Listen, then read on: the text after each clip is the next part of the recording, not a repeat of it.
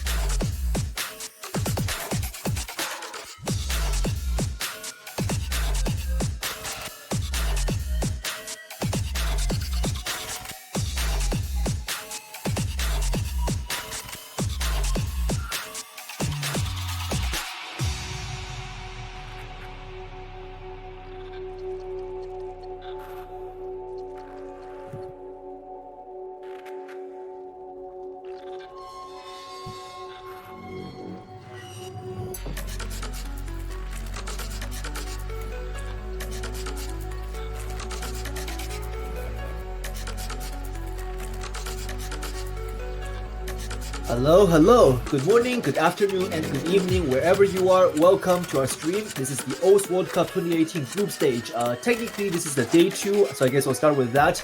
The first match we'll be broadcasting for this hour is Japan versus the Russian Federation. I am commentating, my name is Evrian, and I'm joined by Dolan. How are you doing, Dolan? Well, I'm doing a little worse for it because it's 4 a.m. for me right now, but still hyped nonetheless. Japan, Russia. This is quite a stacked match we have here. The top seed and the high seed clashing in the groups, likely for the top spot. This is going to have major implications for the bracket out of group stage. Yeah, exactly. And these are the kind of matches that we have to get out there, because I'm pretty sure everyone is very anxious to know how will the seeding look, how will the placement look after the group stage. Because we know that Japan and Russia are both quite strong, and I do believe they are going to make out of the groups just fine. But the question is, who will be the top and who will be the second? That's going to matter a lot, because that's going to be deciding who gets to play which team. For now, I guess we'll leave it to the audience to, run wild with your imagination before the match starts. But we're gonna go over the roster a little bit so you guys can let's kind of break them down, introduce these players, give them some screen time. So for Japan, it's Shirazaka Kome, Gasan WW, Benki, Delis, Vento, Ablu, Varvelian, who's been having a absolutely great year in the standard community, and Angel Arrow. Notable names, we have Shirazaka Koume, who has basically been taken over as the Japanese community organizer. He is behind a lot of community events and tournaments, and I'm not surprised at all to see Shirazaka Koume here taking over the captain spot for Team Japan this year. As many know that Team Japan was the winner of OWC 2014, and this is actually the first time for them to summon up a good enough roster to actually compete once again. The land of the rising sun rising once again.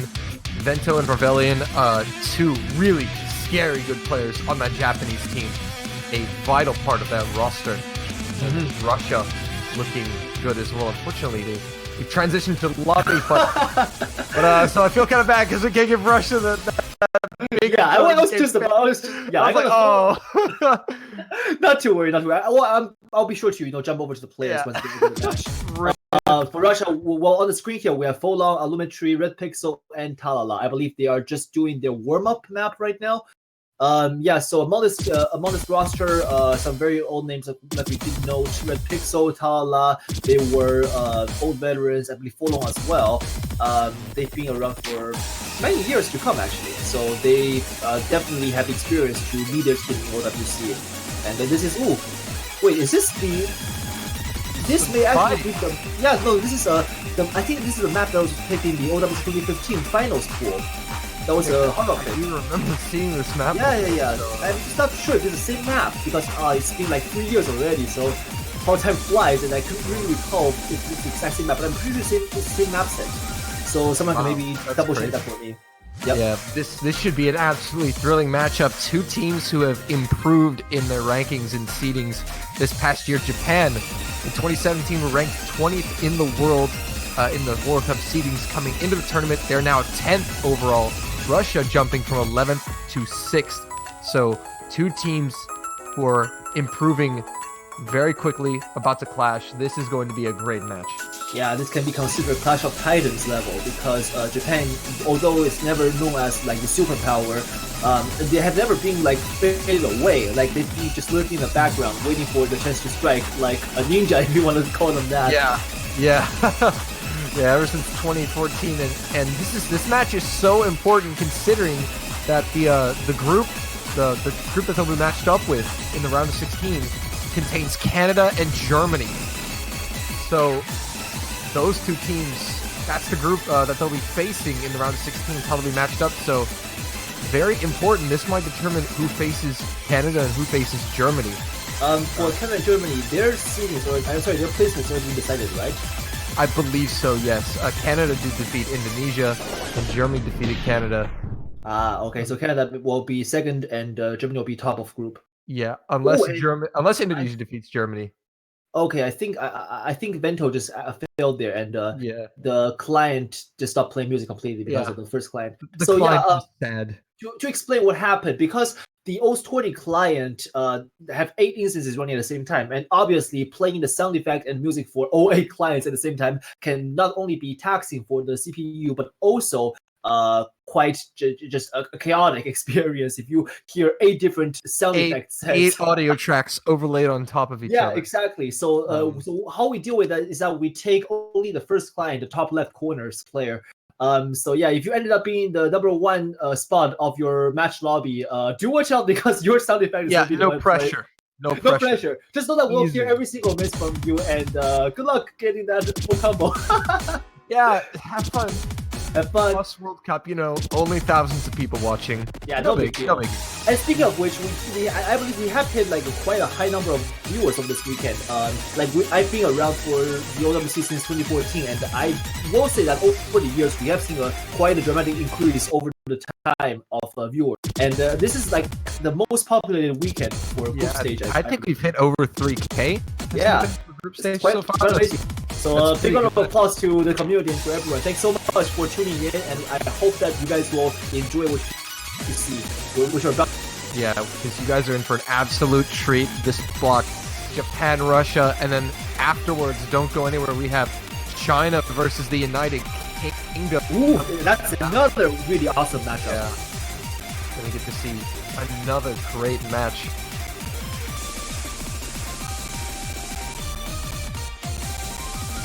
Waiting for the second warm-up here to get underway. So, Evrian, do you have any predictions? Quite honestly, I don't know what to say because this is my first time seeing this Japanese roster. I know like a couple of players like Dallas and Shanta Coleman, but I don't know this entire roster, how they perform as a... Russia, on the other hand, is very solid in like their fundamental. I don't think there's any map in there that really trips them up, but they can sort of break here and there when they're not careful. I mean, there are some inconsistency mistakes happening over the years. Not gonna name players, but Russia is going to have to deal with that. I believe they know what I'm talking about, and they will have a plan if they want to win this match. Yeah, definitely. So I'm going to say I'm leaning towards 60-40 towards Russia taking this. Yeah, that would be my prediction as well. I think what's going to be a very deciding factor is the depth of the Japanese roster here. Yes. They have great players, and they're a high-seeded team, but Russia, as you said, a very and it's going to come down bench that's going to decide this in terms of consistency. So I'm going to go out on a limb here and say Russia takes this 5-3 because Japan are very scary. They can excel on. So very well. Let's take a look then. Maybe the players will surprise us. Almost always, the surprises we get from OWC is a positive one, and oftentimes that leads to a quite exciting matchup. You gotta love surprises. Of course, then again, I'm not exactly the best at predicting World Cups for those of you watching CWC. You know that. I don't know if you tuned in at all to any of that, but we had pre-show segments before Field of the Weekend, which JD Hyperion face cam and talk matches and stuff.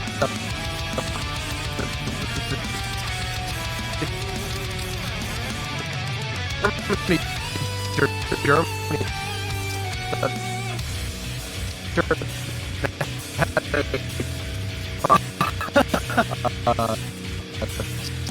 I was humbled. But hey, maybe my luck will be different at the standard. New mode. Yeah, definitely. Standard is a very different mode from O's Cash, but nonetheless, we do have a couple of players who do play both in both modes. Both modes. Oh yes, yeah, Crystal. Well, I do believe we'll see in the next hour. They're playing UK, as we did say. Yes, we'll UK. See him. Yeah. He is a defending Catch World Champion at the moment. Here. They won, they won. Oh my god! They defeated the United States in grand finals. It was quite an amazing tournament. I gotta go watch the VOD for that then. Oh yeah, in quarterfinals, the U.S. and China squared off, and then they faced again in grand finals. So I don't want to spoil that for you guys because it was such a good tournament. I encourage you to watch the VODs later, obviously. Right now, we've got some awesome about to be played.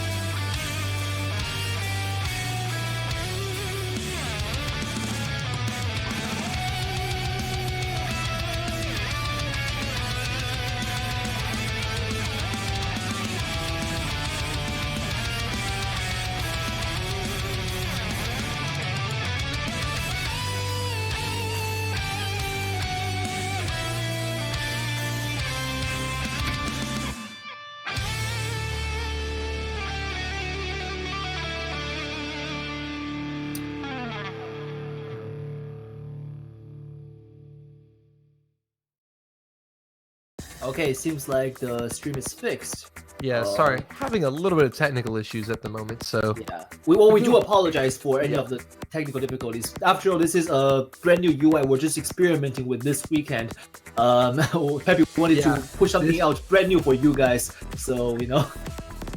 This UI definitely has a lot of potential. Yes. A lot of potential, but it's really bright. It is so bright. I wasn't ready for it. I don't think any of us were. No, but I love the new fonts. I do like the fonts. And I like how they're incorporating more stats on the bottom, like the map, and the team that picked it is always on the bottom of the screen. That's the new one we're just getting this year. Last year, we're still working with the old UI. I believe, you know, like if you were here last year, you know what I'm talking about. But the old one, compared to this one, is a lot less informative. So definitely kudos to Peppy for at least trying to work this one out. So the old one, with us. The old one is still a very nice one. I like the top screen of the old one. Looks really nice, like the cursive font. So I think the one big thing. Yeah, I think the one big thing that people miss the most is the commentator bubble, the thing that showed the commentators, because I've seen so many people going exclamation point commentator, exclamation point casters, which by the way, it's exclamation point casters, if I'm not mistaken, for those wondering. But here we go. So here's a screen showing you guys some highlights of the action that's already happened, some results, as well as the action to come this weekend. We're about halfway through, as Evrian said. This is the start of day 2, pretty much, of the group stage. Much OS left to be played. Ooh, and there's a pattern if I'm noticing one, because it seems like the right side of the screen, the blue team has been the one to often take this. RIP France. Yeah, well, except for France. Unfortunate. I guess you can call them combo breakers. Combo breakers. No pun intended. Nice. Okay. Excellent. Yeah, we're just about to get started casting this the official match itself. So can be any time now. We're just waiting. So bear with us, and we'll be right there with you. I must say, I'm quite looking forward to Italy versus Denmark. That's going to be a big match. Yes. Both teams are quite strong, and I do believe it's going to be a very interesting matchup. Well, after all, like all the teams in this Olympics are quite strong. I wouldn't be playing against them if I were. I actually believe that match might be for second place in that group potentially. That's interesting because that means one team will have to go home early, and the other team gets to advance. Yeah. So I believe Poland is the top seed in that group, and they're performing well as always, the defending world champions of standard. But Italy and Denmark, two very good teams. Denmark very much a little underrated, and Italy a very scary unseeded team. Yes. So don't want to miss that if you're going to be able to make it. That's going to be a good one. Spoilers, I'm casting it. With Chippy later, so it's going to be fun. Oof, you guys have fun then. Yeah, but hey, right now, big matches. So again, they're just still setting up the lobby, making sure everything's okay. Again, want to make sure everything's running properly and smoothly to start off the second day. The best things can't be rushed.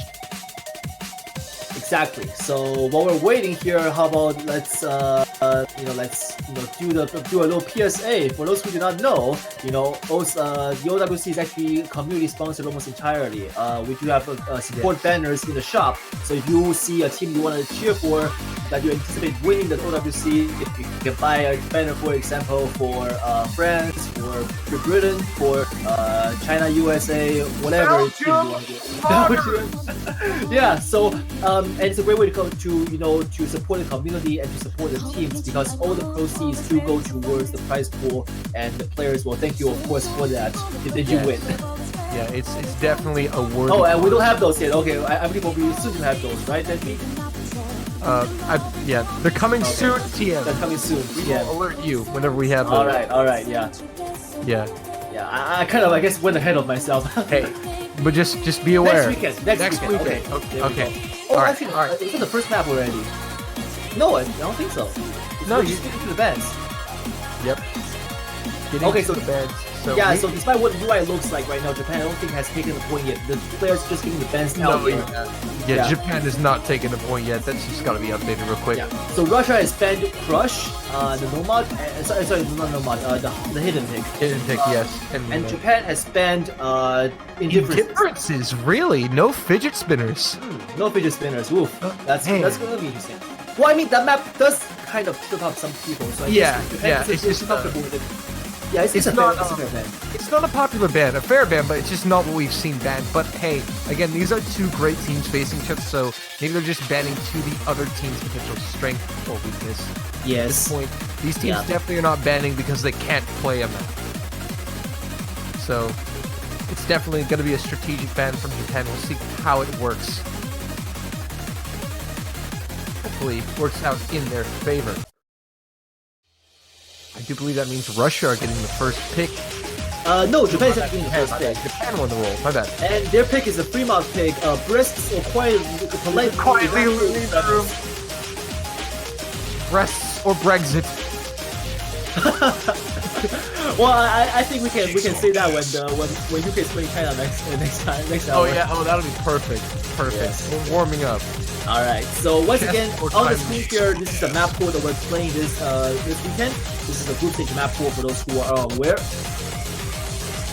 Yeah, we got some absolute bangers in here. Unfortunately, the maps that have ended again, Crush, as you can see. I love that flashing animation there. So helpful. And there we see goodbye to differences as well. And the first map being picked by Team Japan is the Fremont pick, Breasts or Politely Evacuate the Premise. Nice. With all these flashing and these lights, we might need to put an epilepsy warning on this overlay. I do see a lot of Russian fans cheering for their team. There you go. For long, Aksub, I know how to say that name really. Rhythmic, so and the gang. Can we get more love for the Japanese players as well? You want to see a certain player play, do a shout out to them, maybe they'll just answer. Or if you want to see whichever team winning this, just do a shout out too. But for now, we're going into this first map of this day 2. We have a Fremont pick, and right now we have a couple of mods here. That's more than what we have. Yeah. Well, you typically have that in Fremont. Well, we have. I mean, what's required is 2 players each playing at least one mod. But in this case, we have 3 mods from both teams for now. I think, unless Angel Arrow also has a. Yep. Oh, yeah, he does. He's got hidden. Oh. So Japan has 4 mods versus Russia's 3, and that means Japan has the mod advantage. Yeah, slight mod advantage, but here we go. The early round lead one. commanded by Russia is a little bit of not too much, I believe. It's just like one accuracy difference. Yeah, it's just accuracy lead right now for Russia because, as you said before, Japan have the mod advantage. So they should be crawling back into the scoreline if they can keep their act up here. All is proceeding well right now. Fallen with his double S still intact, as well as Shirasaka Kome. Yeah, Bento there with Red a very good HDHR run going on there. Yeah. It's like everyone is just trying to keep up their combos, and the accuracy on the other hand is also very strong. But then again, this map is the one that goes by very fast, and any miss look at how this point on. Yeah. It's a battle between the Russian accuracy and the Japan mod advantage. And also keep in mind that Japan has one more Hard Rock versus Russia, and Hard Rock spells a 10% score bonus, which is more than the 6% brought along by the hidden one. Unfortunately for all UHD players, Hard Rock is weight slightly heavier, giving you more points in score B2. But again, back and forth these teams are going. They're just trying to act battling this stuff. We're in the last third every inning. This is coming down to the wire here in round one. What will it be? Russia's accuracy. Oh, Vervelian! Vervelian breaking it. Very convenient. And that might be enough. Angel Arrow will miss as well, and that's going to give the opening point to Russia.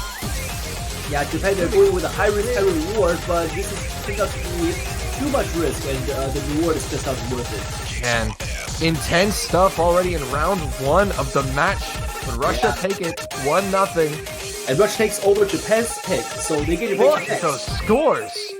3 FCs on all FCs on Russia. Yeah. 3 with 99.72 or greater AC. Nonetheless, though, still very good run from the Japanese side. I mean, Vervelian got a slider break, and that's very unfortunate. And Shirasaka Kome had an excellent run as well.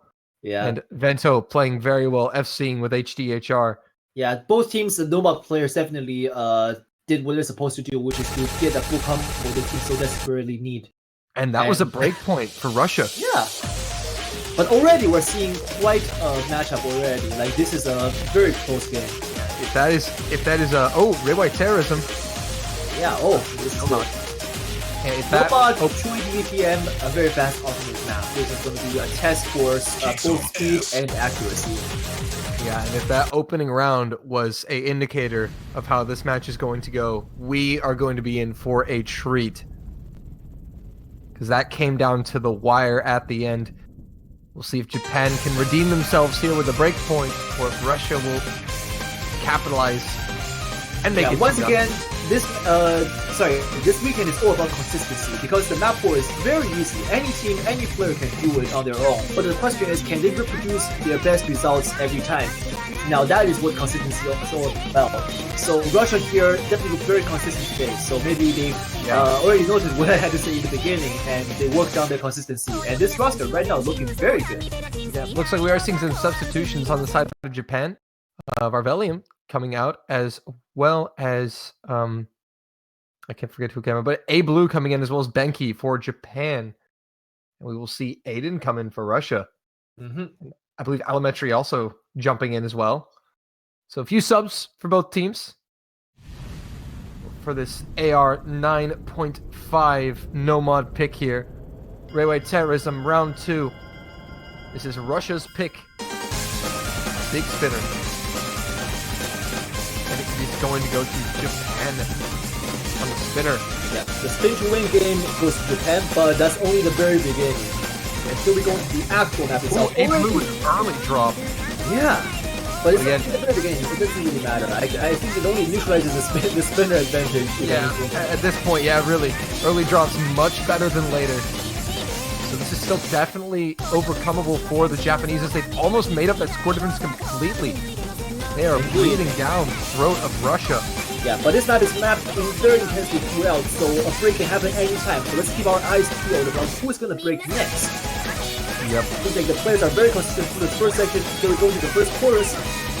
Yep, here we go. The song gets a little bit intense as the slider velocity jumps up, and we do have a little bit of a tricky, awkward patterns coming in here and there. But nonetheless, the score lead is very, very tiny for Russia, thanks to the early miss from Japan, but it's going to be enough for them to hold through to the very end. Still insanely close, and everybody very holding close. their own. Yeah, Japan looking like they're going to try to avenge themselves for their earlier loss. And they're gonna need every last bit of energy they can get. Russia cannot afford a mistake right now. Japan are doing everything they need to be doing, keeping it as close as they can, waiting for an opportunity to strike and take that lead. So you see that Russia is gradually putting away with a tiny sliver of a combo advantage. Yeah, tiny, just barely. But again, we're late in the map, so a miss from Russia, and that will instantly shoot over to Japan. Yeah, but still, with about like a 1/3 of a section left, so anything can still happen. If Russia breaks, it's going to be just Japan's turn to make a comeback, but if Japan doesn't get that break they want, it's going to be Russia's to win. Yeah, it's Very roughly close. 80,000 points of difference right now. It's slowly growing. Yeah, and noteworthy is that everyone is having a very, very good accuracy. Look at across the board, 99 plus on this map. This is, everyone's absolutely playing brilliant right now. As we go to the next section, slider velocity increasing now. Here we go. Will we see any breaks? This is absolutely insane stuff. These two teams putting on a show. Oh, But but it blew, and that might seal it right there. Russia's that not is- showing breaks, and Yeah, that's going to be Russia- 2-0 in favor of Russia. Russia consistent throughout this map, going away for the 4-man-4 combo, and they did it. Wow, again though, Japan very much in this match, just unable to convert here. Russia showing no misses. Yeah, 4 full combos versus 3, but that 3 full combo is just not enough. Yeah, Still, One- though, a very, very close match nonetheless. just one miss and a slider break from Blue. It's an Mhm. excellent performance, really, but what are you going to do against 4 FCs? You have to FC as well. And Yeah. even if they had, Russia's AC was superior there, so it would have come down Indeed. to an AC battle, and Russia winning that as well. Yeah, Japan, Red though, Pixel, 1/100, full long, 3/100. Like, That's- that's amazing. insane stuff. And Japan, though, will have the chance to return the favor. It's their pick, their second pick. We'll see where they go with this. Yeah, there's still a chance. I mean, like, it's 5 to win, so Japan still has a little bit of leeway, but they gotta make every opportunity count. from Double this point. time. Oh! They're going with double time. Again, That's this is a very important point here for Japan. You don't want to go down 3-0. This is a point that they need to win to stay in this match. Yeah, but Japan certainly, it seems like they want to take some points away from Russia on the speed front. Although they just lost that earlier Nomad pick, but that's a very, I guess, Oh man, yeah, but that's it's not been really double so time. close. Also, Yeah. keeping you updated on the other matches going on. Singapore and South Korea are tied at 1 apiece. Singapore with the next pick. Yeah, but then Japan, it's been so close on both of these rounds, so it's not one-sided at all. Japan are still very much in this match and can still make a difference. And as we see some roster swaps coming in for Japan, Arbelian's back in, Dellis is And- coming in. Yeah, Dallas. He was on the map pool selectors last year, and the interesting thing is that every weekend we're gonna have a map pool showcase for the next weekend. Eventually, over time, the map pool got so hard that the map pool selectors just could not play them anymore. But then we noticed that Dallas was still the only one to play the maps to give us the replays for the map pool showcase. Wow. Even up to a point Insane. where the players are turning around and going like, "What the hell is wrong with this guy?" And that's Dallas. Like, he is a good mapper, but also a very good player. So looking forward to seeing what he has here. We'll see how his double time skills are as we get underway in round 3 in this one. Japan down by 2, desperately need a point. It's their second pick. Some early act being tanked here from everybody on Japan, but Dellis. That's going to give Russia the lead, as only Aiden really tanked act there. Yeah, Russia For seems Russia. like a very consistent roster today in terms of both combo and accuracy. Now that's very, very important for OWC, especially for group stage. Oh yeah, for group stage, if you can have a consistent roster with good act, that is absolutely what you need. You're going to get out of groups every time if you can put a roster like that together. once again, we're seeing that early lead not really going anywhere. It's just a very tiny margin going over to Russia thanks to their very accuracy in close. general. Oh, Aiden, the first miss of Russia of the match, and Japan to the lead for the first time. They are in control. Yeah, and I believe Japan seeing that is going to be taking a breather here. Now this is a chance for a comeback. Aiden breaking there in a very convenient spot right before the halfway point too. Yeah. So we'll see how Japan's consistency holds up. Hopefully the nerves don't set in. But Russia have shown their first miss of the match in round 3. Russia isn't invincible. They are still vulnerable as a team. So can you punish that mistake you just made? Here's the question. And this is very important for Japan. They may not get another opening like this. They really need to take this opportunity and strike and get on the scoreboard. Alametri shows a miss though. There's another one from Russia. Japan's score lead going to increase now quite but Red Pixel and Full still holding strong there with 99.5%. First miss for Japan though. Yeah, that's not enough though. They need more than one miss. Again, it's still 3 full combos to 2. Yeah, here we're going to the final intersection before the final chorus. This is where like the streams come in, and I see that everyone is holding strong. Fallen! That's a big drop right before the break. That's a big drop for Russia. Yeah, he made it through the streams, but he broke on the single taps. Ah, that's very bad. It's 200,000 Japan now. It's going to grow even greater due to the miss from Fallen. Red Pixel is the only Russian FC left at the moment. Meanwhile, Delis, Bento, Barbellian standing tall for Japan, looking to put them on the scoreboard. Yeah, very, very good. This is going to go over Japan just fine. This is a very good pick for them. Yeah. It's paid off, the double time pick. And this is going to be a big confidence booster. Japan on the board. It's 2-1. Yeah. Brilliant stuff from Japan there. They clenched that one back, but Russia's pick once again. So Russia has a chance to regain that momentum. Dallas? 3 100s. As well as Red Pixel. He and Red Pixel coming in with the same act. Yeah. But also, we're going to update you on another match. Taiwan has taken the opening point in their match against Hong Kong. They lead 1-0. That is the top seed Taiwan against the unseed Hong Kong. Remember, Hong Kong, the unseed, defeated France, the high seed of the group. So it's going to be a close match. Yeah. And oh my goodness, the difference of score was 8,000 points. Ooh, that's very close. In the opening round between them. That's insane. Well, then again, Taiwan, Hong Kong, and China, like the players, because they all speak the same language and they're geographically very close to each other, they basically, if one side has a tournament, they often play just all together. So like they all know each other, I believe, and I don't think that Japan Hong Kong or Taiwan is going to be surprised at whatever the other team has to do out. We're going to see Sola coming in from Russia though here, but we will keep you updated on those matches as they in between rounds here as we get the scores. But yeah, Sola's the pick from Russia, their second pick.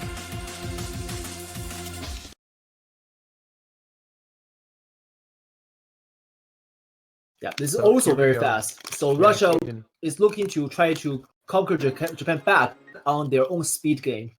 Let's see how they're gonna fare for that. This will be hidden pick. We do see a few substitutions for Russia. AxeWB coming in for his first play of the match. You see Shirasaka Kome coming back in for Japan as well as Angel Arrow. And then Vento and Delis still in for Japan. Some client lag there. Nobody has actually missed yet.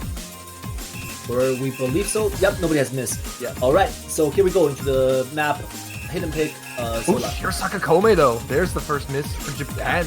Well, it's very early, but then again, Shirasaka's accuracy is looking a little bit weak there, so maybe he's not Vento with this. as well.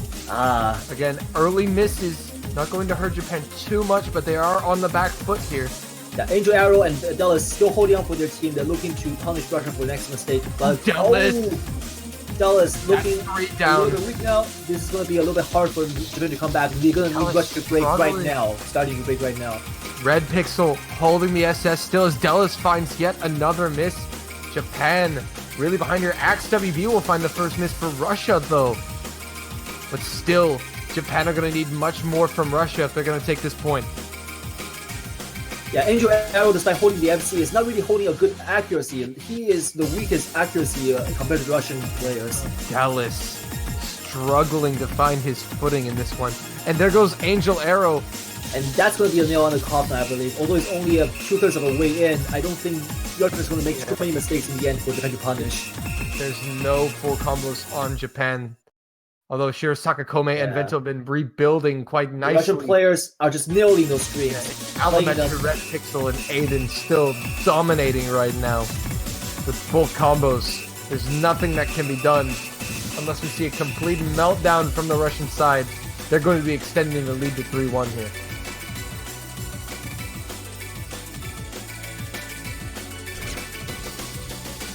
Nothing else to report here. Angel Arrow will find yet another miss. Vento as well.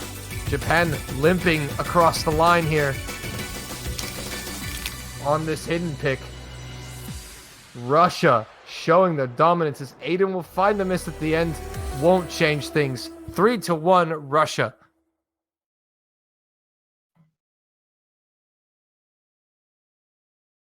And we have an interesting score update. Singapore have taken the lead 2-1 over South Korea, the low seed on top of the high seed at the moment.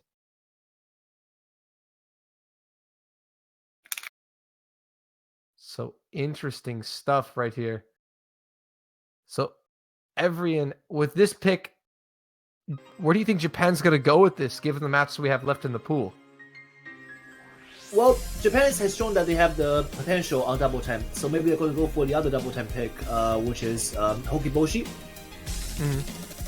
Does make sense. Yeah, but Russia then will only be looking like 1 point if they do have to lose that one, and can always make a comeback on maybe picking another fairly technical, the one that makes Japan uncomfortable, seeing their performance just earlier. Could be that they're trying to go, and if they have confidence in the consistency, Russia could go for a Dreamcatcher, because that's going to be basically testing your consistency to very extreme. It's just jumps and 1-2 jump and segmented stream here and there. Definitely, and if you are Japan here, this is a pick you need to win, because putting Russia at match point and handing them the pick, very dangerous. Yeah, but Russia is not there yet. They not there yet. Twice, so but this is a very important pick for Japan, though. Definitely.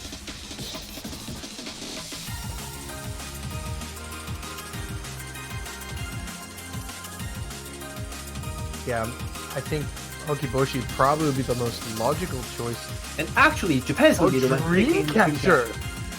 The exact opposite of what we thought, literally. That's something we thought Russia were going to pick, but Dreamcatcher is the pick from Japan, no mod.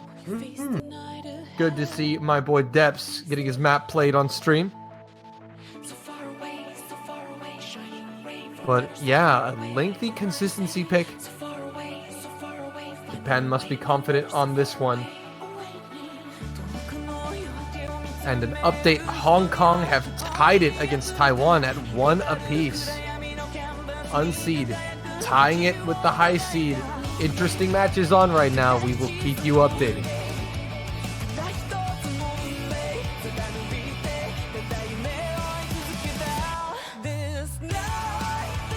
We do see a few substitutions for Japan, as well as one for Russia.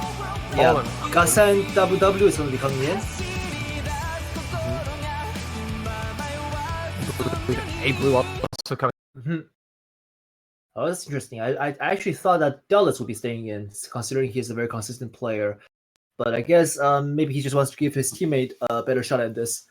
So yeah, Russia going in with this with a Elementary, Full-Long, Aiden, and Red Pixel versus Japan, Shirosaka Kome, Vento, Gasan, WW, and A Blue. Yep, that's the setup we have for round 5 here. Japan, with their 3rd pick of the match, are down by 2, desperately needing a point to turn this around. But maybe, as the song suggests, they're seeing the light ahead and they're trying to clench it by using this map as a pick. We will see. In the end, the journey begins. No early misses to report. Mostly just the map begins fairly calmly, but then it speeds up to a small climax on each of the chorus sections. Yep, just a little bit of an act drop on the side of Japan, giving Russia that slight lead that seems to be a consistent theme. But look at this quad double S's get the camera. Oh, but that double S just translated into one miss from the red pixel. Yeah, the first miss of that red pixel still out of the metric. Hold on to the double S's. Yeah, but thanks to the miss, Japan now catching back. But oh, A blue there, missing also. Yep. That's what neutralizes the advantage caused from the Russian players. Yeah, Russia gonna take the slight advantage now.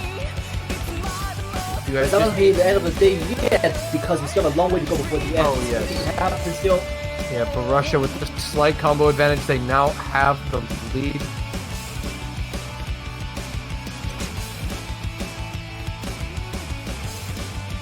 Pretty good axle. Oh, Vento drops. He had tremendous act. That was kind of an odd miss. And also, for those players who are unaware, Gasan WW is a player who plays by the style of mouse only. You see his screen, he's actually clicking by the left and right button of his mouse right now.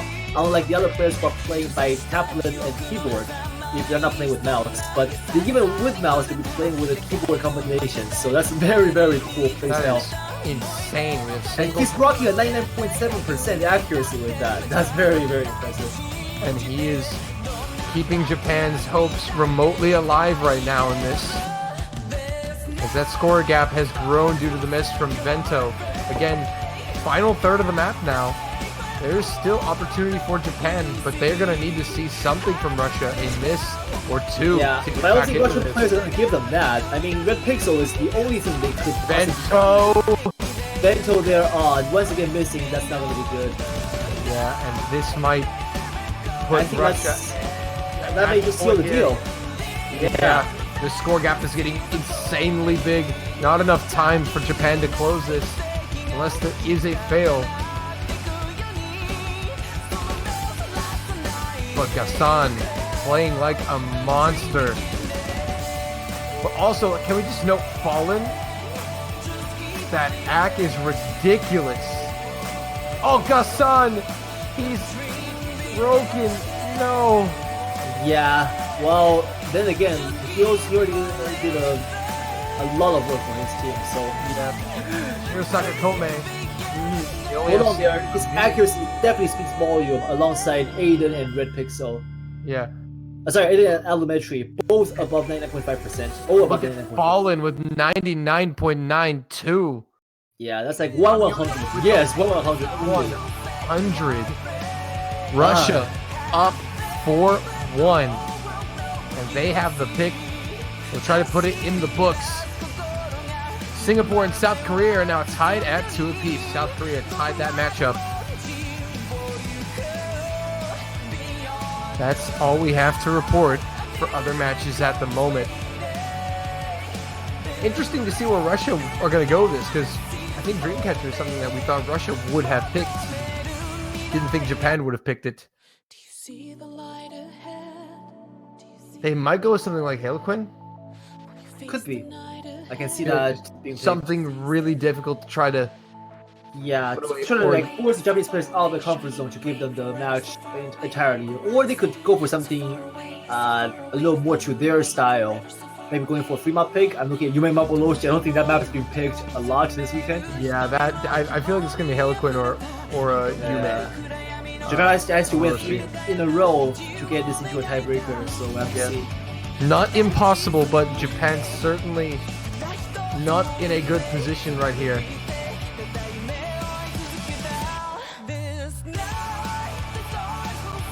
But then again, we have seen comebacks before, so that's not out of the question.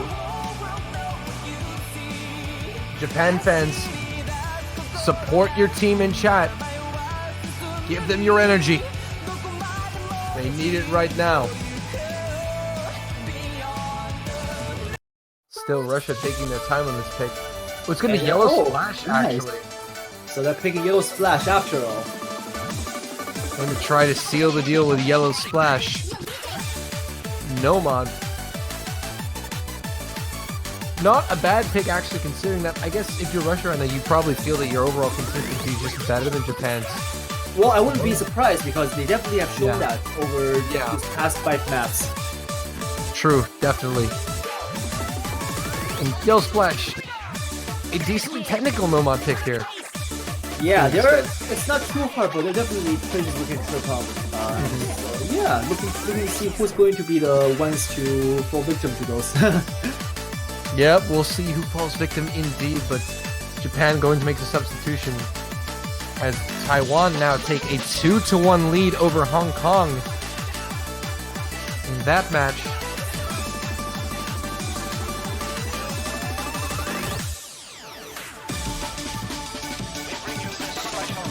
But yes, send your prayers, your energy. Yeah, we're just waiting for one more player to come in from Japan. Who are we going to bring in as the question? Yeah, we got Marvellian, Shirsaka Kome, Vento. Who will be the fourth man to fill out this roster? Could be Dallas? I'm going to be guessing Dallas, but then again, Gasan exiting probably just means that he really is not feeling comfortable with this pick. Again, referee asking for the fourth player. Dallas, indeed, you are correct. There he is, throwing the hands up in the chat. He's the one. And Talala has come in for Russia too. Yeah, good to see him out here. So here we go, round number 6 coming in. Varvelian, Shirsaka Kome, Vento, and Dallas for Japan. Alametri, Talala, Aiden, and Red Pixel for Russia.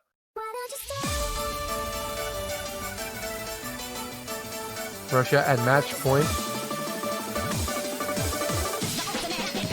And here we go. On yellow splash. And Japan actually opening up with a slight advantage.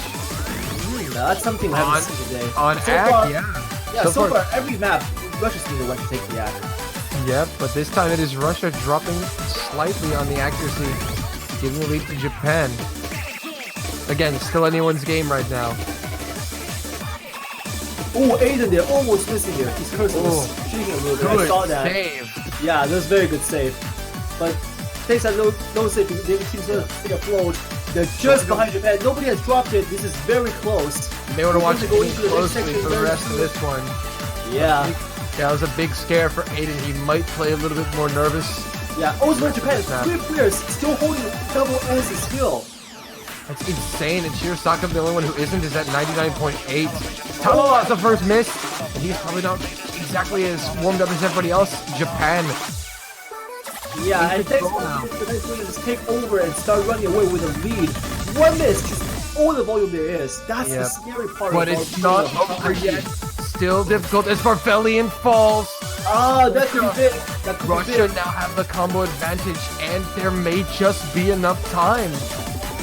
There's one more though, because Varvelian has managed to sum up a bigger combo than did Talala. Yeah, we'll have to see. It's gonna narrow a bit, get close. A little bit. The accuracy is still big on Japan's side, so let's see who's gonna be. Although overall, everyone's very close. Varvelian misses again. Oh, it's close. No, that's gonna be going over to Japan. Alas, yeah, just under 100,000, but Japan survive. Japan clinching onto a sliver of hope, and they have done it, avoiding defeat, making it 2-4. Excellent stuff from Japan. 3 FCs, Varvelian with 1 miss and a slided break. But able to hold on and take the win off of 1 miss from Russia, if I'm not mistaken. Yeah, only 1 miss from Russia. That is how good both these teams are. Just 1 miss determining the match. So it can really just boil down to that 1 miss. But now Japan find themselves still in this match, and they are down to their last pick.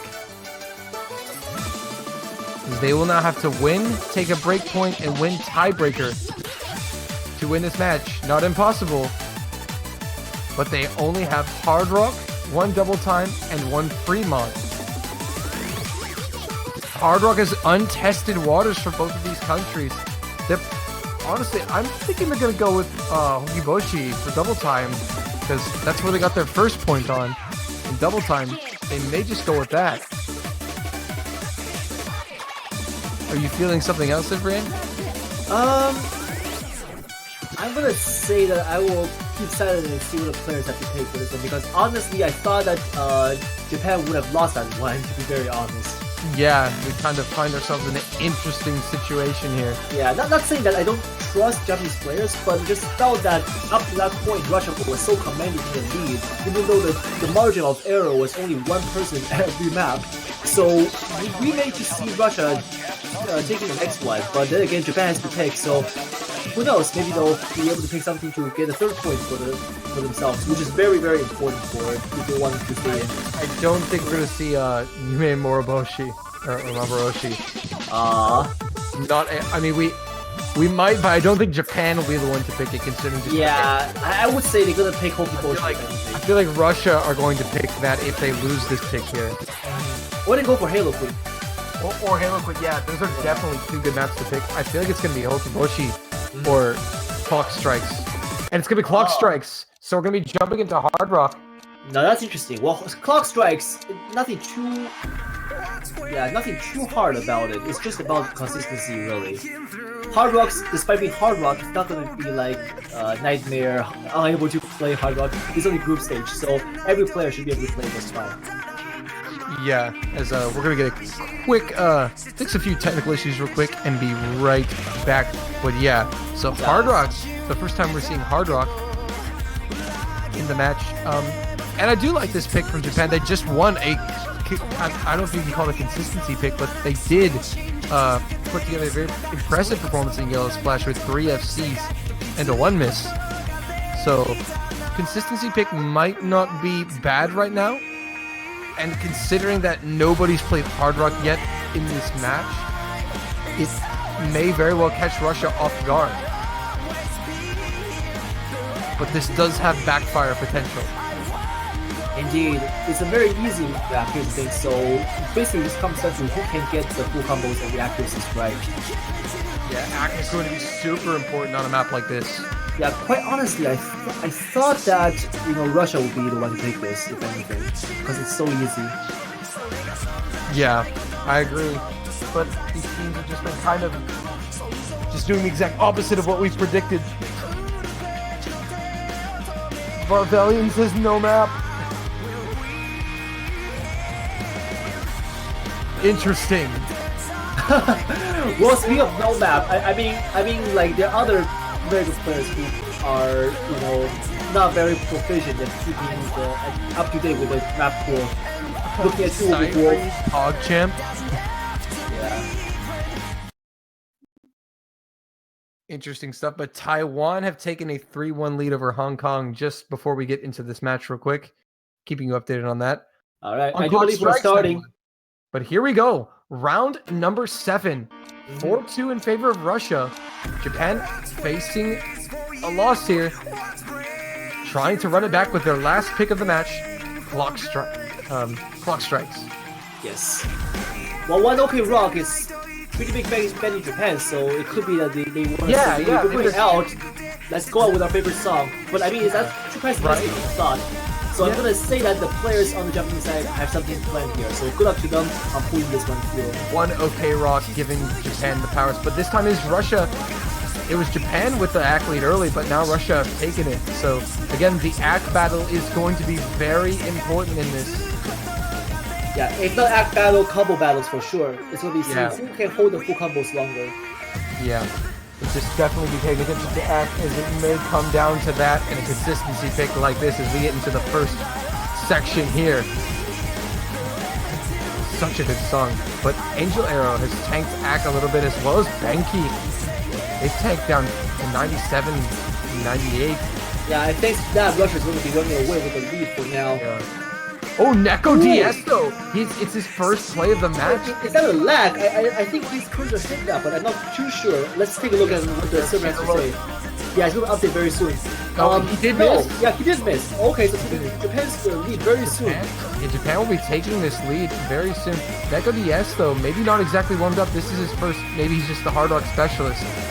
Yeah, well, even if you're a Hard Rock specialist, you can get super top. It doesn't mean that you're invulnerable. Yeah. And Japan will punish the mistake if you can give them that. Yeah, Japan have to punish this miss to stay alive. A golden opportunity for Japan as they now begin to pull away.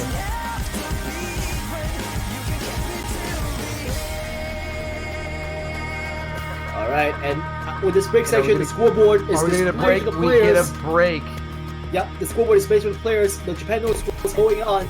Angel Arrow shaking the cursor. He knows what he needs to do. His Yeah. team just needs to stay afloat with the Girls, combo. okay, even if you're tanking Ak at this point, you know the other team has missed once. It doesn't matter as long as you can FC. You even can choose to cheese through the strings if you wanna, but Russia right behind them, they're gonna look to punish Japan's next mistake because they are looking primed and ready. Elementary's got a good score, as well as Talawa and Fallen tanked a little bit of Ak, but are still there. But Vento and Varvelian, the Japanese superstars here. We're going to be going into a little bit of a jump section very soon, so let's see if the players. Here we go. Will we see breaks? No, they all hit it. And that is good for Japan. Very close, Near the 100,000 points of difference. Here we go into the last section. Can Japan hold it? Give your team your energy for this final section, the final push. Japan, though, the score difference, I believe, is getting too wide. Yeah, Japan looking like they can do this. 300K. Japan going to force it to Russia's last pick. Not going down just yet. Yeah, they're saying we're still in this. We still And it's got a this. quad FC from Japan. Very well done. It. Very well done from the Japanese players. They did exactly what they needed to do when they saw that scoreboard. And will we see our first tiebreak of the OS World Cup 2018? Varvelian, 2 100s only. 2 100s. That is absolutely insane. Bravo. Elementary was 5 100s. Not bad. 7 100s from the one miss from Neko Diaz ended up being the one miss to seal that game. Well, that map, sorry. Yeah, and just looking at accuracies, it would have been very close, but I do believe that Russia would have taken it. Potentially. That would have been very close if it had come down to an Ak battle. Well, then again, here, like if Japan did what I said they would, which is to decide to just hold the combo and maybe even cheese the accuracy a little bit, like that's something they have to come to only after seeing that one break from Neko Diaz. So if they have not seen that scoreboard over there, they may have chosen to just go with holding the accuracy still. Yeah, true. That's also very true. But now the big question is, where will Russia go with their final pick here? Well, it's theirs to pick and theirs to win. So look at these three maps. They've got Halo Quinn, Pokiboshi. Yeah, like I said, Yume Mapoloshi is like the one bad kid in your class. You never wanna. Nobody wants out there on a dodgeball team, and he's sitting in the corner right now. The last kid picked every time. Like, you got Halo Quinn, Mapoloshi, and then AR-10DT. AR-10. Oof. Well, AR-10 is not that bad. It's kind of like a pick your poison, really. Yeah, kind of. But Kind of.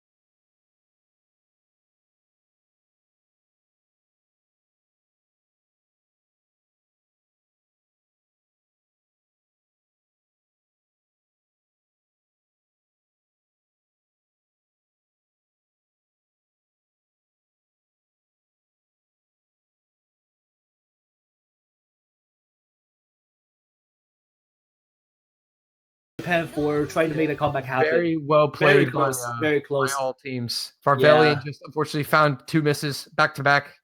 And that was enough to give Russia the 5-3 win. A great match. Still no tiebreaker. We're waiting for our first tiebreaker. I've seen lots of Russian players are in the chat going like, "Rah! Rah! Rah! Rah! We did it!" Very well played. Very well played. Yeah, All right, so we're moving on very soon, I believe. Yeah. Coming up next, we'll have the United Kingdom versus China. So another good match. Woo! Very excited for this. Yes. But Russia taking the win 5-3 over Japan. Russia looking good in their group right now. So we'll see how that group plays out shortly. Again, I love that animation for the winner. All right, so before we jump in, just to prep everyone on the rosters, put it up very quickly. My little cheat sheet. All right. So for this matchup between China and the United Kingdom, we have China Matsumoto Rise captain, followed by Doman Cherry, Isang, Crystal, Star, Emerald XC, GGBY, and My Angel Miku. Some old names here, but also new names like Doman Cherry and My Angel Miku. Well, Doman Cherry I think played last. Star and My Angel Miku. They are the new ones this year. And followed by the UK, we have Bubbleman, the captain, followed by Doomsday, OP James, Spare, Moedele, Solar Roxa 01, Carthy, and James Like. That's a lot of old players. I don't think any of them is new to this WC. Maybe Solar Roxas? I think they said there was one player that was yeah, like this is a very old roster. But this is almost the exact same roster from last year. Yeah, also, and UK is definitely a top contender for taking this WC this year. So yeah, they definitely have a chance to win, and they're definitely favored to finish in the top 3. Without a doubt. Definitely. They're one of the best teams in the world. They have 3rd place last year, looking to improve. Also, Taiwan now lead Hong Kong 4-2. Yeah, but China is by no means a bad team at all. Like they are one of the strongest contenders for a long time. China was number 2 in both 2015 and 2016. So this year, despite having some new blood in the mix, they're going to definitely try to prove themselves once again. Of course, yeah, definitely. Yeah. China, the high seed, not as strong as they were in past years, but again, China still has some solid players. Because China is still a very strong roster. And, it's still a strong roster. I'll look forward to see what the players can. As we see it on the screen here. Yeah. Again, this match is full of just absolute gamers. Yeah, like China has some like very old veterans like D-Sun and GGBY. These two have been around for like since forever, really. Yeah, D-Sun, GGBY, Extreme, Crystal. Like just solid players. And on the other side, Bubbleman, Doomsday, James, Spare, Carthy, James Like, Moy Yandere, and Sora Roxas. Yeah, I thought that I thought UK would, if they had done something like with their names, it would have been a little more interesting for us to cheer behind. Oh yeah. I was implying to Doomsday, like you guys changing to everyone following the idea of going along with OP James and James changing following to James Man, Doomsday to James Day. And just to get the most common name in UK, the meme out there, I think I'll be very much in support for that. But I think I'm only memeing though. So yeah, differentiate between OP James and James Like. Well, I guess we'll have to work something out when we're playing. I'm just gonna call OP James OP, and then James Like James. That can work too, sure. That can be quite confusing. Yeah. It's coming home. It's coming home. It's coming home. Yeah. And also we have the Chinese player saying we believe in Crystal. Crystal, like you said, a player very famous in the Cash community. Also a very, very good old standard player. Yeah, Crystal, again, one of those absolute gamers I mentioned earlier. Crystal, I mean, he FC'd an 8-star catch map on warm-up in the Catch World Cup. Like, who does that? Like, who just does that? The man is... I think it's like no understatement to say that Crystal is like the Chinese equivalent of XCon. Yeah, you could say that, but I mean, the thing is, China has so many good catch players. Like, they have Dusk, Crystal, Nagi. Like, the problem is there's so many good Chinese players. They're the #1 catch team in the world. So they're gonna have to prove themselves on a different stage this time, which is on O standard. Yep, O standard. This is a little different. And well, for the UK side, like we said, many players are the veteran players. They're returning for the X number of times in their career. So like Doomsday, very good mouse player. Like his consistency and it is just amazing. Like watching his stream, like seeing how he moves his cursor around, it's just a joy, like an art form to behold. Man, seeing some really impressive improvements over the years, and he is a very, very good tournament player. He's also on our casting roster, so big shout out to him. Yeah, one of our own.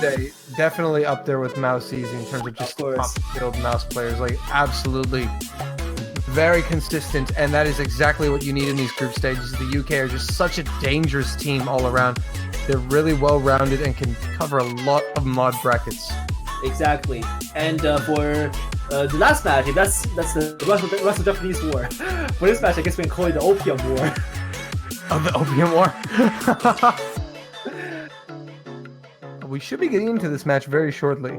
I suppose so. It'll be up and running very quickly. I do believe the room is created and the players are entering. So, yeah, just waiting on the stream to jump over to the room itself. Yep. Is Canada still in? Yes. Yes, they are. Yep. Canada are still in this tournament. Not many countries have been absolutely eliminated just yet, but that's going to change later on as we progress further into day 2.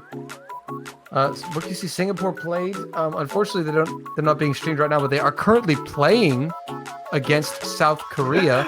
And by the way, that match is 4-3 in favor of South Korea. So, that's cool. South Korea have the final pick on that one, so we'll be keeping you updated. It's 4-4, my bad. I missed it. It's 4-4. They're going to tiebreak. Oh, Singapore and that's South Korea awesome. are going to tiebreak. I did not scroll down further. Well, but I do believe we have tiebreakers already, but not on the stream. Is it possible that we can like catch that on stream like before? Well, we have no control over this on our end, so it's going to be up to whoever's streaming this. Oh, it's just so hype. We're missing the first tiebreak. Yeah, I suppose. Oh. But yes, South Korea and Singapore, and that's very important for Singapore because I believe if they lose this, they are officially eliminated. Well, Singapore goes for South Korea, I think, right? No, they beat Belgium. Oh, right, you're right. Yeah, South Korea's beat Belgium, so. But it's gonna matter about their placement after the. Here we go. We're going to the tiebreak, ladies and gentlemen. All right, so we do transfer over. Have it started? I don't think they have started. Okay, so we can jump in just as we're just before the tiebreak. So we'll be getting so China and UK will have to wait for just a little bit more because for now we have a very exciting. We have our first tiebreak of the World Cup 2018. And the tiebreaker map is X-View, a Tia hardcore bootleg remix. Yeah, tell us more about this map, Evan. Okay, well, this map is mapping a collaboration effort by Captain One and Skystar, both very, very awesome and renowned mappers in the community, and lots of very cool patterns in here. Nothing too tricky, but definitely very underrated by star difficulty of only 5.5 something stars. 5.5, yes, 5.5 stars. So, yes. 326 seconds long. 172. So not too fast and not too long and also not too hard. But the question is consistency once again. Yeah, can you work through those patterns? This is going to be... Yeah. Can you do it for 5.5 minutes is the question. As we see a few mods being thrown on, Hard Rock for GS Blank and Hidden for Flying Tuna. Ooh! So that's going to give the... We're always in support of modded tiebreakers. Yeah. GS Blank versus Flying Tuna. Let's see who has got this. Yeah, but that's going to give you mod a little bit for for GS Blank. He has a little bit of act drop in the beginning thing because of that Hard Rock, I believe. Yeah, and that's important though because Singapore do have the mod advantage. They're going to get slightly more score because Hard Rock is worth a little bit more than Hidden. Yeah, but then again, that bonus is being nullified right now because of that act drop. So we have to see for later parts if he can recover his accuracy. But again, it's still very early in play time. ABA Pacific, the first miss for South Korea. Singapore going to be closing the gap very shortly and taking the lead. Maybe. I may be mistaken here. Well, the thing is, the accuracy once again is kicking in because GS Blank is suffering below 95% accuracy now. Yeah, his accuracy is tanking to 94%. Like that, I understand the idea of going big or go home, but the thing is, that is just not worth it right now. His team is actually suffering because of that mod pick. Yeah, it's just unfortunate because he is the mod, like he's playing the mod. And so he's losing out on a lot of score here that could really be helping his team. And Ava Pacifica is actually recovering after that break, so he may just actually make that break seem like completely nothing. Yeah, the problem here is, Raindrop with a miss, and now Singapore really in danger. Now we see the bleeding happening. This is where the GS Blank finds the miss. GS Blank will not be able to keep that accuracy, that combo up, as we do see, Gomo Cyber. Yeah, Gomo with a miss though. So Korea not going to run away too far. Going to be slowed up just a little bit. But GS Blank working on that, trying to fix it.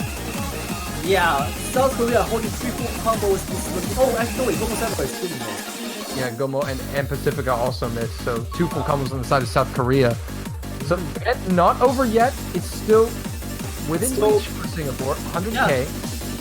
The score is not taken off just yet, but time is running low for them. But the thing is also, everybody else in South Korea is at least 98% or lower. Raindrop just now breaking into 99%.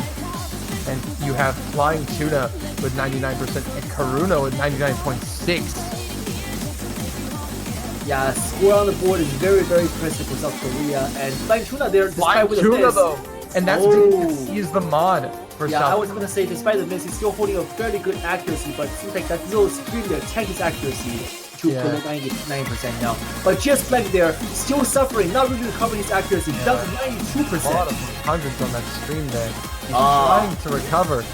Yeah, the accuracy of this is a little bit too hard. Like, Skystar and Captain, they are not ones to pick easy patterns. Like, if you allow them to just map whatever song they want, they'll make your life suffer with the hardest patterns to make you feel awkward on. You hate to see this for Singapore because they have to win this or they're eliminated. It's Act that is killing them. Yeah, but still the score is very close to each other. Yeah. The Flying Tuna is definitely giving them a breather in the grand scheme of things. Yeah. But they're gonna need one more break coming in from the South Korean players. Honestly, combo advantages are almost identical. Like I think it's slightly in favor of Singapore, just barely. But it's 2 full combos to 2 full combos right now. Yeah, also, keep in mind that GS Blank's accuracy is actually taking away his friendly team score. Yeah, his score is only 330,000 right now. Yeah, but despite him having quite a considerable lead over Flying Tuna, 1,000 versus 500, 600 combo, like that score is not... Flying Tuna and Raindrop though, missing, gonna offset. That is gonna hurt actually South Korea a little bit more because again, Flying Tuna is playing with the mod. 200,000 points difference, yeah, but it's pretty hard to say. Still on. Yeah, it's still on. It's still happening. Pacifica though. Big drop there. Indeed, we do have about 10% of the map remaining. Yeah. I don't think so. I think South Korea is able to clench it with Gomo and it's holding. I mean, well played by Singapore, by Ryzen and Lost Light. Like they tried, but the accuracies, Korea were just able to put out better accuracy, and that's gonna be the difference maker here. It looks like. Unfortunately, but Karuno with 99.76. What a play from him. Absolutely. Although the score lead is shrinking right now, I don't think Singapore has the time to make it back. It's not enough time unless we see a fail. Yeah. Still, though, GS Black managed this 1,300 plus combo. That one miss turns out to be the only thing for his undoing. Although that accuracy did tend towards an A, I believe. That is going to do it. South Korea take the win 5-4, and unfortunately for Singapore, this does mean that they will not be advancing. That is quite unfortunate, but still, nonetheless, a good run. Kaluna there with 6,100 only, also worth a shout out to. Good job, and well played. South Korea. Again, not easy to FC a tie break. Nope, on not easy screen at all. in the Austin World Cup. So there's something to be said for that. So all in all, good games all around. First tiebreaker of the World Cup. Just painful to watch it Was in it that way. actually the first tiebreaker? Did we not have a single tiebreaker before this? No, we did not. We've had a lot of 5-3s. I mean, like for the not just for the ones we streamed, but also like for the ones we did not. Yeah, I don't recall seeing any. Huh. Okay. I may be wrong on that.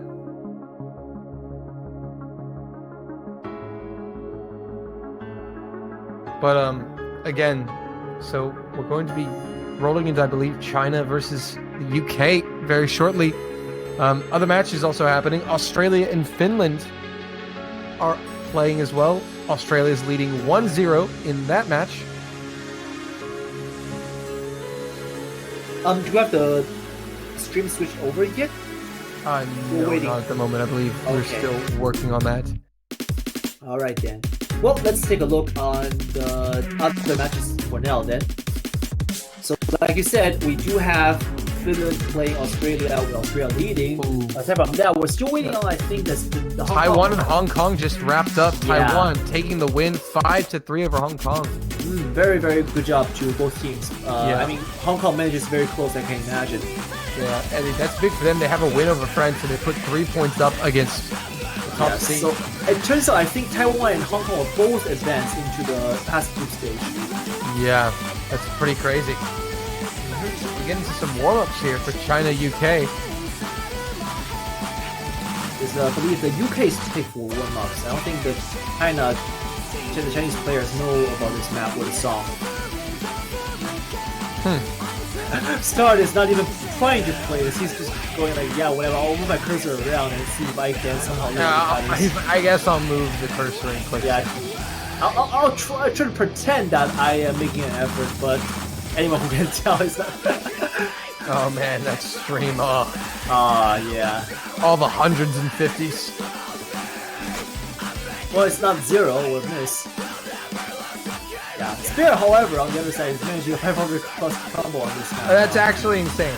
Yeah, well, then against their mid map, so I'm gonna guess a Spear at least has played this before, so it's not a side loop.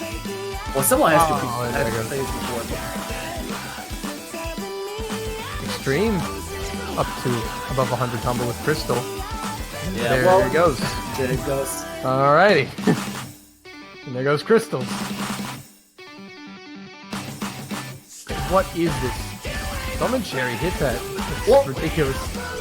Regardless of the map itself, I think it's actually on the map itself, it's actually a very good warm-up if you want to consider it that Oh, way. yeah. It does kind of give the player like a little bit of adrenaline and warm up the muscles a little bit with this ridiculous space patterns and such. Yeah. So definitely get your mind racing. Get your fingers warmed up. Get your senses honed for the match.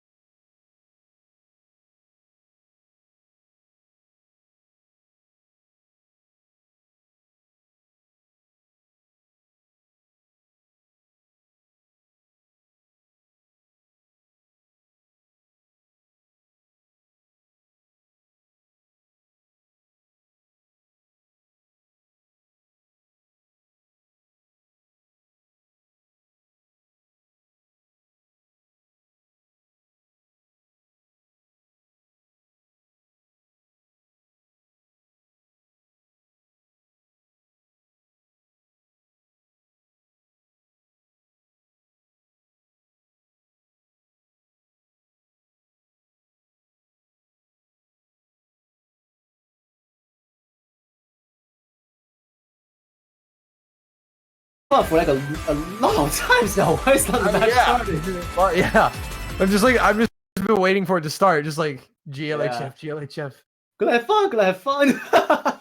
Like, it's like whenever it starts.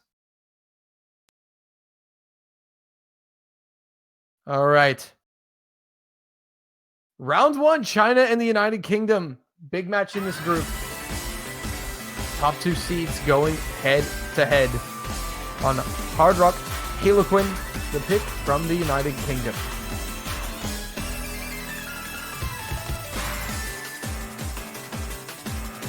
Early streams, nobody really breaking there.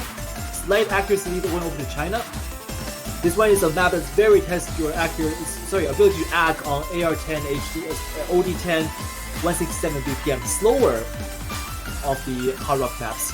Yeah, Carthy dropping a little bit of act down to 99%, and OP James actually down to the 97. Taking over the lead now.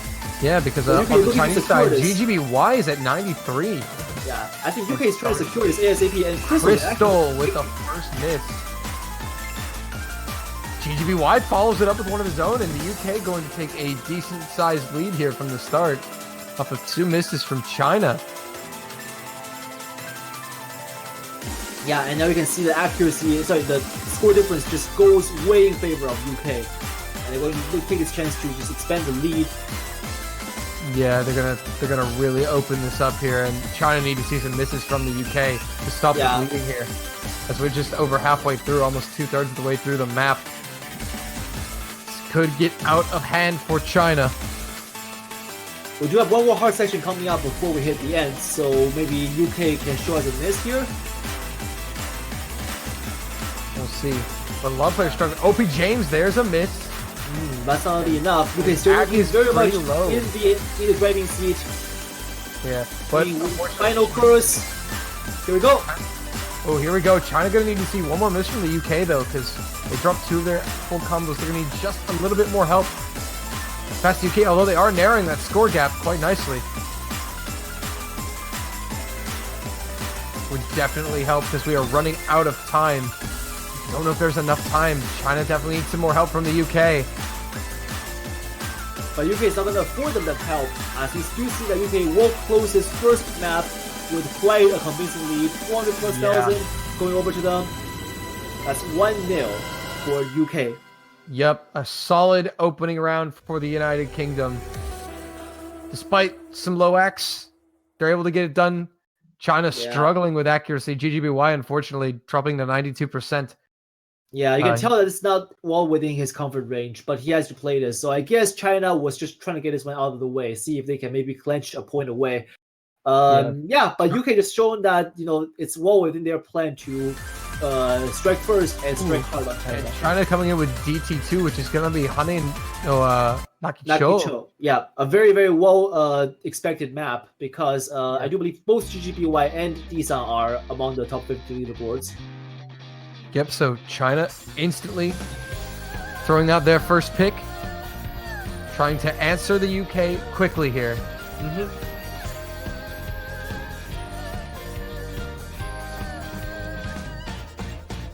So we'll see what they can do here. And substitutions being made. GGBY stepping out for Toman Cherry, who's coming in. Yeah, Toman Cherry is an up-and-coming, pretty good double-time player from the Chinese side.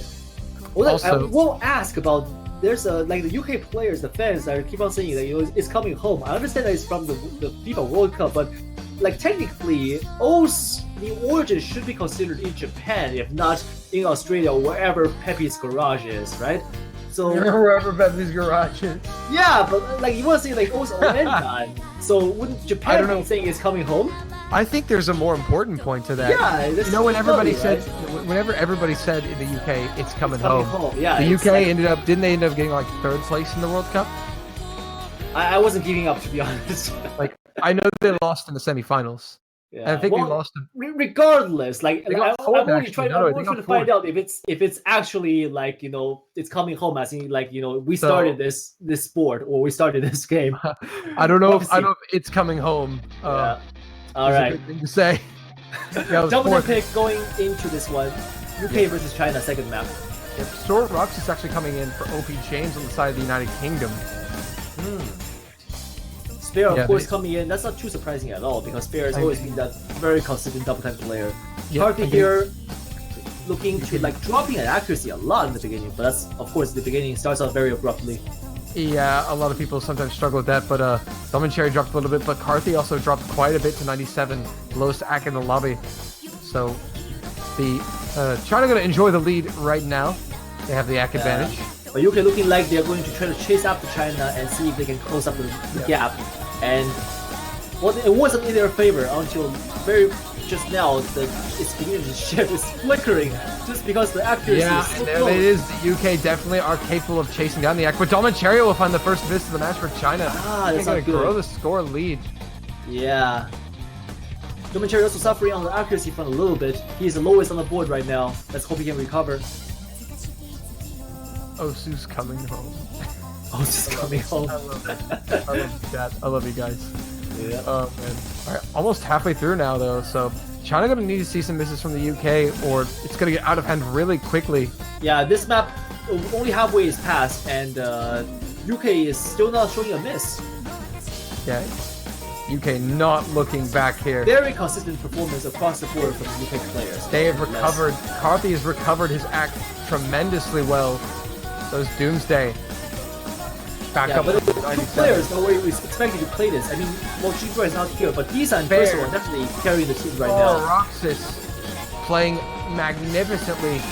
So Roxas coming off the bench, putting in a great performance right now. Slightly stacked section.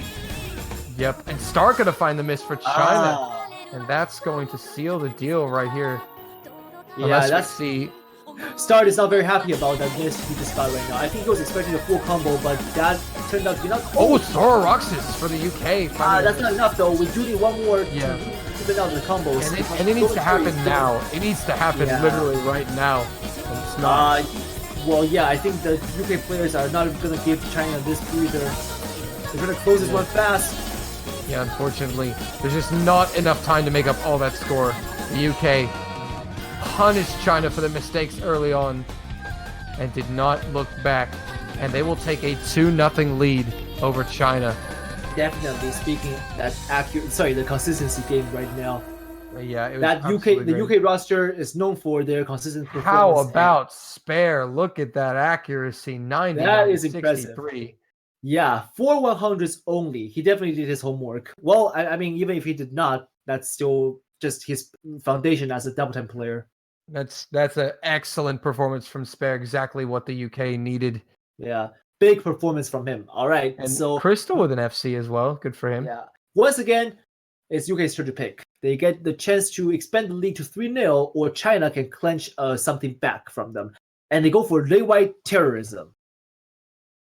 Yeah, Ray White Terrorism coming out. It's been a popular no mod pick. Yeah, it's got some tricky sections in it. So the UK kind of throwing the tricky maps here at China, trying to show off their superior skill.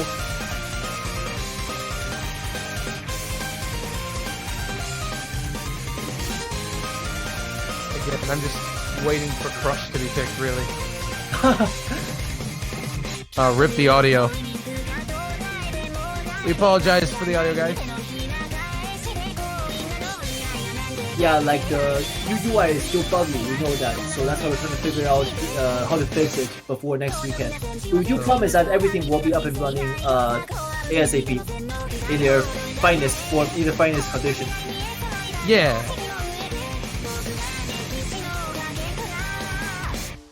So hopefully we'll have that all worked out for you guys next week as we see James Light coming in on the side of the United Kingdom, and for China, Isan coming back in, I believe. Or is he already in? No, he wasn't. I'm sorry, guys. It's very late for me. It's 5:30 in the morning for me, so I apologize if my commentary is not as hype or as alert as normal. I was not supposed to be commentating this vlog, but I'm backing up Kano. Well, we got put in here, so we have to, put up a show for the audience at least. Kano covered me when I overslept, so I'm backing him up, man. All right, China versus UK. Here we go. Crystal getting a head start over everybody. Crystal, hello? Hello? He's going fast. He's going to spin fast. Trying to whip up. She got early lead for the Chinese. I love this map just because of this long spinner. I love seeing people just spin for days. All right. And it's pretty close, but UK going to take the slight edge off the spinner. Dom and Cherry tanked a little bit of back there. That's a little start. And James like, and Carthy fair. A lot of people really tanking, but Desan and Doomsday holding the SSs with Crystal. Yeah, we may just see like 8-way full combos in this, and it's come down to accuracy battle. That's possible. Like this map really just comes down to good players holding their combos and the accuracy game being the deciding factor. Yeah, we saw that in Japan and Russia when they played this map. Oh, definitely. Exactly what it came down to. Even before Japan found the misses at the end, the battle was still intense. So accuracy is very important, especially when you're talking about these two teams.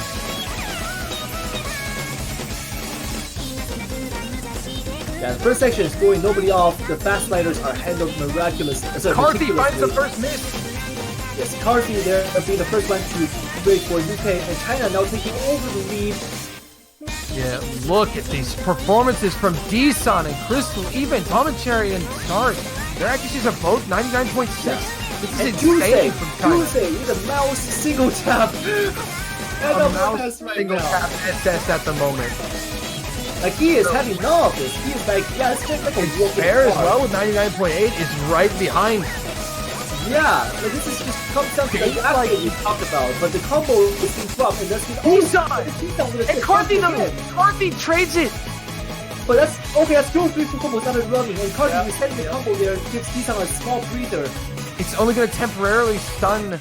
Temporarily, yes. Not that much. But again, drop actually, I think China actually still has the advantage of the act though. Quite possibly. I'm not too sure. Very It's close. very close, yeah. Crystal and Spare are offsetting each other right now. Solitary and Doomsday are offsetting each other right now. And then, oh, actually, James like is being started, so no, the UK have the slight advantage, but start with a miss. Oh, that's true. Okay. Is there enough time? Is there enough time? Here they come! The British are coming! Start with another miss! The British are coming! Oh, and here comes the full-scale British invasion! Are they gonna take it? It's very close! Oh, and they do it! Spinner battle! Oh, 8,000! 8,000!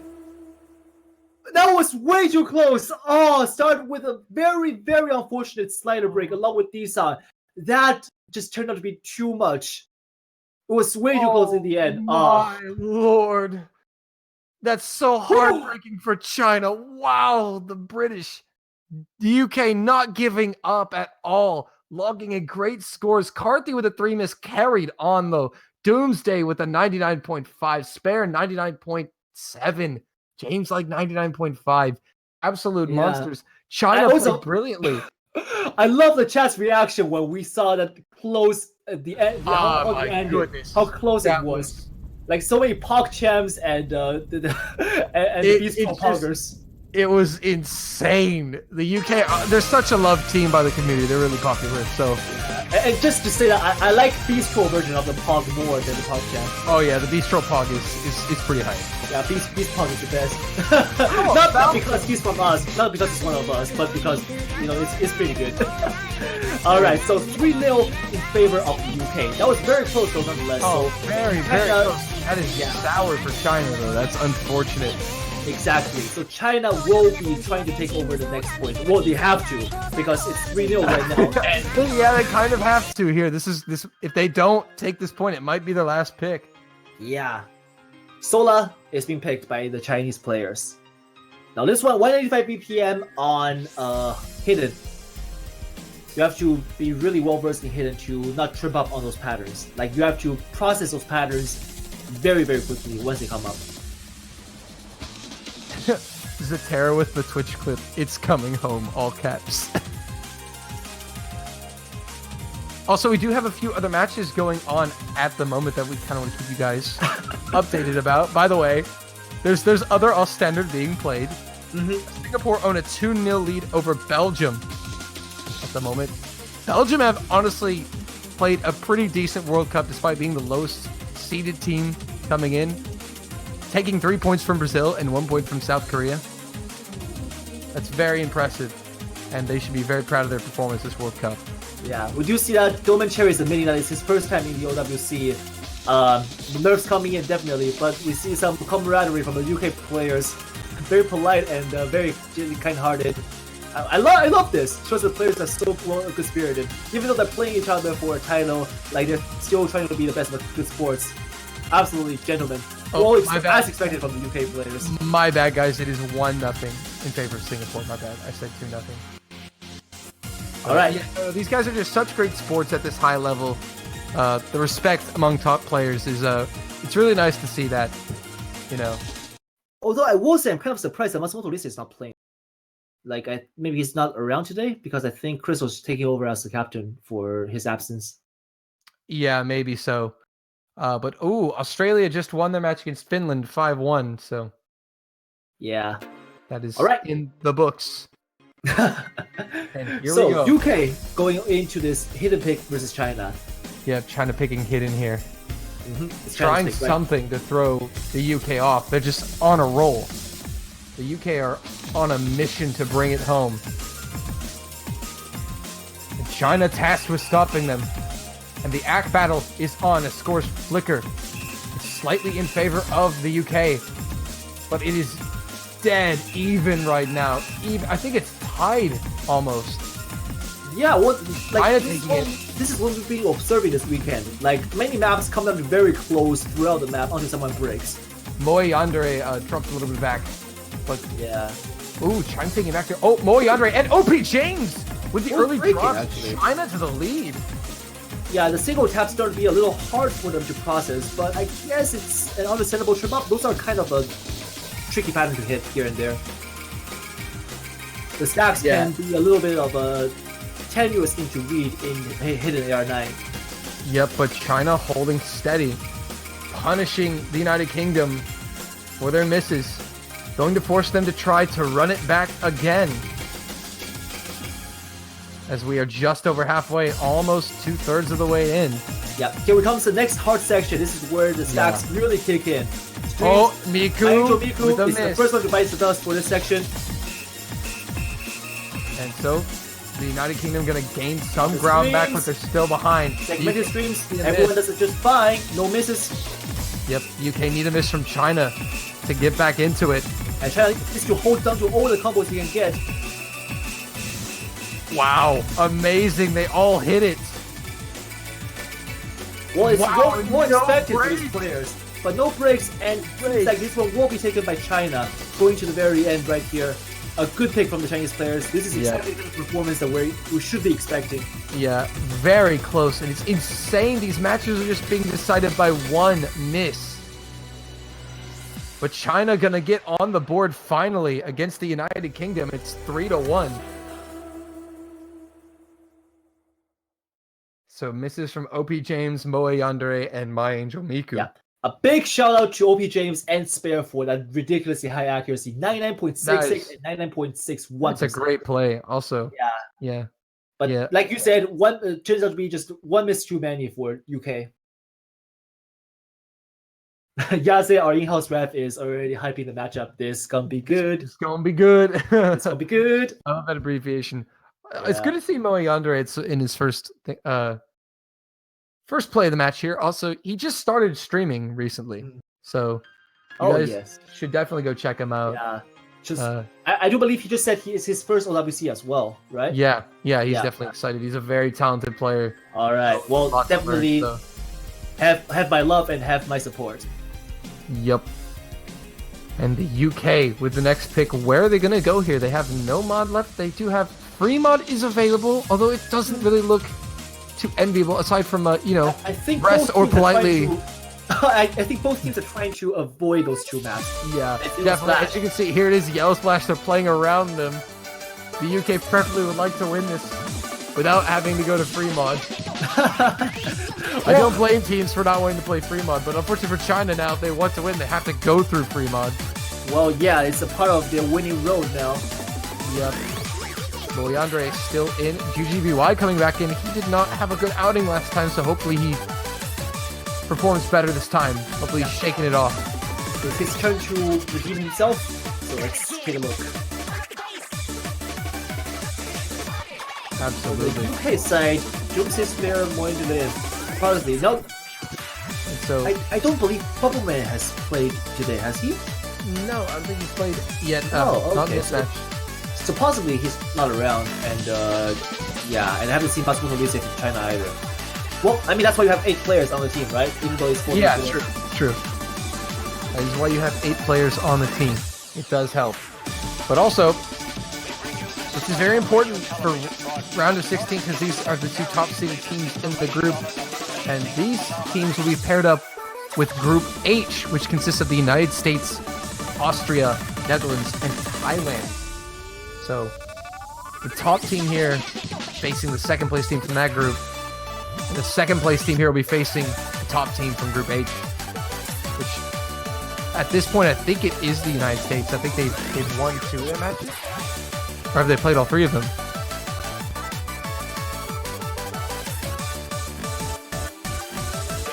So there's a lot on the line here. The loser of this will potentially have to play the United States in round of 16. So Oh, that's not an opponent you want to be playing. yeah, that's not a team you want to face.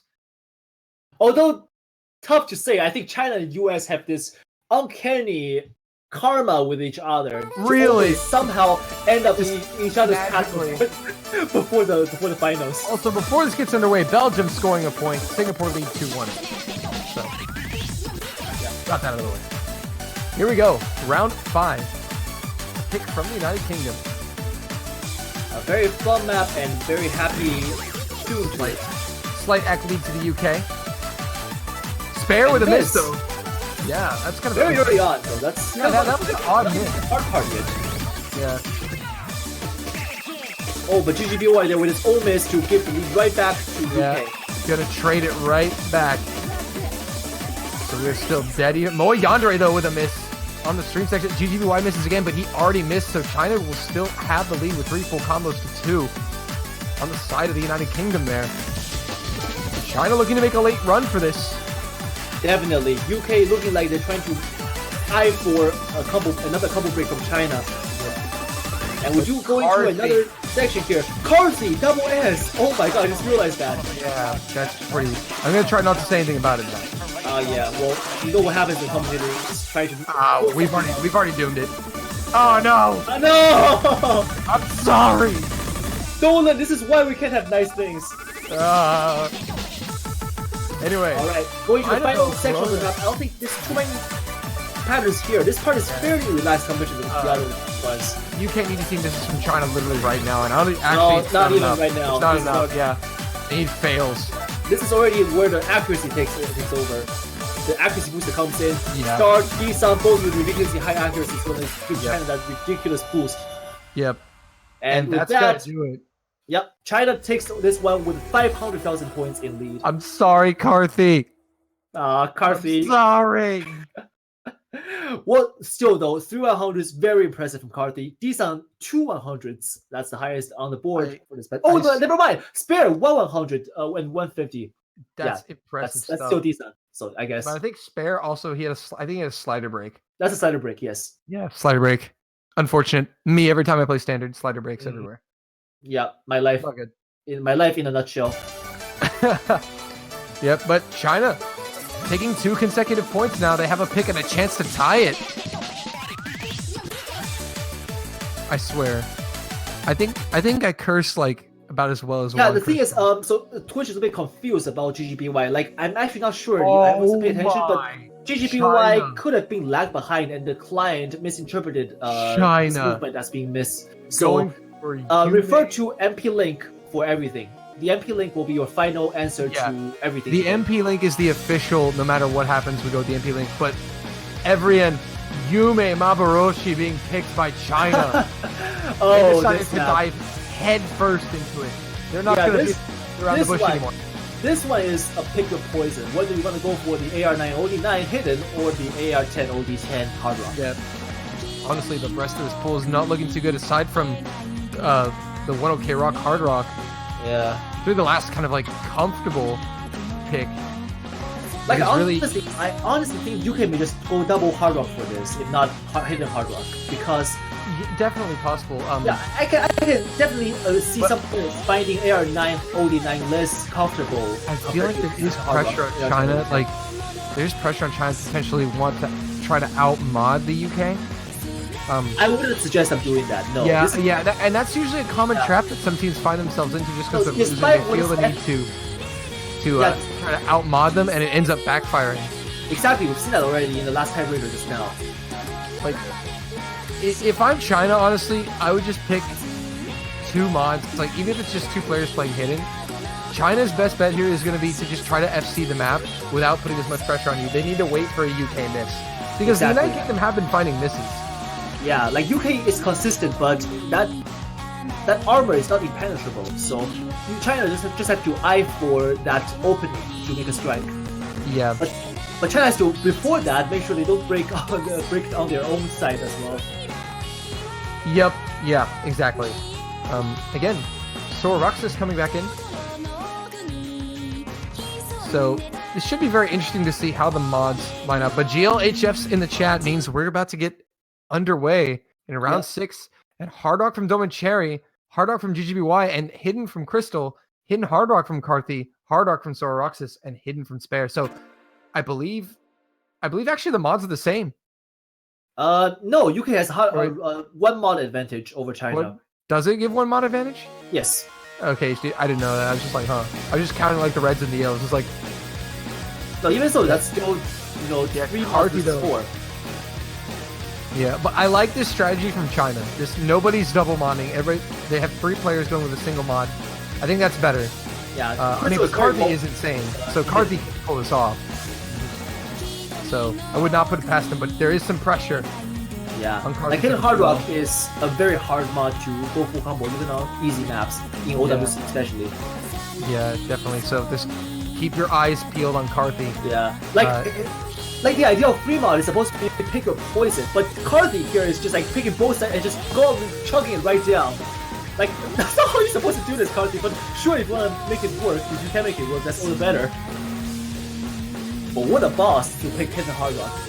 Yeah, let's go for the map itself right now. GGBY still holding a double S with Spare on the UK, so yeah, interesting. Very close UK with a very small lead, not an 8K lead.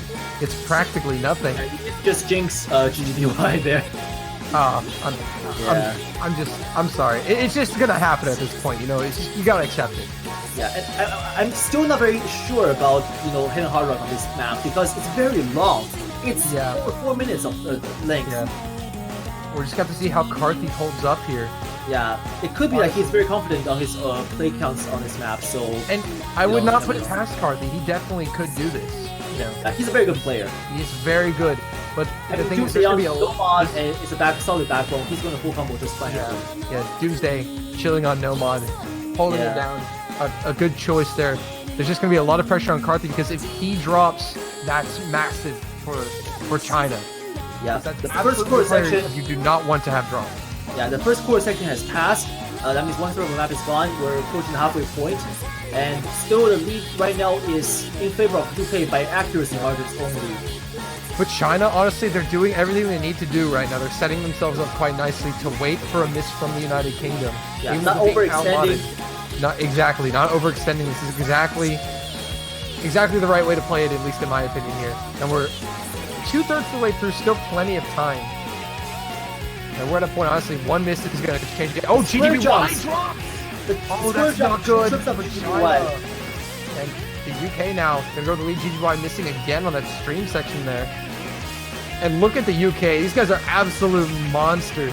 Yeah, the Carthy turns out to actually just making this work just fine. Oh, Spare. Big miss from Spare. Several misses and big act drop. So, but that's still 300,000 point in lead favor in UK. And because of the combo, FCs being the same on both sides, I don't think there's going to be much of a difference. Except, actually, Carthy, with the 1 more mod, still holding the full combo, he may actually still expand the lead for UK. Yeah, I honestly think that China are going to need to see one more miss, and there's still time for it to happen. Still very close. Definitely. But China going to need to see one more miss from the UK, and they're going to need to FC to the end here. Yeah, it's They very... want to take this point.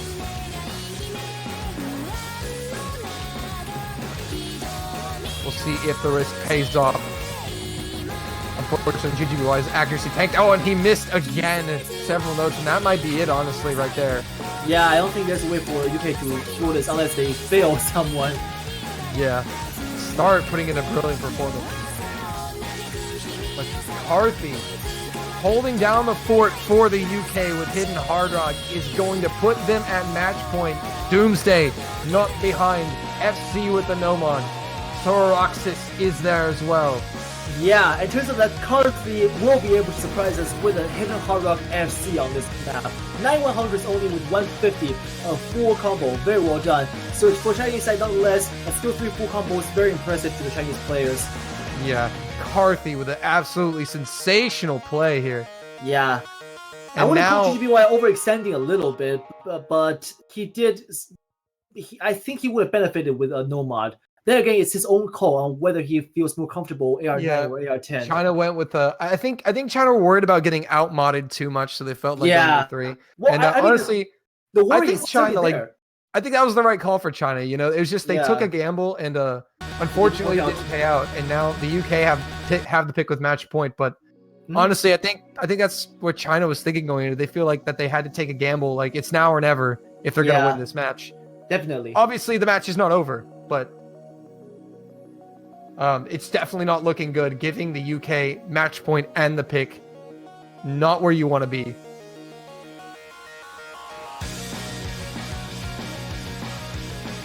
So we'll see where they go with this. The UK could go with the other free mod. Breasts are politely leave the room. They could go with Dreamcatcher from no mod, or they could go with Clock Strikes from the Hard Rock. I'm not quite sure if you want to go for Clock Strikes, but... Yeah, honestly, I feel like this is kind of a difficult choice. Like, I would honestly just pick Pendulum. Oh, I keep forgetting Crush is there. Yeah. I keep forgetting. Never mind. They're going for Jazz Map.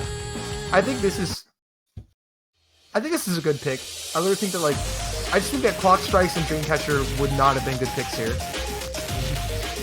And obviously, I think they want to stay away from Crush because I think they know that China, they might be scared of Hidden because I think China did take the Hidden point on Sola. So again, right now, if you're the UK, you definitely you don't want to lose this. You do not want to lose this point. Because you give China the point and then the pick and a chance to tie it instead of a tiebreak. Yeah. So, and tiebreaker, I don't think any team can very confidently say that, we got this. Yeah, on this tiebreaker, it is group stage. So no, I think that back because I know that, after talking with Toy, Toy told me that the Team USA strategy is to make sure they can always win on tiebreaker. Just win on their own map and win on tiebreaker. That's their strategy for every map. Well, that's a good strat to have. Yeah. But and if they take a opponent's pick, then sure, why not? Yeah, exactly. So, yeah, China definitely not out of this. If they can pull this win out, they have a solid shot. They trying to win this. They have several maps they can pick next. They would have the clock striking, the striking clock. The 1OK Rock Song. I just forgot, man. Clock strikes, and then they have Crush. Yeah, and also how convenient it is for Britain to pick Brexit. Breasts for Brexit, guys. Oh, I think Roman Cherry said his keyboard is broken. Oh, that's not good. Rip. Belgium have not lost yet. They're only down 4-1. Okay. There's still hope. Reverse. Come on, guys. Nah, but it's just unfortunate. Belgium taking points in every one of their matches. Good job, Belgium.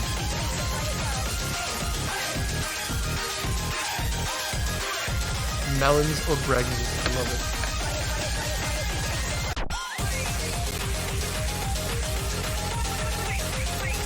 So interesting to see what the situation with Dumb and Cherry is. Did he actually break his keyboard? Maybe just a slight malfunction. Like, I think he's gonna get it. Because he's still typing, and if it's truly broken, I don't think it's actually going to work at all. You might have to change key bindings. Yeah. Well, I mean, if you play O's, like 2 keys on your keyboard are going to be suffering especially more compared to the other ones. Yeah, it's true. that is true. If you play like any mode, yeah, certain key keys. And I have seen like players when they play O's, like some players just smash the keys down. Like I was like, "Woof, are you sure about that?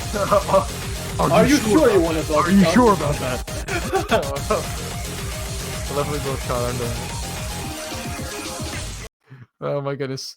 Yeah, like every catch player, it's like your left arrow key and your right arrow key are just smashed. Mm-hmm. All right, and here we go into this. Again, Crystal, HDHR, Poggers with Carthy.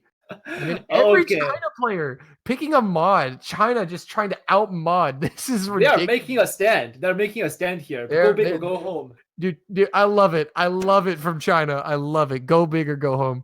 My boy Crystal, the catch world champion, coming in with a hard rock hitting. Dom and Cherry's just gonna get a head start. No worries. Yeah. Don't worry about it.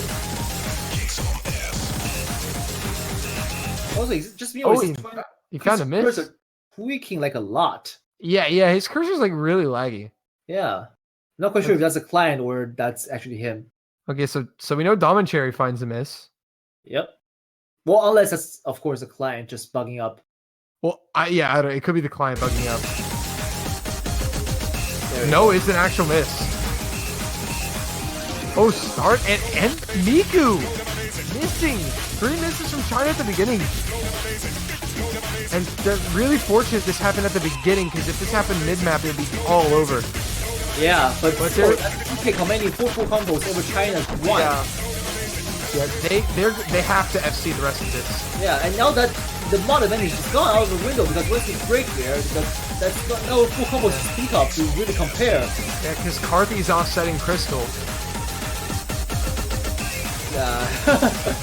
So that is just a whole lot of feels bad, man, at the moment. But it's not over because it's like halfway through the map. But the thing is, if we see no misses from the UK soon, this is going to be over very quickly, because it's almost 400k difference right now. So if China are going to have any chance of turning this around, they're going to have to see misses. Oh, definitely. But UK is not going to give them that. I don't think so. Everyone across the board on UK, 99+% accuracy. That means they have done their homework on this map and they know exactly what to do. Start finding it. Yeah. Like UK is just so consistent on this map right now. China is giving them the best shot, but that's Crystal alone can only do so much. Although my Angel Miku and Dome and Cherry have time to recover back, I don't think it's enough. No, it's not. UK will take this one. Fair finds a miss for the UK, but it's far too late for it to actually do anything to save China. And that's going to be it. UK takes this match 5-2. Exciting stuff. A brilliant fight from China. They ended up going for it, taking a gamble. Didn't work out. Sass at the bottom of the screen. Just very sass. Very sassy. But hey, a well-played match by all players. But the UK taking this one 5-2 over China. All right, big win. And I believe that's it for this hour. There's going to be an hour of break time between now and the next match, which is going to be between Taiwan and France. That's correct. Taiwan and France happening in an hour. And that's going to be a big match. France's World Cup life is at stake. In order for France to not be eliminated, they have to win 5-0 in both their matches. Yeah, that's a lot of things to 5-0. A lot of points to cover. So we're starting to get to that really exciting time in the tournament where we're going to get these bizarre scenarios for certain teams to advance. So definitely don't miss it. Lots of good matches coming. So hopefully you will stay tuned, and we will see you guys in 1 hour. Evrain, I've only casted with you, but it's been fun. Yeah, it's been fun, and that's it for me this weekend. So I believe you have one more slot after this, right?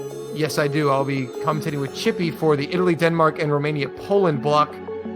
All right. That'll be it.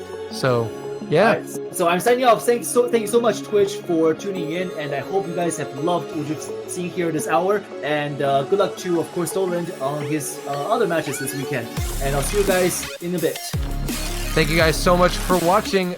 Tune in an hour to see France take on Taiwan in a Group F showdown. Later, guys.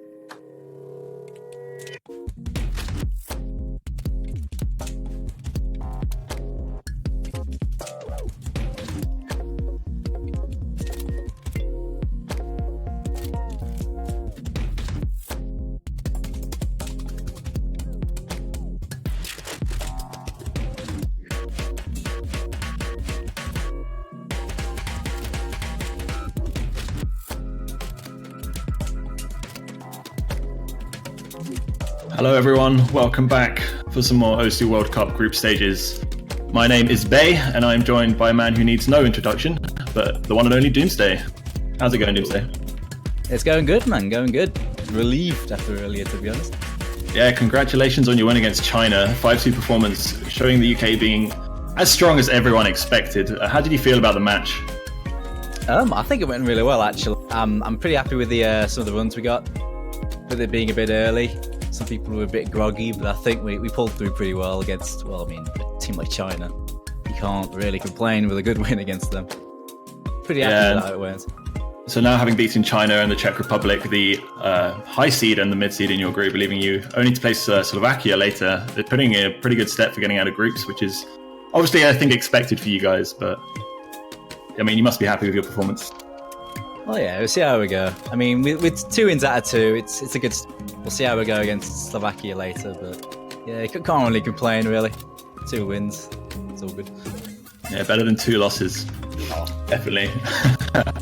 Well, let's talk about our matchup we've got now then. France versus Taiwan, Group F. This Taiwan's final match in the group, France's second, and so far has turned out to be a pretty interesting group. God, I mean, as soon as the draw went live for this, everyone knew. You see the teams in this group, you knew it was going to be and that's how it's turned out for France, to be honest, because, well, as it stands, they have a bit of a mountain to climb because the way this group's worked out. I mean, Hong Kong in this group has, I don't want to say surprised, because they really haven't. They've always been good in groups, and they've done it again, and now, because Hong Kong at the moment, they have a win against France, a really big one as well, and a win against Mexico, which puts them in the driving seat at the moment. It's all up for France now to try and bring something back, because they are 1 loss with 2 matches left. Yeah, France was, well, pretty well remembered from last year of not making it out of the group stages, and it was a big upset, I think, seeing France not getting out into that qualifying rounds. But this year they found themselves in a really tough group, and now they have to win both their remaining games in order to qualify. They have to beat Taiwan at least 5-2. If Taiwan take 3 points off them, then France can't even qualify, which is just crazy. So it shows the real competition in this group, and they've got a really good lineup. I mean, I'll let you. I think we should talk about the teams now and actually the rosters that they're bringing, because there's quite a few changes from the previous years. So why don't you go and tell us about the 2 teams? Yeah, I mean, the French team. There's a lot of returning names from last year, of course. Like the likes of Poon, Nero, Musty all returning, as well as Ryzen as well. All these players have done well in a community tournament, and certainly have the capability. There's a few new names backing up that roster now, like some Muha, Oxia, Electro Firewall stepping in on this one. The thing is, with their core squad they should be, they're definitely in with a chance of pulling off this, well, it's miraculous. But Taiwan as well are in a similar boat. They have 4 people returning as well from their previous outing. With Shield, Flask, Riser all returning, along with the likes of Zane and Drizzle Rain, new names coming into the fight. So both teams, a mix of experience and new names. Honestly, on paper, I think they're very well matched in terms of the players they have. But the thing is, at the moment, Taiwan in the driving seat, they have 2 wins to the name right now. It's up to France to try and bring it back. And I'm going to gather this is the Taiwanese warm-up. Well, if it's the first warm-up, which I believe it... Well, I'm not sure. If it is the first warm-up, then this would be France's. But it doesn't seem like a France song or anything like that, so you might be right there. Mapped by Flask. I'll take a wild guess. Okay, yeah. I think that's the other way. Flask mapping. This would be a Taiwanese warm-up for sure. Yeah, I think the big thing about France is that they have their core roster of Poon, Musty, Nero. These guys are excellent at really high difficulty maps, which doesn't really complement their skill set when they're in the group stage, and also why they do seem to struggle in these earlier stages. The consistency on the lower star maps maybe isn't there. Yeah, that's what caused them some problems last year. I mean, with the group they have this year, you can't really begrudge them. They got the short end of the stick, but they have the players that can do well on these early stage. Players like Musty have excellent, just consistent accuracy, which is extremely important in these early group stage matches where you have a lot of accuracy wars. But it really has been just that low-end consistency that has stunted them. But no doubt, once they get into the harder pools, France really start stepping up. They always have. I just got to get out of groups. That's just the one thing they seem to be failing to do. Their Achilles heel. There we go. Taiwanese warm-up completed. C's all around. Oh, that B, though. Yeah, Shield and Muha. At least 2 of the players have turned up. That's a good start. That's a pretty wacky warm-up. The best kind of warm-ups.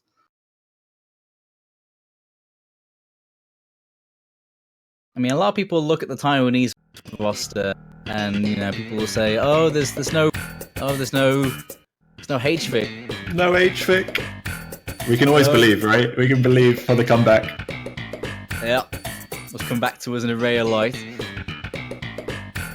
But even though those 2 are undoubtedly massively important, it's the new generation that have stepped up. The likes of Flask, the likes of Riser and Shield have done just as much work in the same teams as those guys in the previous tournaments. And they did really well last year, even without those names. And I'm just to see it again this year. Finishing 5th or 6th, getting knocked out in that place. It's really impressive stuff. And as you said, the Taiwanese roster is definitely not short of big names. Well, I think we're going to see the French warm-up now, and this one's mapped by Mr. Zom, so we're seeing the the maps from the players, which is always great. Always good fun to see stuff like this as warm-ups. I think we've heard this song 10 times now. I don't think this is going to be a very long warm-up. Epiphany. It actually looks like Nero, does it now? Nero face reveal. I'm kind of curious what the background's going to be.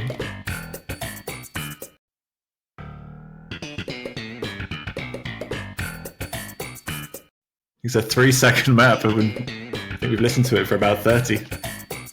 This is like those multi-lobbies you get into where they take so long to change the song and then they pick something that's 30 seconds long and take 2 minutes to start, and you've listened to it 4 times, just sat there going crazy.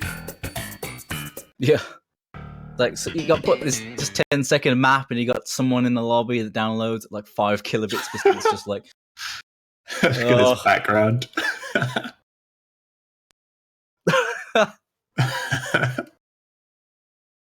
This is the high-quality warm-ups we come to expect in the World Cup. Thing is, does this all the players are off sync because this song is so short. They're all off sync as well. Oh my goodness! Shield coming through. FC's 89% FC. Yes. Oh, the 1/100 from Muha and Sheena. Actually, no, 69% FC. Actually, 69%. Favorite one all weekend. Some good old Ming Ak there on the 3-second map. That's some high quality stuff. That's really set a tone for how this match is going to be, and I'm really looking forward to this one. Question is can France pull out of the bag? That is the question. No doubt, they are a very good team, but they do need to pull something out here. As we said earlier, the permutations really is against Taiwan and in the next match against Mexico. Oh, wait. Sorry, Poon just rolled 100. Whoa. There's triple-digit rolls, though. Some intimidation factor. You get a point for that. Come on. just win the match instantly. You roll 100, you just win. Yeah. It's like you just top deck Exodia or something. Yeah. Yeah. As I was saying about the permutations, they can't afford to drop any more than 2 maps in their next 2 matches. They need to either 5-0 Mexico and 5-2 Taiwan, or drop 1 map against each and win, or 5-0 Taiwan, 5-2 Mexico. They need some really big performances, they need big wins. Otherwise, they are going home. As for Taiwan, they have 2 wins under the belt. a win here will see them top the group, no questions asked.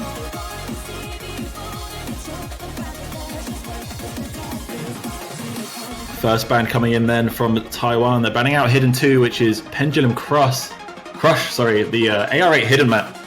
They believe they banned this earlier against Hong Kong, so obviously not feeling comfortable on that low approach rate Hidden. France will follow up banning Hard Rock 2, which is Harlequin, the streamier Hard Rock. I believe a map that Taiwan did pick in the match against Mexico, so obviously not feeling comfortable taking on the Taiwanese. It's one of the trickier ones, Haley. Taiwan doing well on it, then you really wouldn't want to chance it again.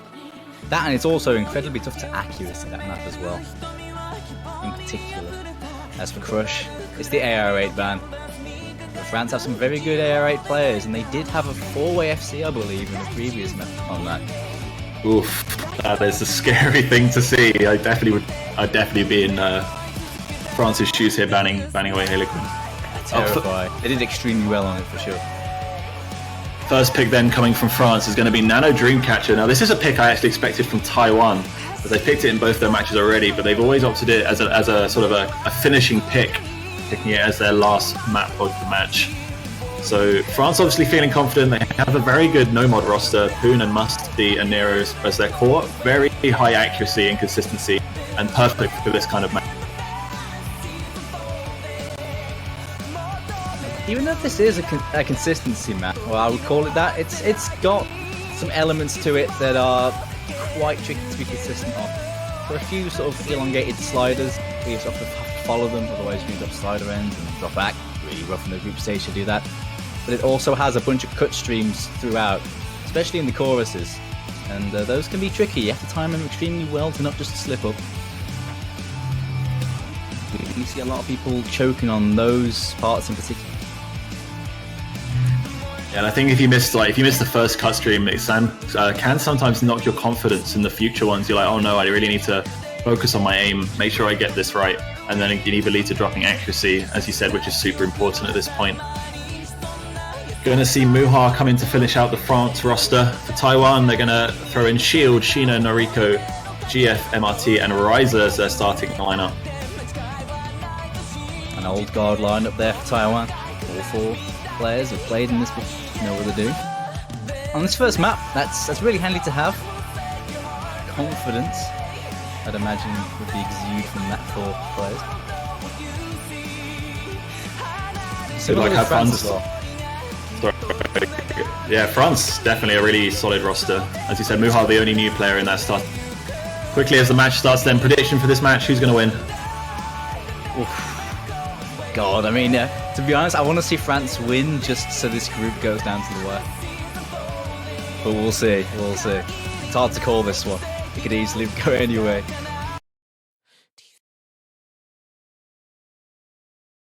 Yeah, I think I'm going to have to say Taiwan. I just don't see France taking down the Giants. I'd love to see it, as you said. If France, the thing is even if France won 5-3, it's still not enough for them to qualify, and that would just be even more heartbreaking.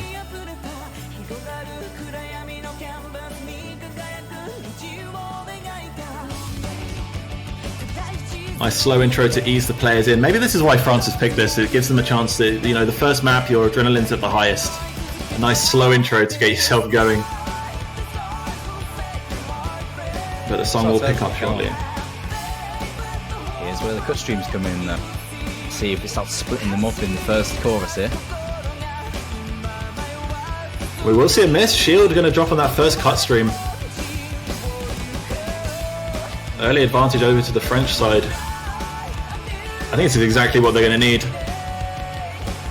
If they can get themselves that first point, they can put themselves in a really good position. Especially when it's their own pick. Just the one break on the cut stream. Last little jump here. Good early start here for France. Solid start from all of them. Just shielded that unfortunate break, really. Another thing that's really important about missing those cut streams on this map is it tanks your accuracy. You see every player who hasn't broken, they're 99.6 and above. They're all like one or two 100s, where Shield is in 98.5, and that's really bringing his score down. You see everyone rocking 300k. And actually, there was a miss from Riser, which I didn't see. So actually 2 breaks from the Taiwanese side. They must have broke around the same point. Yeah, Shield. This bit's relatively calm as well. Time to back up that score. Not a lot until the next chorus, where the cut streams come in again with the jump spikes. Jump spikes a little bit more tougher in the final 2 choruses, just by a bit. Wouldn't be a beat map without some jump spikes, huh? Yeah, 2018, everything's gotta have jumps in it. Good stream. Everyone gets it. And a 3rd miss from Taiwan. Sheena gonna drop. And this is Francis just bringing it home at this point.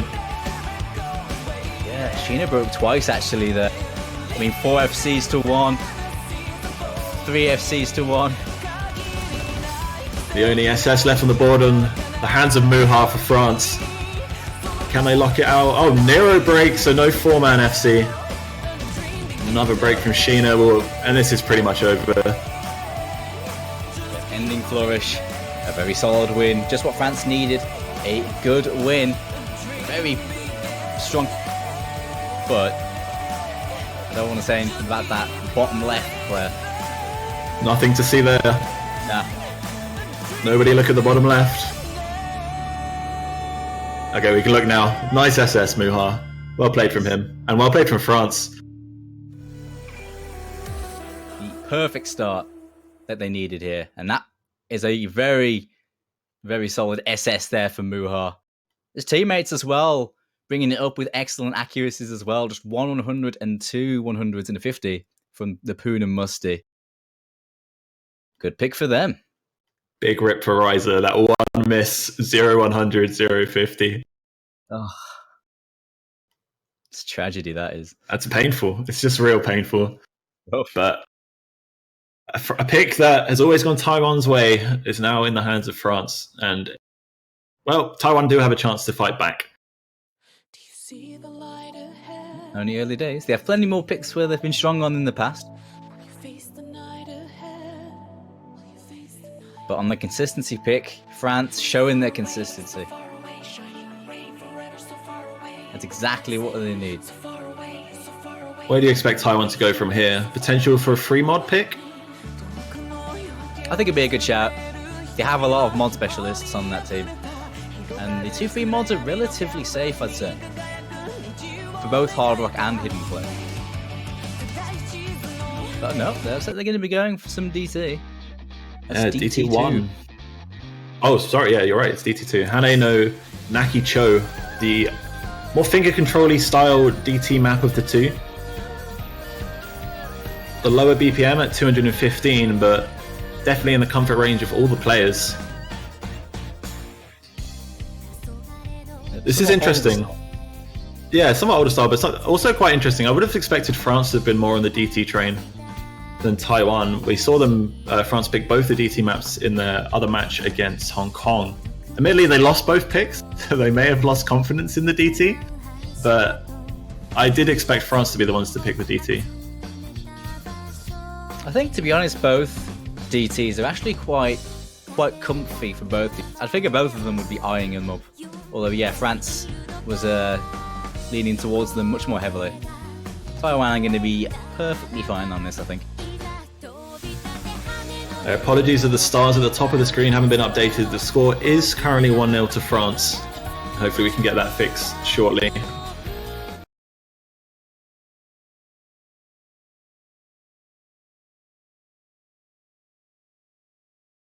We saw a couple new names join us. We're seeing Zane join in for the Taiwanese team. Electrofire joining for France here.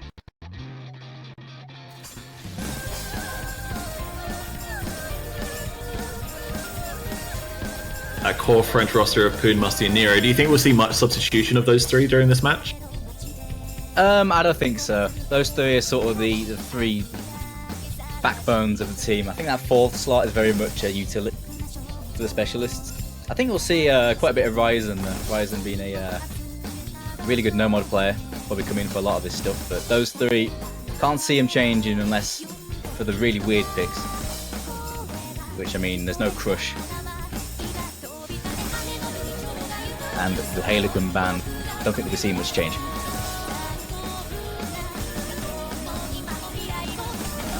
Good start from all 8 players then.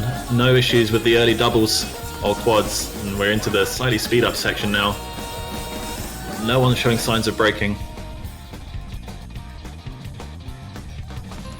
Yep, very close. Even on the ACK front, just 5k of ACK difference. Splitting them up. Only 5k points. Yeah, France with a slight lead. Mainly down to Zayn dropping his accuracy, but Ryza will find the first miss. And France once again taking an early advantage. That was the SS as well that broke. The SS player on the Taiwanese side. He's not having much luck with that high hack one miss, is he? At least on these early stages.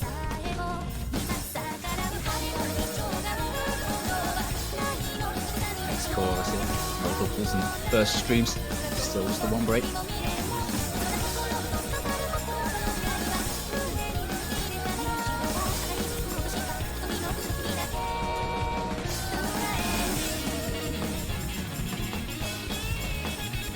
Like everyone making it through okay as we go into the solo.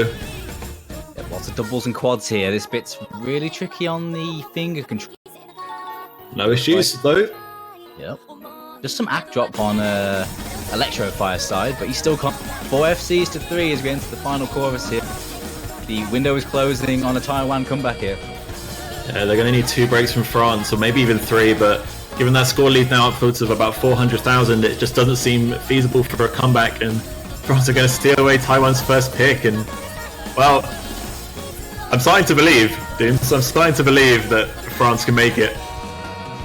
Maybe too soon. It's still early days, but they needed a strong start. Because Taiwan had all the momentum. They've won 2.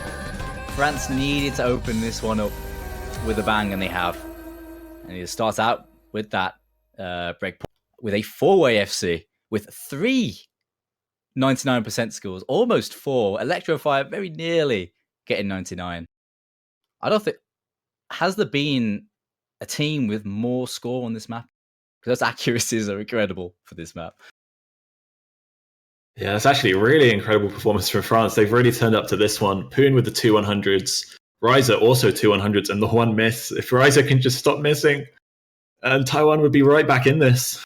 It's really unfortunate when this happens. Yeah, it's unlucky. Happens to everyone. Plenty of time yet. And I think even with those accuracies, it didn't even matter on that. France starting dominant. It's their pick again. Do you think more no mod? Or do you think they'll be like, oh, actually, our DT's not too bad, and go for the other DT map? Which they can't do because it was banned, wasn't it? Oh, no, it wasn't. No. They can play the other DT map. Yeah, they can do. It's quite different to that one, but with them picking the DTs in the past, I wouldn't be surprised to see it. Going straight into another DT might be a good shot. But Taiwan did do well on this. They did have 3 FCs. At the moment, though, with their consistency being on point, it might be a good idea to go for some of those longer maps. Maybe even a Clock Strikes pick wouldn't be a bad shout. They did ban out Hard Rock, so if they're not feeling comfortable on the mod in general, then Clock Strikes may not be where they want to go. But the style of Hard Rock maps between Harlequin and Clock Strikes, they are very different maps. Yeah, Clock Strikes it's very, even for like a Hard Rock map, it's quite simple. But maybe they just don't want to play it. But I think it might be a decent pick for them, to be honest. But they're not going for it. They're going to stick with their no mod and rewrite Terrorism with a 280 BPM alternation style map will be their next selection. Gotta go fast. 280 BPM. Question is, who's single tapping? Who's stepping up? One thing I will mention about the match earlier between yourself and China is obviously you're a single tap player and you rewrite Terrorism. This kind of BPM is you love this, right? But you were SSing, and then there was that one stream after the break where you decided to alternate and you dropped like 3 100s. And I was like, yep, that's what you get for alternating. It's like that. The thing is, that stream, it's like, I single tap it, but I alternate that stream because it's quite long. So that's should have single tapped it. Should have single tapped it. But I guess better a couple of 100s than a miss, right?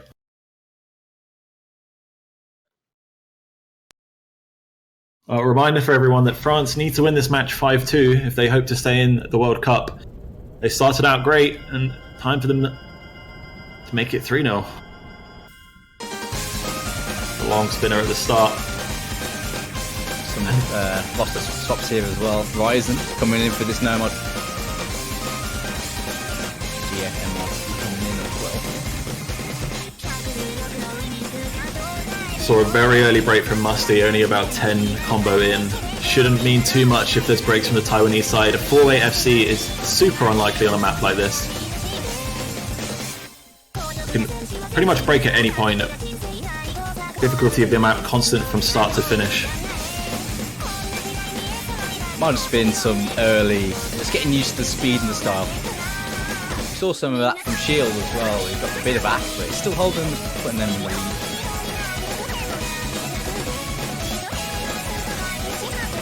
Definitely found his feet now and on his way, but the accuracy side from Taiwan, other than Shield who's down under 98, it's looking incredible. 3 players upwards of 99.75. Not matched by a single French player. Ryzen breaks. That one's gonna hurt.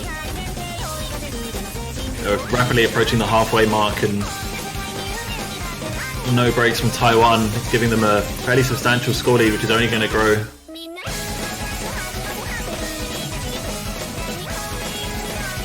Not going to get too far away, but the longer this goes on, the bigger that score lead's going to grow. It's knocking 150k here. And they see at the break now where they stand. The SS was dropped on the side of Taiwan, but the 4-man full combo putting them in a really good spot. Oh, the 100. And Raisin breaks.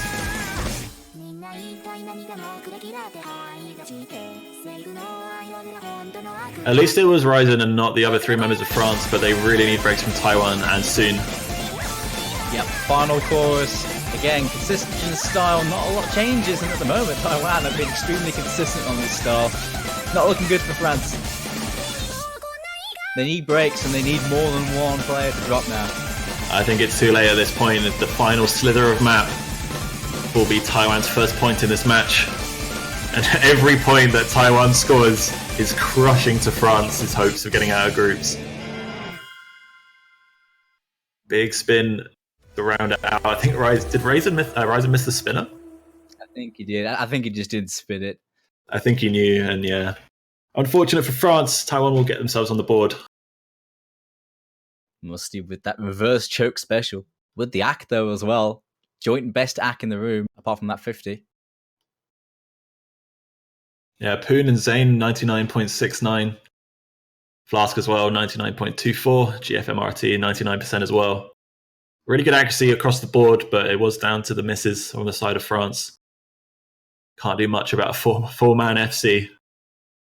No, that's just Taiwan just flexing right now on that. And that's rough. France can't afford to drop any more than 1 more point now if they want to get out of the group. But the way they've been playing, certainly not over yet. That's just a ridiculous Taiwan performance just to keep them at bay. Unfortunately, that pick didn't work out too well for France. Taiwan have the reins here. Still 2 no-mods left. Oh wow, okay, they're going to be going for clock strikes then. Taiwan going for that. I did pick this earlier against Hong Kong. I don't remember if they won it or not, but I can have a quick look.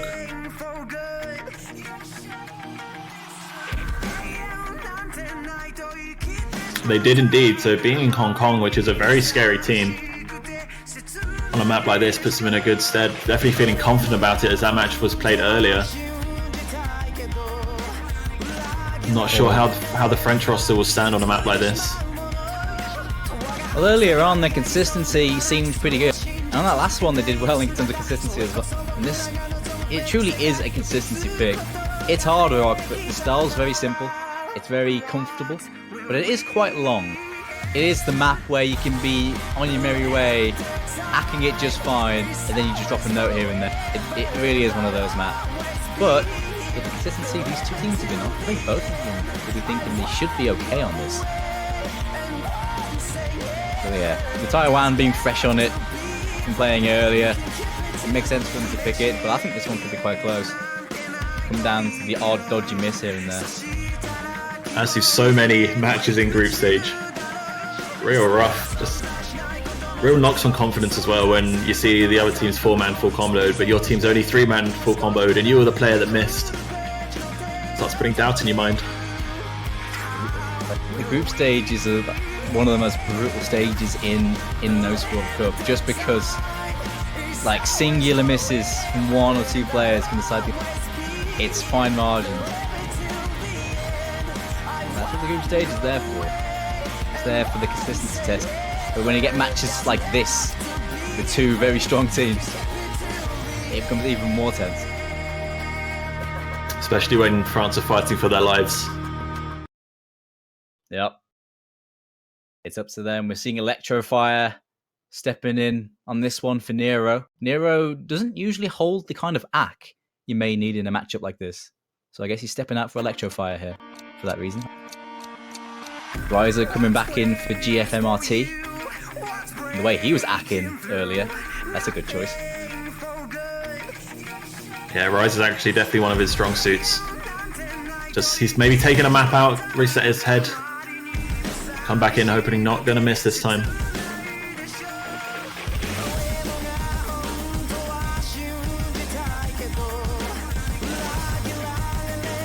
I think Clock Strikes was one of the first songs that I ever really played when I started playing OS. So this map has a lot of nostalgia for me, and I expect it could have a lot of nostalgia for some of the players as well. It's a classic. It really is.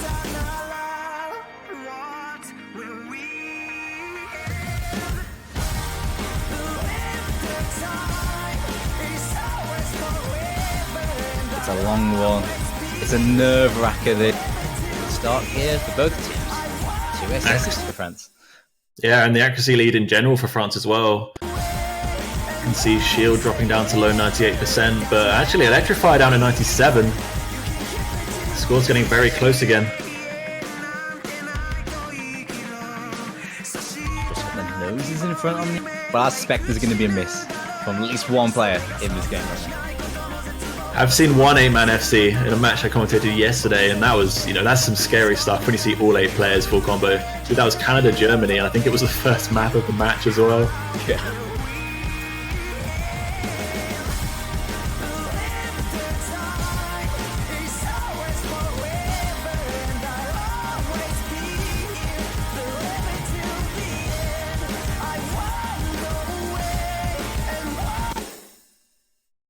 Halfway through, no breaks just yet.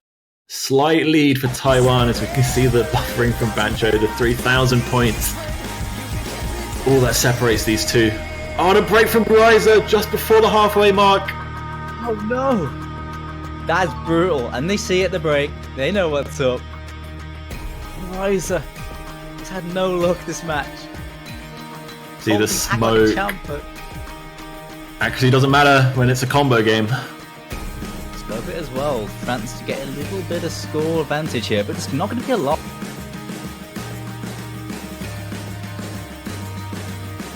That halfway break probably means that Riser won't be able to get more than probably about 700,000 points if he full combos the rest.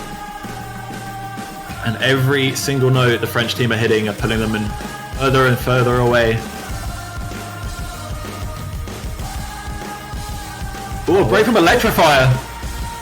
Oh, the whiff!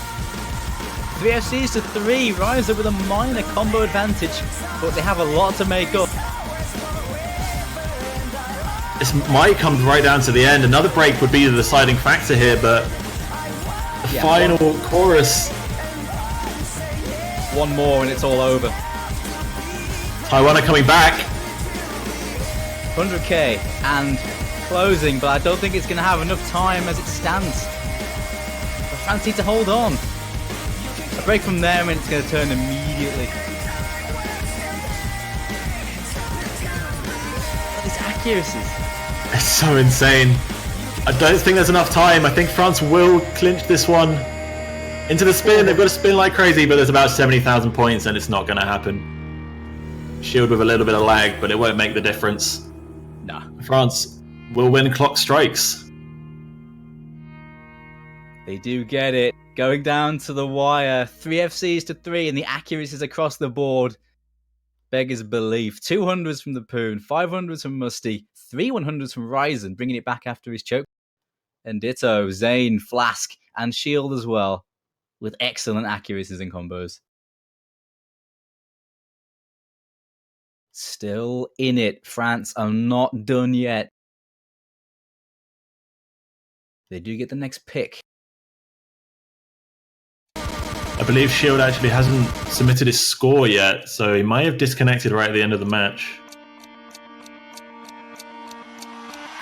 We'll see how it goes in the chat, but I mean, I don't think Shield could have possibly made that up at that point.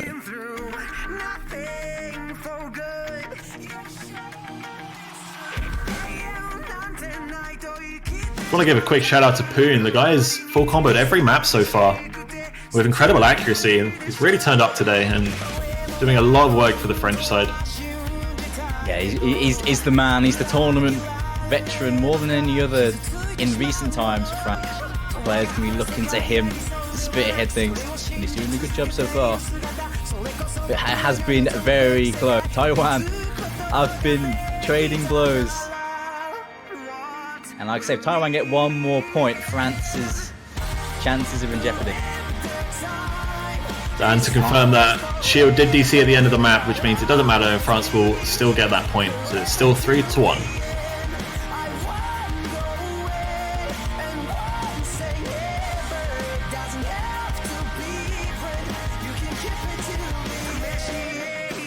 France actually, I believe, have won both picks from Taiwan. Been a real steal game, with France only winning their first pick.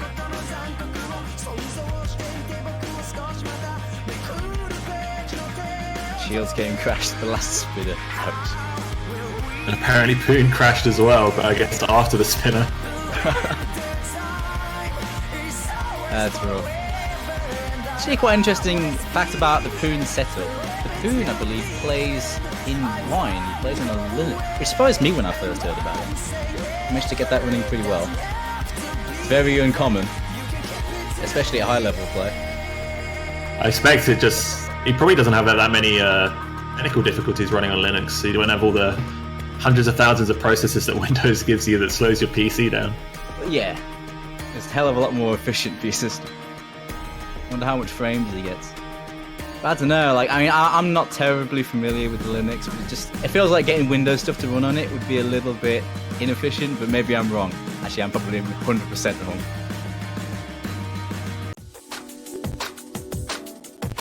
Next French pick then, Indifferences. Another no mod from the French side. The technical no mod pick. And my favourite map of the pool. It is a good map. Well, I love this map. I think this one splits opinion a bit. I've heard some people saying they like it and others saying just ugh. But it's weird, and these maps are always going to do that. Yeah, it has its gimmicks. So it's kind of a map broken into two parts. Your first part being these overlapping slider triple patterns, which once you get it down, they're not too bad, and they're actually very similar for all the patterns. But you can easily break at any point during them. And in the second half, this long slider jumpy section, which is, I think, just a quirk of the map, but all located on the bottom half of the screen, other than the high bells, which are on the top half, which is a really nice gimmick for the map. And I think it just plays really great. I didn't actually realise that's how the mapping went with the sun. That's actually really cool. Now you spell it out for. But yeah, this map having some tricky alternating, yeah, you got to be on point. Rhythm Sense has to be on point for those alternating triangles and those overlapping patterns in the latter half. Well, you can sort of play it more like a modern tech map with all those slider spammy stuff, but the angles can be a little bit off. But I don't think these two teams are going to have any major problem, although I imagine there will be chokes. So I think one a thing load of people's questions, I think, might need to Yeah. Hopefully we can get that all sorted. I think the one thing we found with this map is that most people don't tend to miss on what people would almost look at as being the harder section with the sliders in the second half. It actually plays super comfortable, and given that all the sliders are tickless, meaning that you don't have to hit the full slider just to actually get the combo for it, you don't see that many breaks. If they actually have the slider ticks in there requiring you to follow the full slider, I think we'd find a lot more misses in that section. Oh god, yeah. That'd make the map a lot harder. I mean, it's already 4.7 stars. I mean, it's an easy map, right? 4.7 stars in a World Cup pool? Must be easy. 4-star map, by the way. Which pool was it last year? There was the Kirby mix. Was it Grand Finals hidden map? That was like 4 stars in the Grand Finals pool. Or was it the one before it? There was Switched on Lotus, wasn't there? In Nomod, yeah. And that map's like, is that 4-star? I think it's high 4-star, yeah. Jeez. I remember looking at it and looking at this map pool of sort of high 6-star, 7-star maps, and then it's like 4 stars. And you're like, oh, okay. But when you see a 4-star map, like in amongst 7-star maps, you just know what's going to happen.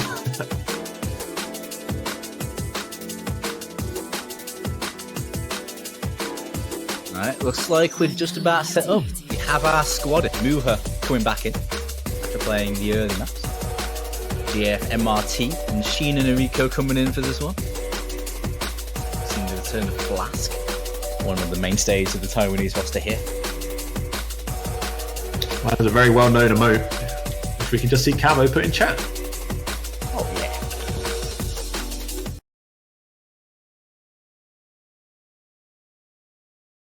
Here we go.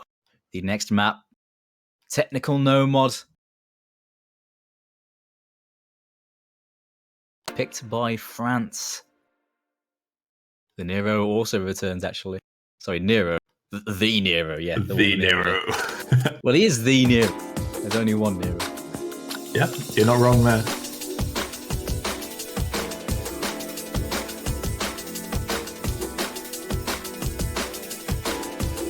Pretty straightforward start then to this map, and it'll pick up fairly soon into this slider triple overlapping patterns. Wonder if we'll see any early break. Oh wow, that is a very, very early break. Not a break you would expect to ever really see, but hopefully being early won't make too much of a difference. The harder parts of the map are to come. I think it was just a case of adjusting to the start. Muha was a bit slow on that. We see a more significant break from Shield as he misaims one of the overlaps. Gets a couple of 50s as well. His actually has dropped down to 96, matching that now with Muha. 1 SS on both sides, but Flask breaks as I mentioned it, and that's a big one. That is a big one. That's on a neutral part of the map. That was a bit of a choke there from Flask, and that's giving the lead to France here. But here comes the slider spam section at the bottom of the screen. Another harder part. Once you get mentioned about that the notes are all in the lower half, you can't unsee it, and it's a really cool part.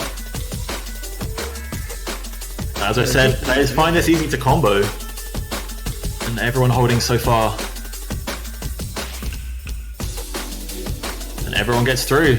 But it's France pulling away thanks to their 3 full combos on Poon, Musty, and Nero. This core roster for France doing work this match. They really are putting in work. They needed to step up, and they are. Not a lot left. They choke here. They basically just turn the computer off. And another full combo for Poon. Making him 5 for 5. And another point for France. They're on match point. And as it goes, if they get this next point and they win the match, they have a good chance of making it out of the groups.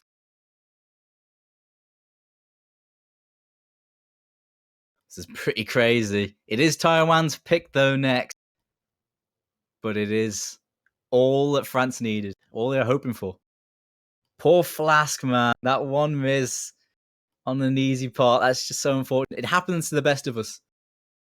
And it's happened to Flask this time. That's so unfortunate, man. And a slider break from Shield as well, not doing Taiwan any favors. But it's so easy to break on those patterns. Happens to the best of them.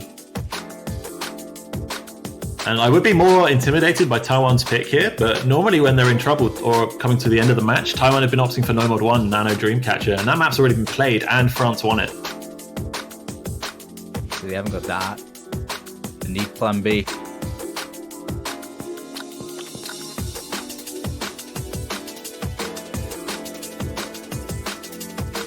That's crazy. If France win this, then this group is blown wide open.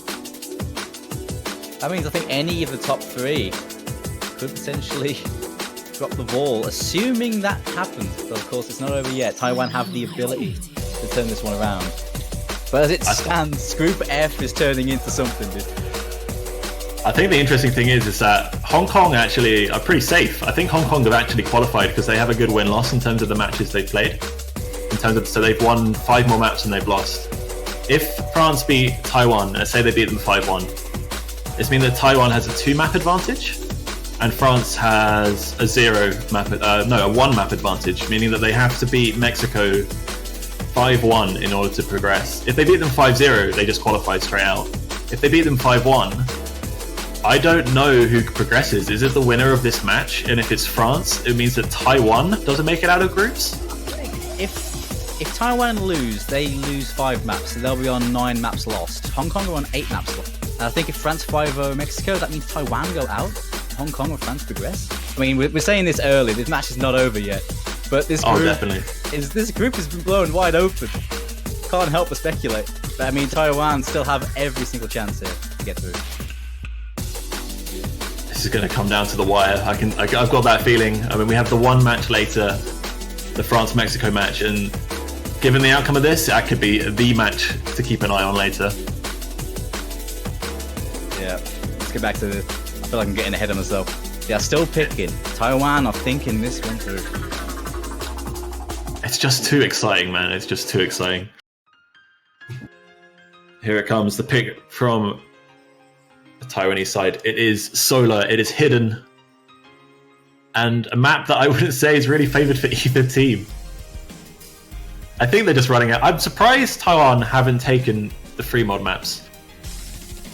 I honestly think with their, as you said, they have a very versatile roster, and the variation of mods that they could have used, I would have thought it would have been in their favour here. But they're going to go for hidden. Yeah, fairly tricky hidden pick. Lots of stacked kick slider patterns all the way through this 2-minute or so map. Quite standard though. The hidden players are going to be just at home at this. But it can be a tricky one for the non-hidden. Some of those stacks can be quite tricky to read. The rosters appear to be in. We're seeing Dazzlewind come in for this one. Is this his first appearance in this match? It's time for him to step it up. He is in for this. Yeah, this point means quite a lot.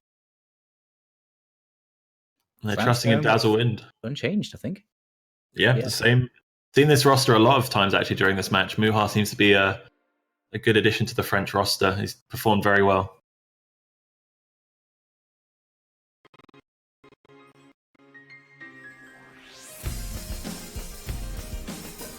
This time, match point for France. Or can Taiwan bring this back? This is their pick, and they fought it through.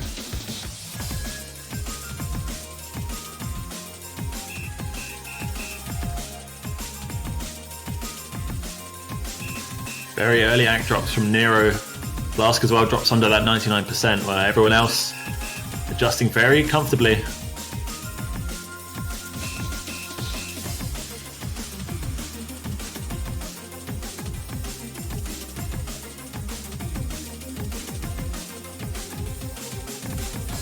Ooh, identical breaks from Muha and GFMRT, cancelling each other out.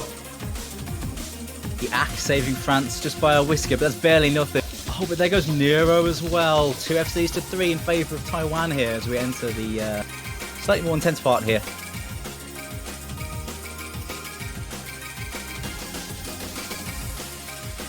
Taiwan with the full combo advantage. But the accuracy on GF MRT is keeping that score gap fairly close. Muhar is recovering slightly. Still a double S on Poon and Dazzlewind, the player stepping in for this map, showing that he well deserved the spot. Put me in, coach. I'm ready.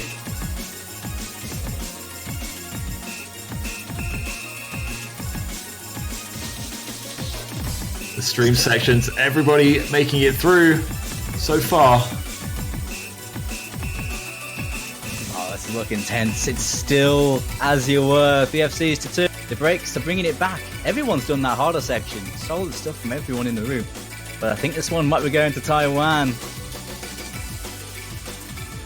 And that is going to be heartbreak for France if Taiwan finishes off, and it looks like they will. I think qualification for France now is very hard. They have to beat Mexico. Well, if they win this match, let's start with that. If they win the next pick, they then have to beat Mexico 5-0 in order to qualify out of the group stage. The pressure it's 100% on now. This is really their last chance. His accuracies, though, we see 2 SSs from the Poon, no surprise there, and Dazzlewind. Dazzlewind stepping in like a champ, getting the point for his team with an excellent performance, and that is hard to do, especially in a matchup like this. You just step in for one map and show no fear.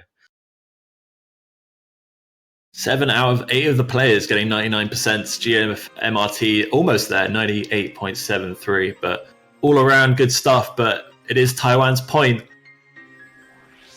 But now France's pick.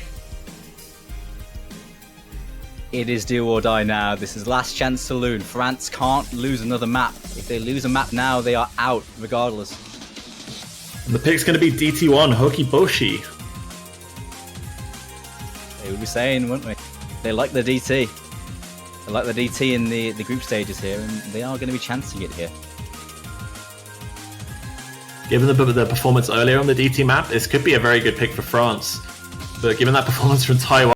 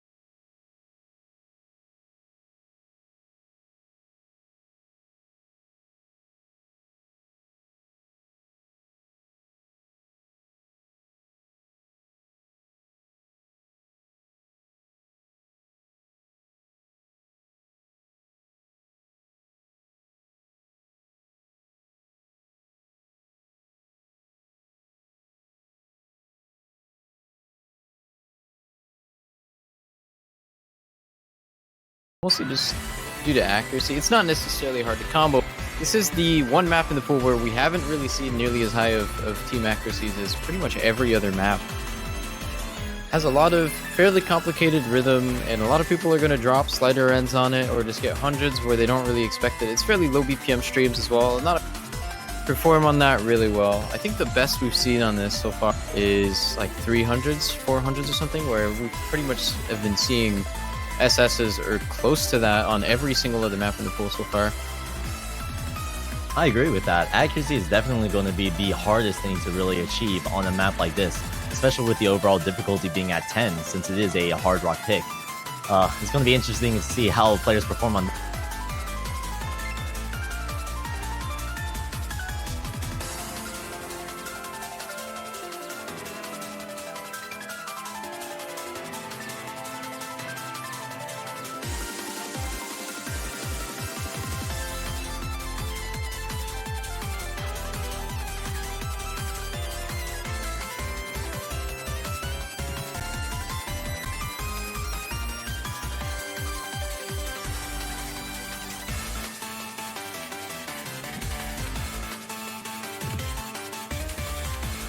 Just to give an update to the other match currently going on right now, Italy versus Romania. Romania seems to be leading 2.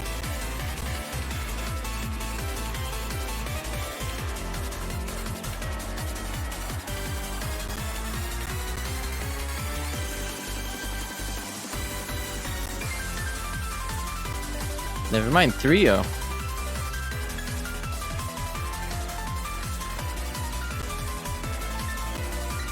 You know, I'm really interested. I'm really intrigued by Czech Republic's lineup for Halo Quinn actually, because Vials, one of their team members, actually specializes with hard rock and stream maps in general. So I'm very intrigued to see why he's actually not on the roster for this pick.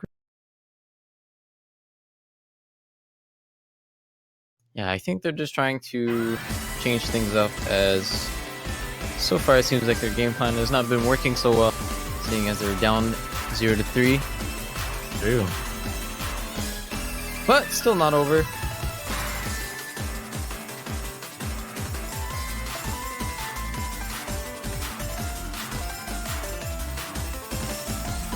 Even just at the start of the map, we can already see huge accuracy drops from both teams. Reggie and Merit XE, their accuracies are just subpar right now, but we're going to see how that affects them for the long term, if they can hold their combo. Deson actually finding an early break. And with that, Czech Republic is going to take the lead.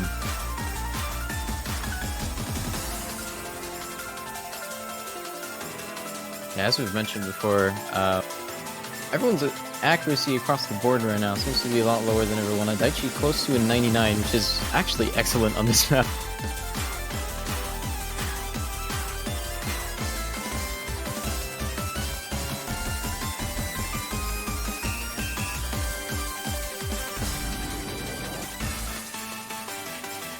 Kolgar having an accuracy drop on that final cut stream.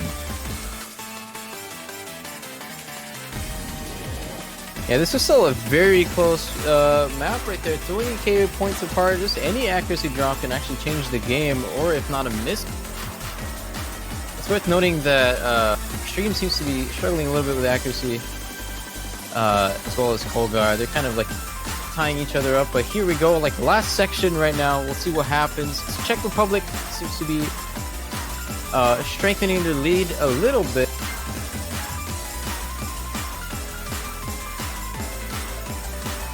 The score is still insanely close, less than 100,000 points. Really anything could throw this either way, whether an accuracy drop or a miss. Yeah, any miss right now, I'm curious to see if anyone's gonna miss the last stream on this. It's a little bit more spaced. Cristo will miss the stream. It looks like Czech Republic will be taking their first point in this match. There it is. 1 point on the board for Czech Republic.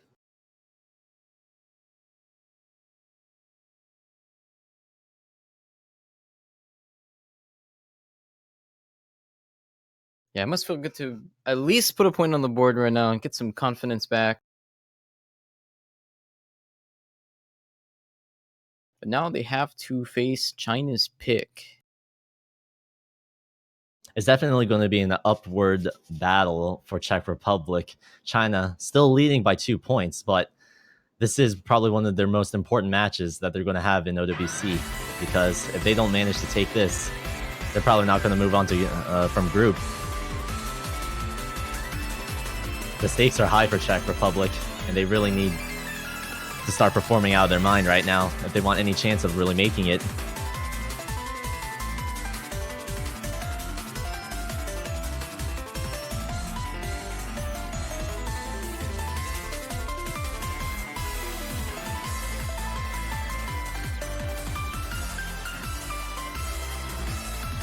We can actually see it with players' comments in the chat. These players are really feeling the pressure on them. I think China's going to be going with DT2 here. I think they...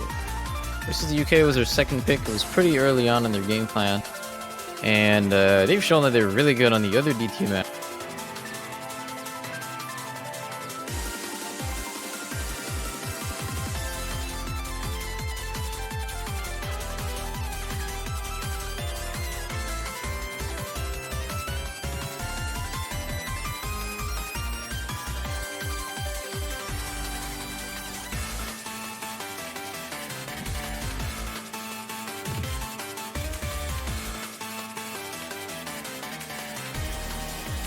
So we're currently waiting on China's next pick. It's actually really interesting to see what they're going to try to go for. Like you mentioned, DT would honestly be a very good option for them, but really, as the game progresses, your options for picks really just start to dwindle down. So it'll be really interesting to see what they choose next.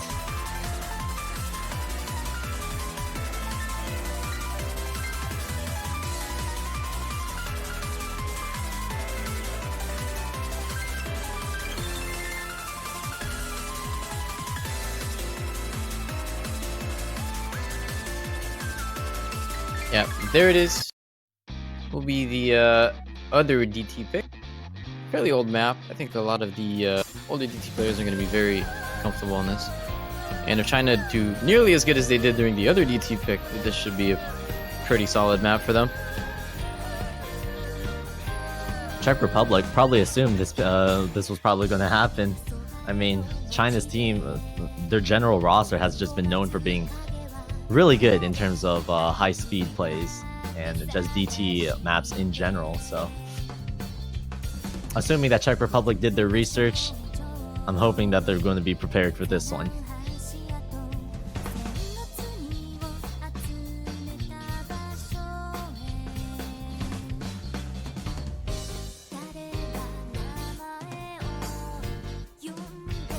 Just a reminder that there are currently ongoing matches alongside this one, and some that are going to be starting very.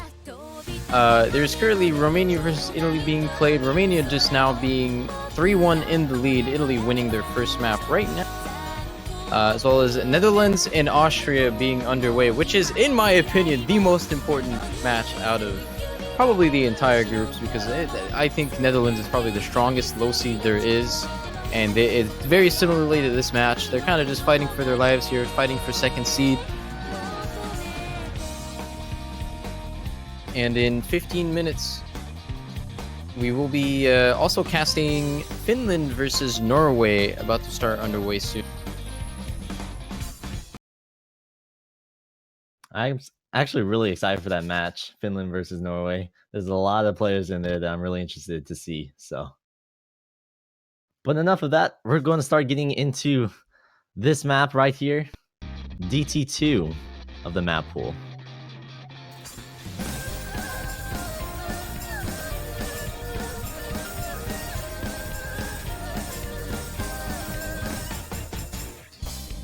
So overall for this map, it's pretty standard. All right, just your average DT map. A couple of bursts, couple of streams, as per usual. In general, it's rocking around 215 beats per minute, so players who are uncomfortable around that BPM are probably going to struggle, obviously, but... I think I've never heard someone on us refer to it as beats per minute, like the full description. Respect. Just in case there's any new gamers out there who aren't really familiar with that term. Looks like Bursting has an early miss going on here, going to be giving China a small point.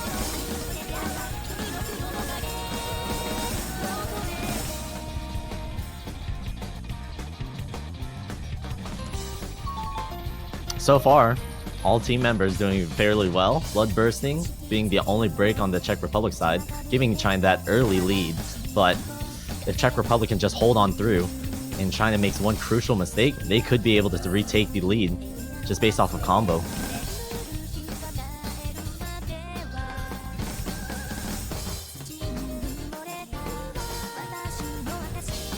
After their strong showing on the other DT pick, I honestly don't see China backing down here. They've shown to be very consistent at these.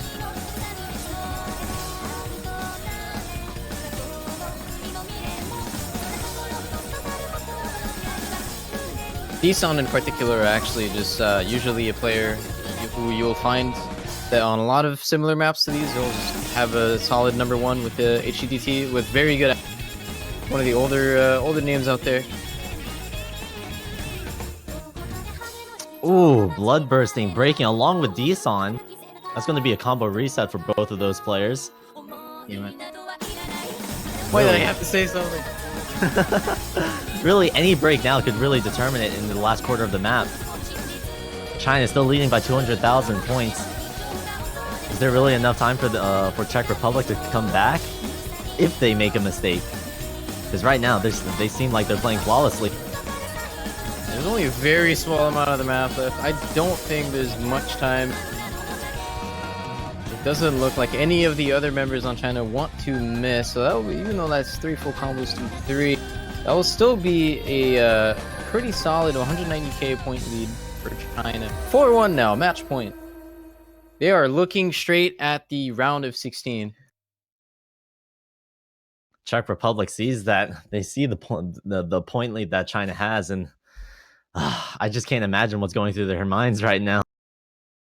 This is their first entrance into OWC, their first time playing in OWC, so to go down like this would be crushing. Yeah, although to be fair, the first time teams show up to OWC, they are not really expected to do that well. So with that in mind, Czech Republic's they've been doing better than expected, I would say. Yeah, a point on the board. It's better than nothing, but for a first time contender, definitely impressive, especially against a team like China. Yes. All right, Czech Republic going with Indifferences. Personal favorite of mine. Indifferences. That's the map by Mirror, correct? Yes. Very unique map for the map pool. Actually, coming in at around 4 stars, so technically speaking, in raw numbers, one of the easier maps of the map pool. But if you were to just look at it for just numbers alone, that will very quickly throw you off, as this is one of those more technical, weird pattern-heavy maps. It's a map that you don't normally see in the other picks, because it tends to have patterns that are unique just to that map alone, with its triples and sliders, and because of the overlaps, it just makes it a pretty hard map to read overall. Yeah, a lot of overlaps, a lot of fairly tricky rhythm to play. It's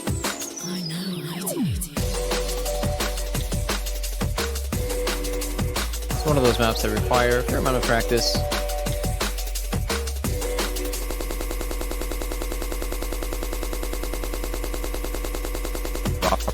Preparation, just whichever team has really practiced it enough.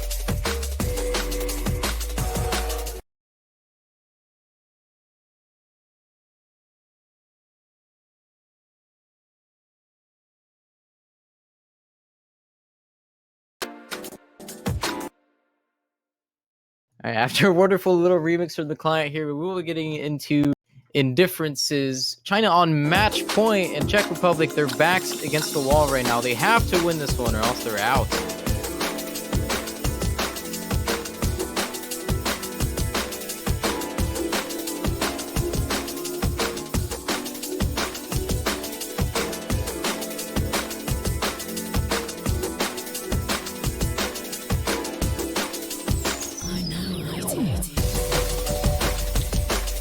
Sorry, I spoiled it. This is actually a leaked feature of the Laser client. It will be able to remix songs live on this.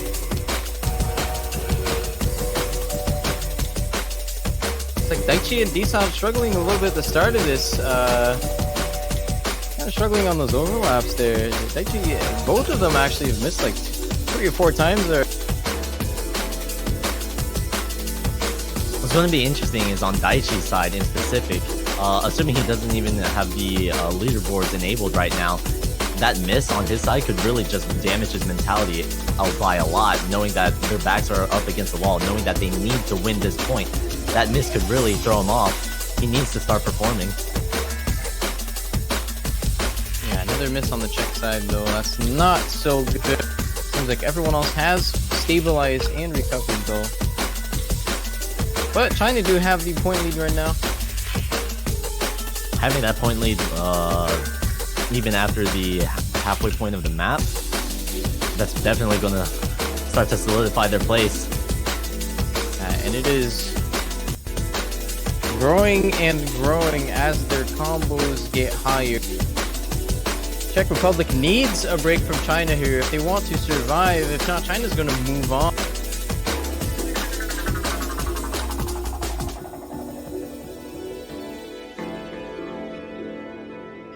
Doesn't look like that's going to happen though. China is showing a pretty strong performance on this.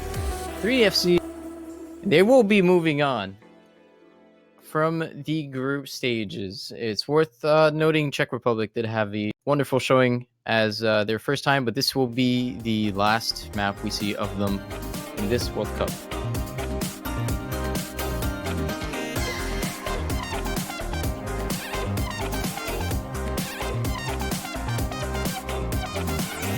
Great performances from either side. China will be taking this group stage match, their third map, I believe. That was their third match in the World Cup, and they will be moving on from the group stage into the round of 16. Czech Republic, unfortunately, this is their first time playing OWC, but it seems like their time has come to a halt. A very good attempt from them, especially for the first time playing, knocking off a couple points, but I guess better luck next year. Alright, just to give a small update on the other matches currently going on, Italy versus Romania is currently 2-3 in the favor of Romania, and Austria versus Netherlands is 1-1. Although I believe for us, we will be showing you guys Finland versus Norway in a short while here, about 5 minutes or so.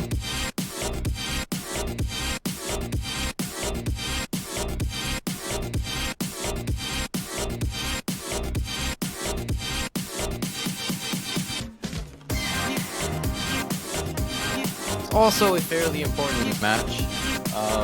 Finland are not out yet, even though they have lost their previous match, but if they somehow happen to beat Norway and Argentina, they can still move on from the groups.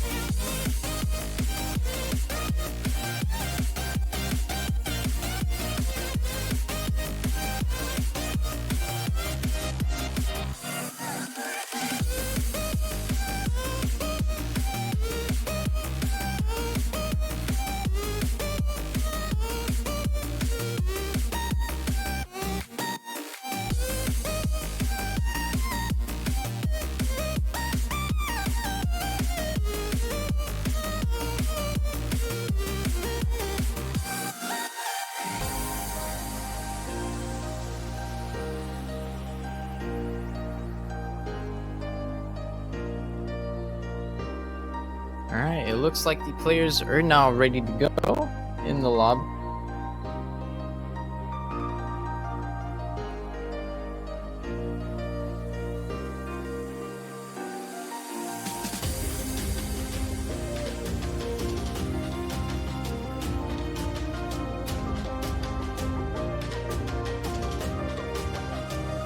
Match starts to get underway. I'm really thinking the picks.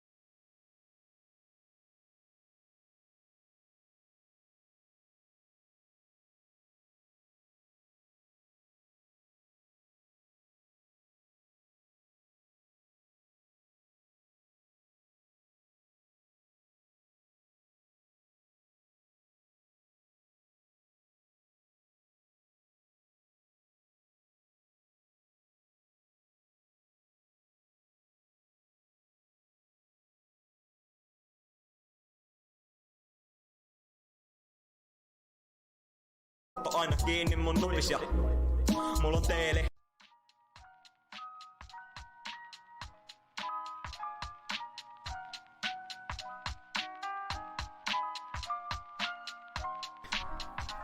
Just to fill in some time, I think it's good to talk about the team history actually. With Finland, unfortunately last year in OWC 2017 they were eliminated in groups, but they're hoping to make a change for this one, because if they do win this one, I do believe they actually make it out of groups. Am I correct on that, either? Not quite yet, but they're very likely to. Okay. There's still Argentina that they would have to defeat, I believe. So they're gradually making their way up there. But for Finland specifically, Yanaro is actually his second year in a row as captain for Finland. As in comparison for last year, it seems that they made a lot of roster changes. Actually, 4 players getting replaced and incoming, as a lot of players just switched things up. Finland probably had that idea of, wow, maybe last year since we dropped down in groups, we needed to really change things up to really flip over a new coin, a new face, and maybe try something new to really see if they could get a little bit farther in OWC. So the roster changes, I'm really interested to see how that really lays out for them in this match. Yeah, just give a small update on the things that are currently going on. They are actually playing warm-up right now, but it looks like the client is having a little bit of technical issues into grabbing the map. I'll also mention that, again, the other 2 matches that are currently ongoing, Italy versus Romania, might go to tiebreaker, it looks like. Italy is currently 3-4 against Romania, as well as Netherlands and Austria.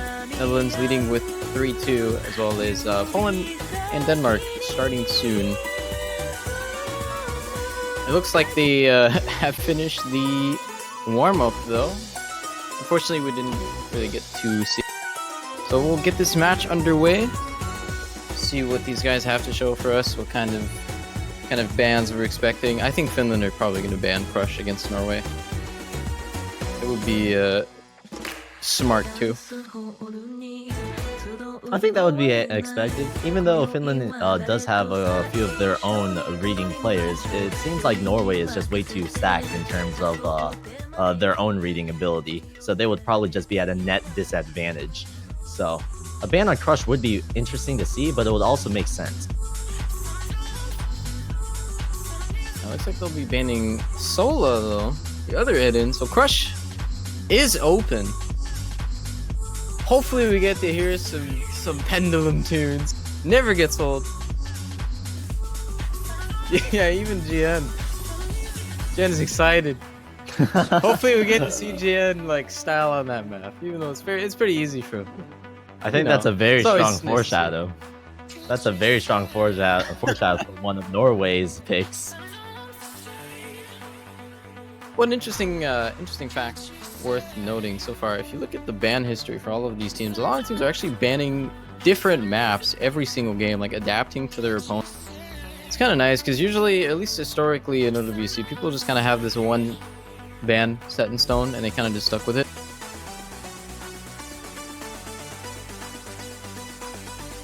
Alright, first pick. Oh, this is kind of alright, this is gonna be an interesting one. Like I said earlier, first map of the game usually is the one where you're the most stressed on, and they pick arguably the hardest one that requires really good accuracy, like pretty good reading. It's gonna be Harlequin Hard Rock. Yet again.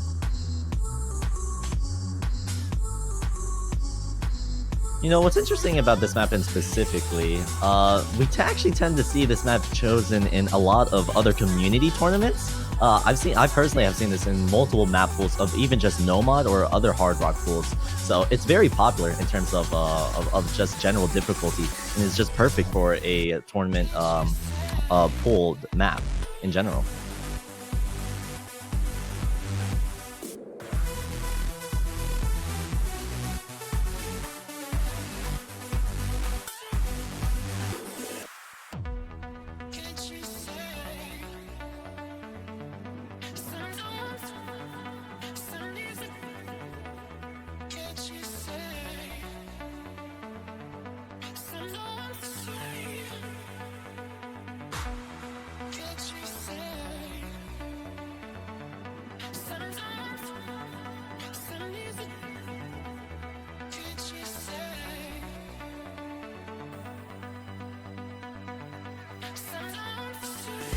So Finland banning Sola, not Crush. Norway going for the Indifferences ban. Unfortunately, we'll not be seeing that song for another match. It's quite a good song.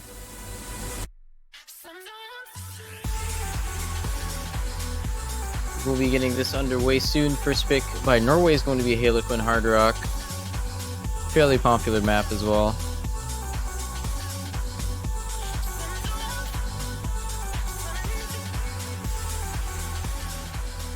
I think on Norway side specifically to watch for are going to be Hunter and Cebu on the, I believe. Hunter in specific, he's actually known for being one of a very, very fast player in general. Just speed just seems to be his strong suit. But one thing that most players tend to forget is that with speed players also comes with a very high, what's it called? Finger control when it comes to alternating. So I could expect to see some stellar performances coming from Hunter. Yeah, it's worth noting that Norway has a lot of pretty individually unique players, and I think if they move on from the group stages and get to play in the later, harder pools, they'll definitely get to have their moments. But the match is finally underway. Norway with a small accuracy lead at the beginning. I believe it is due to Bolek with an early miss.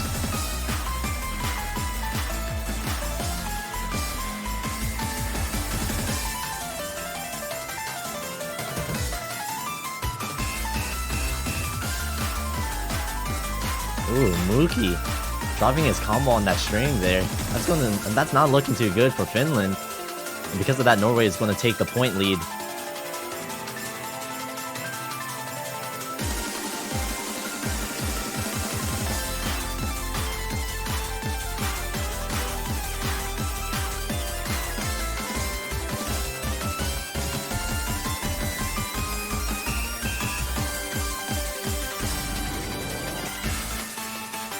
Kevzy actually holding the highest stack right now. I think putting in the work for the team. Solid like 200 to 300k point lead right now for Norway. Looking into the later half of the map. Everyone seems to have recovered, but we are about to get into one of the harder parts. Let's see if anything changes.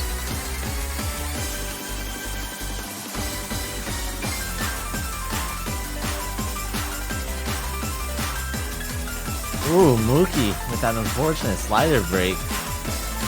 Because of that, Norway is just going to start gaining a huge lead over Finland, unless something changes on Norway's side. Actually, Afro Dapper, I didn't even realize, he also just broke his combo. That might actually just reset things. Uplay did as well, so this seems to be in the bag for Norway. Not much Finland can really do to take this one back here.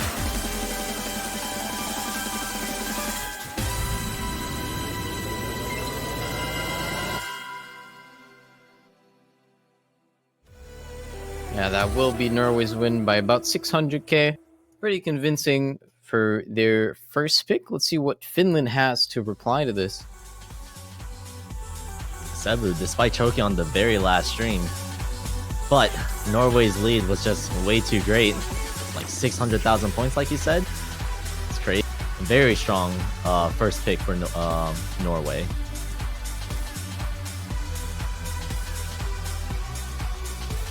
Yeah, like I said earlier, the first map is usually the one where you're the most stressed, so it looks like Cebu probably fall victim to that at the end. But it didn't really matter, Norway still got it.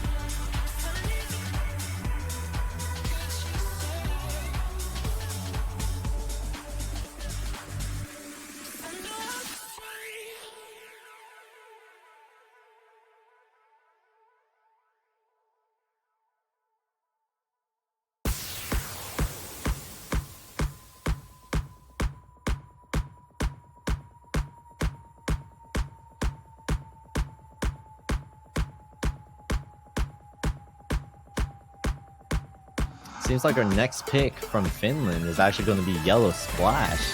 One of the more consistent maps found in this pool. I mean, we've actually seen a lot of teams actually choose for this map, and it's probably just because of that raw consistency factor. It's fairly straightforward. Not a lot of players tend to struggle on it. It really normally just comes down to an accuracy battle, so Yeah, I think this is like everyone's safe pick.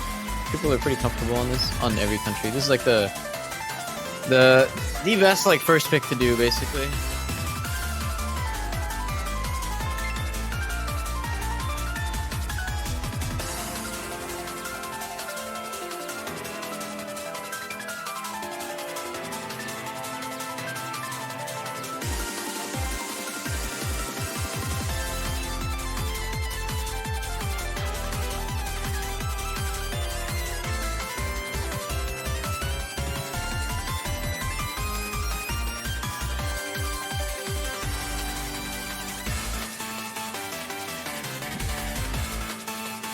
To give it a little update on the other matches currently along, it looks like Romania actually beat out Italy 5-3. Italy, I believe now, is out of the World Cup. And I believe Romania will be moving on. Not too sure. No, never mind. It is way too early in that group. Not many matches have been played. As well as Netherlands versus Austria currently being led 4-2 in favor of the Netherlands, so might see another small upset there, although it is kind of arguable whether it is an upset or not, but by seeding it certainly is. And Poland currently down 0-2 to Denmark. Denmark showing up huge, it looks like, but we'll get right back in this game. Norway currently leading 1-0 with Finland's Yellow Splash. Let's see if they can answer.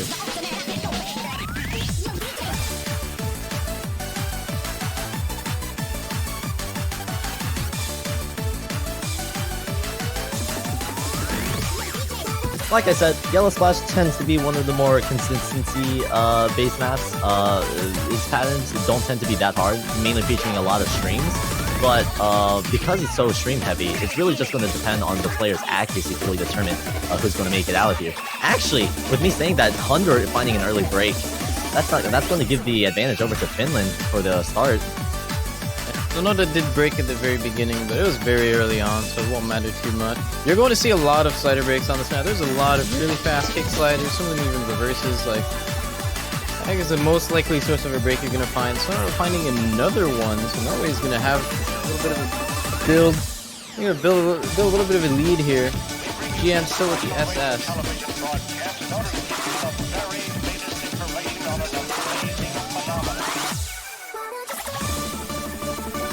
What's interesting is the accuracy. Like you mentioned, there are a bunch of kick sliders and just like hard to hit sliders in general, but because this is score v2, it might actually be a little bit harder for them to maintain good accuracy on those sliders.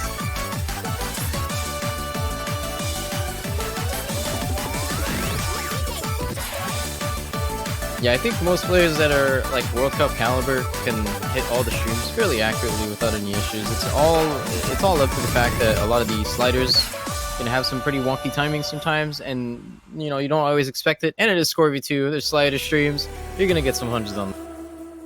Looks like Norway's gonna take that point though by fairly close actually, only about 142k. Solid act by Kevzi, only 200s, as well as Wookie on the other side. Fortunately, it looks like Sonoda's misses kind of cost Finland that point there. So Norway is going to be leading 2-0. Crush. Okay, Crush. Let's see it. Oh, let's see Crush.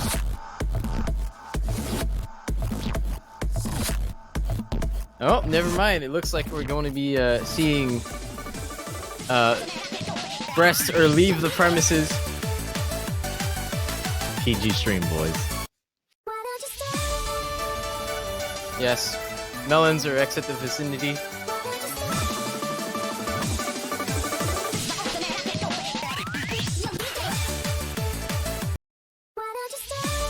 On the side as well, Netherlands actually just won against Austria by 12k points. 12k points. That will mean though that Netherlands will be moving on as the second seed in that group, and Austria is out.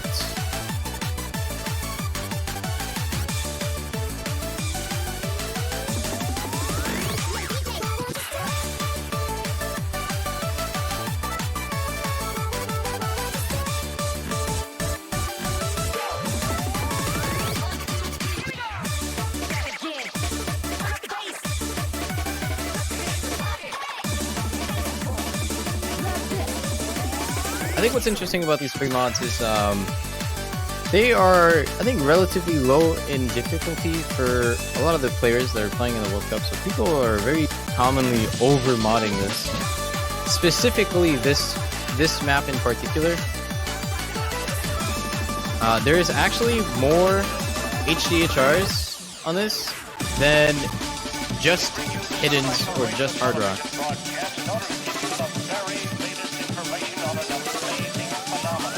And it makes a lot of sense because this is the map is 220 BPM AR9, which is a little dense. So hard rock turning that to AR10, even though it does make everything a little bit hard, it does make it a little bit easier to play. I agree with that. It really just comes down to what type of skill sets each player really excels in. I mean, if for some of these players, specifically Yanaro and GN, they really do excel in those high note density areas, so they probably will opt for hidden. Except, as I say that, Yanaro goes for no mod, but I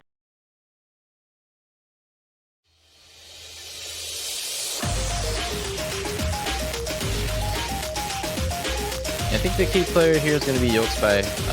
Hidden on this is pretty hard. Like I said earlier, it's pretty dense. Although he is extremely good at this kind of thing. So we'll see how it turns out. A lot of hard rocks across the board.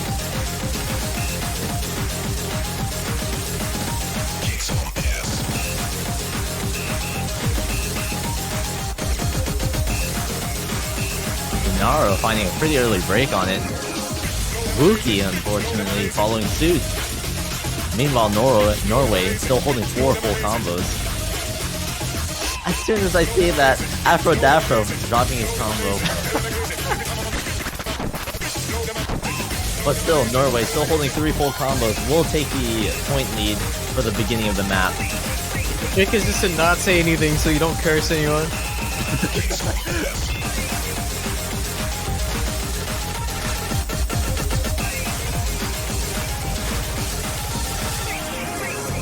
Wookie finding another break. It's not looking too good for Finland.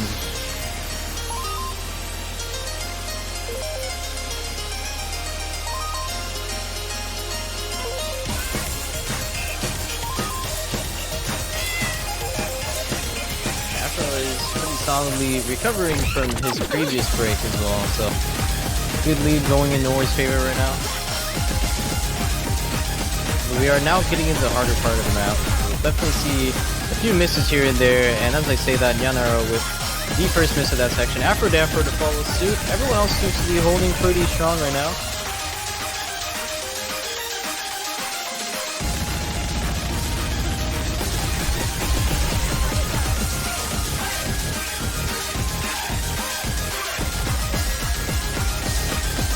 Yanaro with another break. Norway has some really solid accuracy on the board right now. From Under and Yolkspy, they will be taking that point pretty convincingly. 618k in their favor.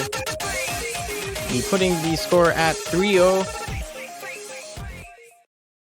Right, some players were just struggling to find that consistent combo to really hold on to. It's just, they just really couldn't do that because of all the break. Yeah, once you've missed once, it's hard to just stop yourself from missing further.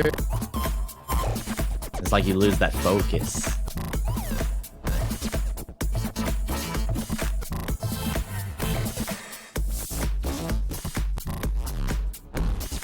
Norway still looking really strong for this tournament so far, leading with 3 points to nothing.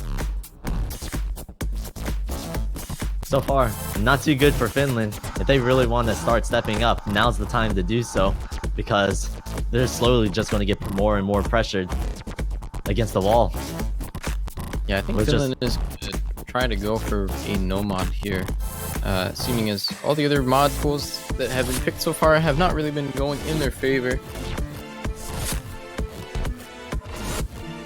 I'm trying to pick something a little bit on the easier side, see if Norway chokes. Kind of hard to pick against a team when you're like down 3 points. Let's see what they can come up with. Exactly, it's that mentality. They know they're in a really bad situation right now. They really need to start turning things around. They just don't know how. or which path they want to take in order to do it. Anything could really happen.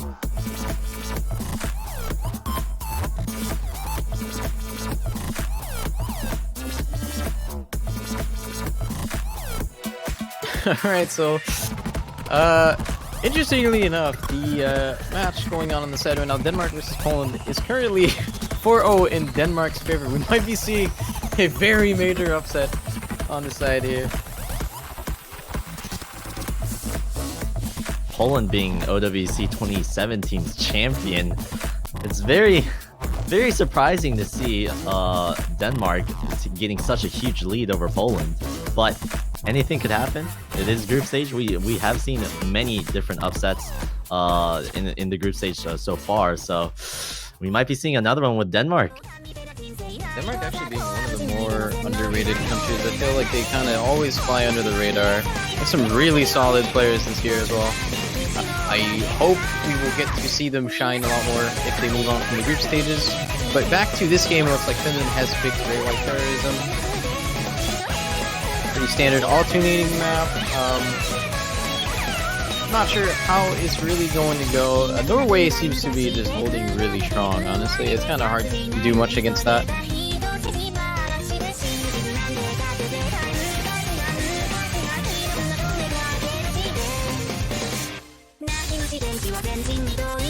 I believe with this being picked, this is now the most picked map in the entire group stage.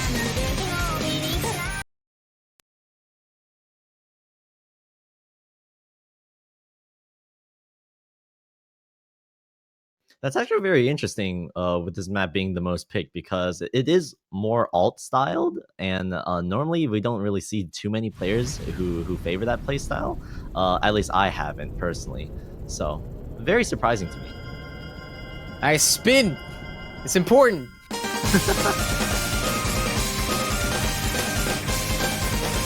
Norway with an 8k point lead from the spinner. It's over, boys. They win this spinning 30,000. Very impressive.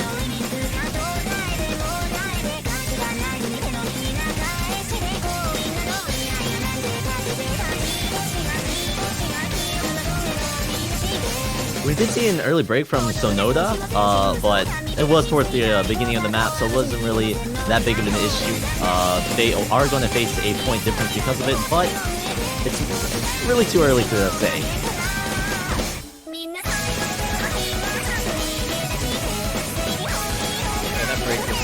That it's not really going to matter much. He's only about 40 points behind the other people, but it is enough to make a little bit of a difference. Kenzie with the first break, though, going to be swinging the point lead a little bit back towards Finland sooner or later, but Sonoda missing again, so maybe not. He's going to reset the combo and reset the score itself.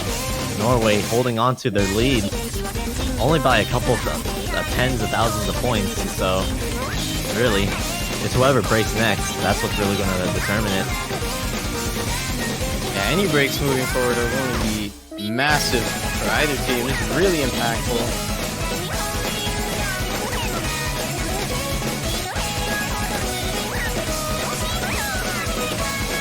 Ooh, Sonoda and Dragon Mob. Sonoda again as well. Finland kind of crumbling under the pressure here. Kemsey missing again, but he didn't have much of a combo. Norway still has 3 full combos going strong, and it is building them a point lead right now. They're looking towards a 4-0 on this one.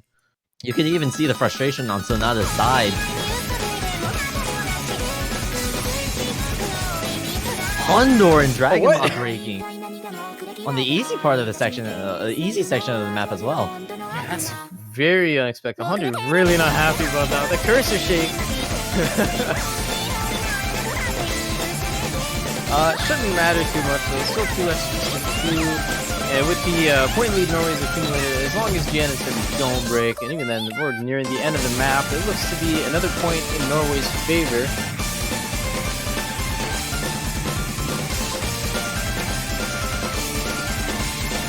Seems like breaking. Oh, I didn't even realize. I think it is too late though. Yeah, even though Finland still has 2 FCs, they just won't be able to pull it. Yeah, the gap is a little bit smaller, but Norway's still going to take that one. 93k. Good showing from GN. Only 300s.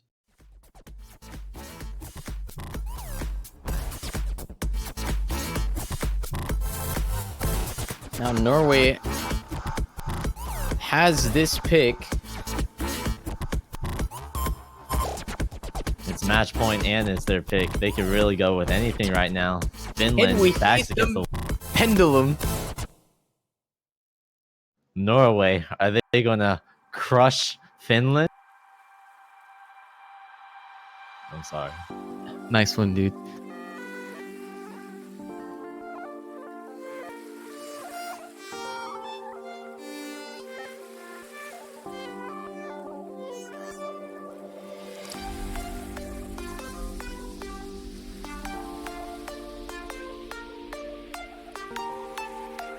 The suspense. Pendulum crush. Radio edit.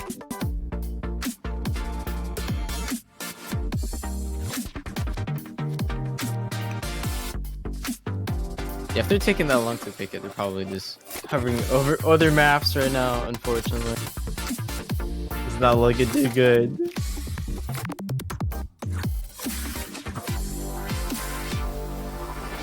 I mean, if we really take a look at it, what other maps could Norway really go for? I mean, they've been looking really strong, so technically speaking, they could really go for anything, but it's just so hard to predict. Yeah. I mean, just going off the maps. Okay, never mind. It looks like they're going to be picking Hokiboshi. This is so sad.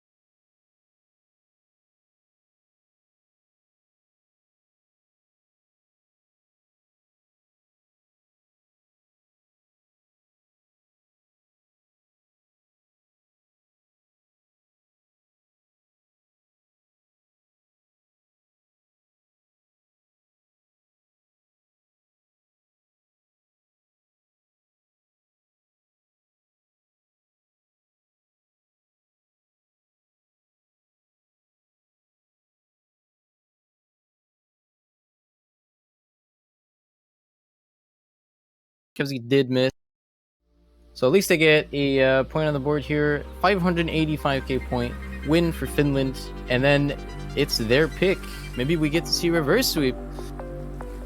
That'd be exciting. I don't think we've seen a tiebreaker yet. I personally have not seen the tiebreaker yet, and it's a shame because it's just such a great song by Captain, or map by Captain. I would love to see that personally, but Finland, if they want to try to get to that tiebreaker match, they got a huge uphill battle to go with. Yeah, there's been one match that went to tiebreaker, which was South Korea and Singapore, but I'm not quite sure if it was streamed or not.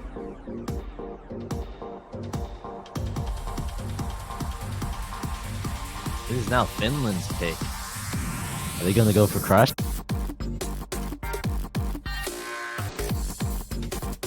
That'd be great of Finland to do it, just to go for Crush out of respect.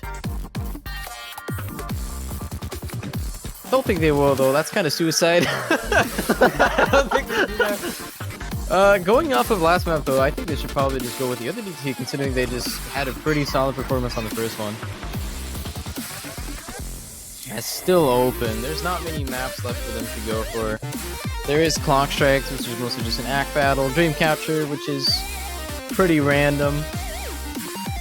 And, you know, there's Crush. Could go for Crush. I will say, DT, the last DT map in the pool, it'd be very interesting if Finland were to actually pick that, because Norway does have Hundor on their team, who is known for his speed plays in general, and his insanely high accuracy on it. So yeah, there it is. It's gonna be the other DT map. there it is.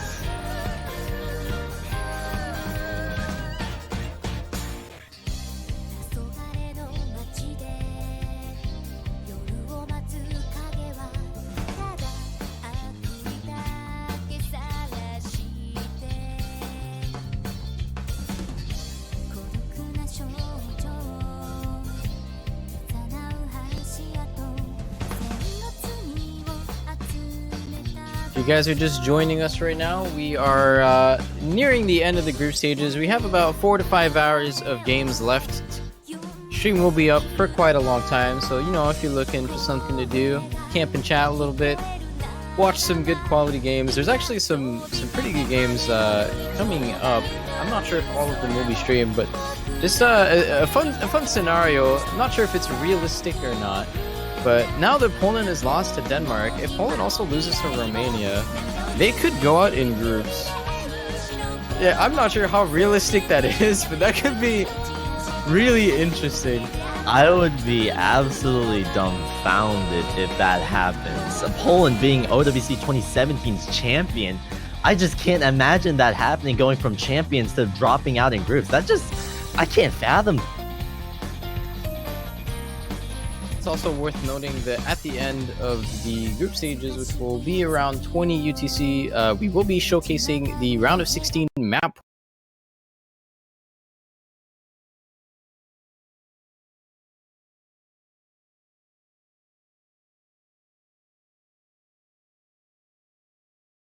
All right, begins. Let's see if Finland can have a performance as good as they had last map. They kind of need it right now. Their backs are against the wall. They've got a reverse sweep to do. It's all up to them to just play better right now.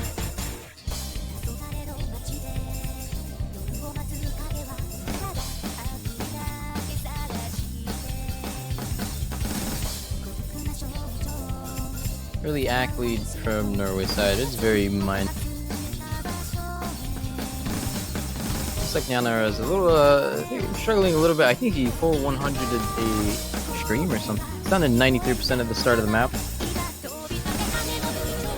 Looks like everyone except for Hunder kind of neutralized their accuracy. Hunder with very high accuracy right now, definitely carrying this score lead that they seem to have with I think only 1 or 200s so far.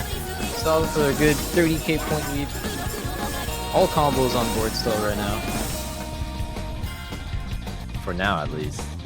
We'll see what happens in the rest of the map, because it's only a quarter of the way through, or almost the halfway point. Yeah, there's some pretty uncommon rhythm at the end of this. People can definitely trip up on that. We'll see what happens. Gotta get there first, though. Seems like Nyanaro stabilizes accuracy a little bit as well. Going back up to a more respectable 96. But Norway still with a strong ankle. Oh, Cebu actually with the first break right in the middle of the map. That's going to be pretty huge, actually. So Finland is going to slowly take this back. That's actually exactly what Finland needs to actually bring this back right now. Reverse sweep? I believe.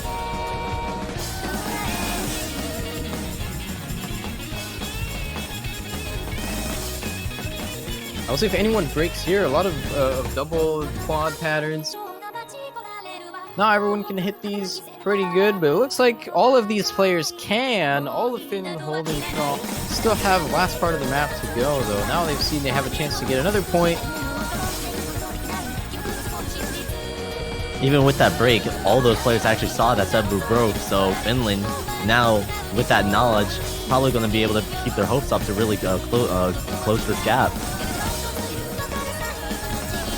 Yeah, that's pretty much it. I think it's not possible for Norway to come back in this one. At this point in the map, Finland will get a second point on board. Seems like DT's working really good for them. 4-way FCs on both of them. Really strong performance. 3 FCs as well on Norway. It's just that unfortunate choke on Cebu's side that really set the board, that sealed their fate. I still want to point out Hunder with the 200s on that. That is fantastic. Stellar performance from Hundur.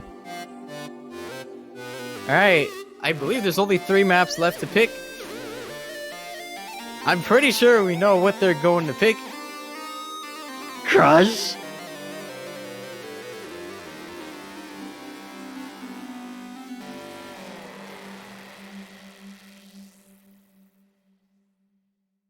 Come on.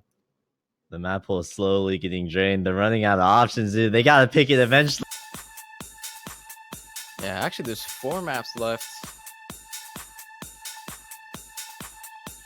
I don't see a better pick for... I've been saying this the entire match, but I don't see a better pick for Norway. Honestly, the Nomad one is... It can be a little bit random. You can kind of just miss on one of the cut streams and then just have like 300k less scores.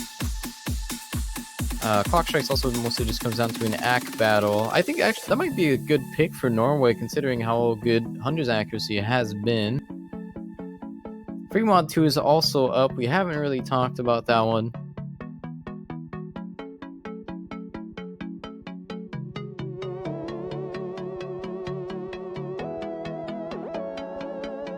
Good.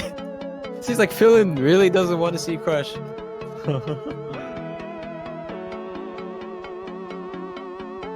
It'd be interesting to see the second free mod though. It is more like aim heavy, I would say. So I would assume most players would be opting for hidden for that pick if that was to get chosen. But we do have a lot of hidden players on both of these teams. Yanaro, GN.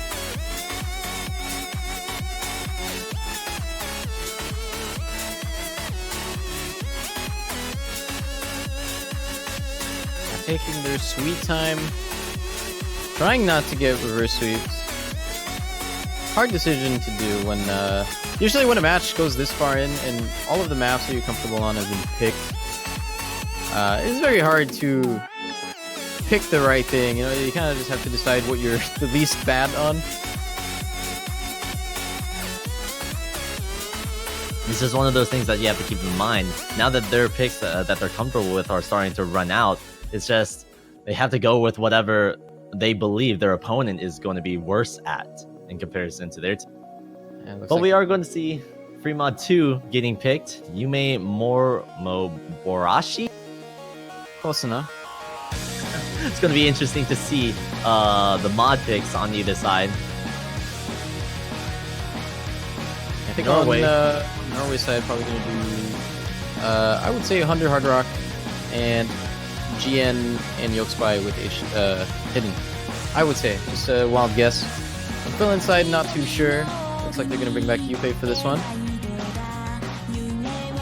I'd believe that. Jian and Yuppei both being extremely well-rounded hidden players overall, but Finland not falling too far behind. Yanaro also being a huge hidden player, just reading player overall, but also having their fair share of just hidden hard rock players. So I would assume that if they were to opt for hidden, they could do so. But they also have other options. Hard rock is also available, or not all players have to throw on a mod. So if they are comfortable, they could just go with no mod.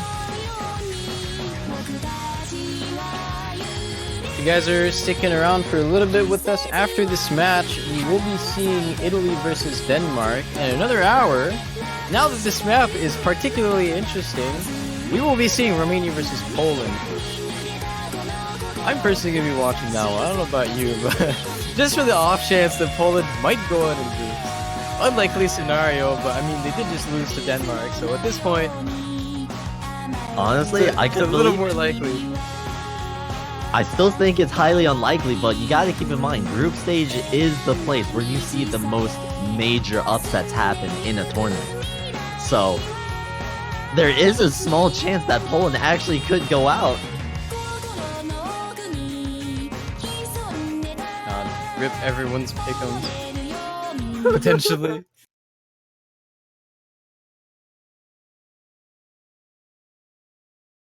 Alright, looks like this map will be starting. This one's a little bit on the longer side, more of a consistency pick.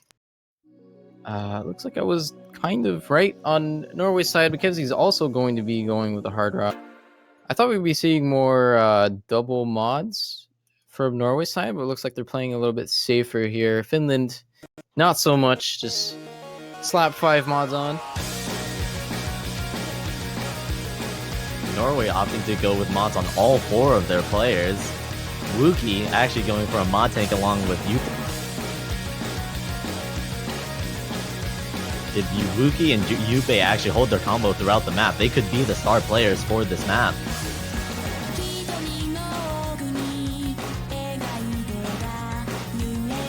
Yeah, we'll see if everyone holds until the later part of the map.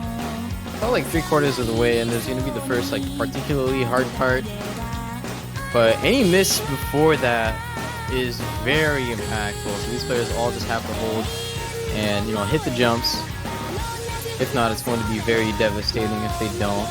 Looks like Norway's going to have the early lead, though, partly due to Finland's double mod players kind of struggling a little bit on their accuracy. Looks like 96% on both of them.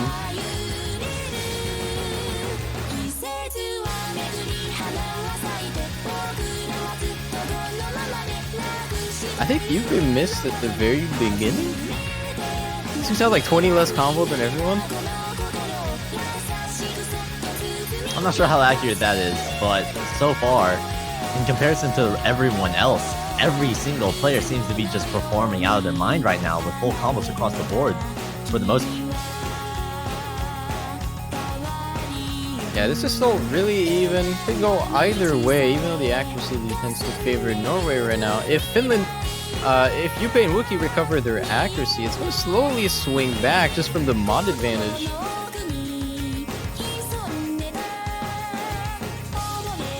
Worth noting that Sonoda is actually holding really good accuracy too, the highest on the board right now with Hard Rock. But still not enough to take back the score lead from Norway. Any misses now just from all this free combo, 700 combo, and anything here could be devastating. Looks like everyone's going to hit the streams though. This is really where the pressure is going to start building though. Everyone still has full combos, and with such a close match right here, match point for Norway, keep in mind, for Finland, the pressure is really on for them to actually hold on to their combos to really save them. Alright, this is pretty much the hardest part incoming right now. If we're going to see any breaks on this, it's going to be at the end of the section. There are some really tricky to hit double. Just really weird angles that not everybody's going to be familiar with. Let's see if anything happens. Everyone's still holding the combo. Right, there it is! And Naro! That might have just sealed their fate. The dream is dead. The dream is dead right at the end. Reverse sweep. Gone!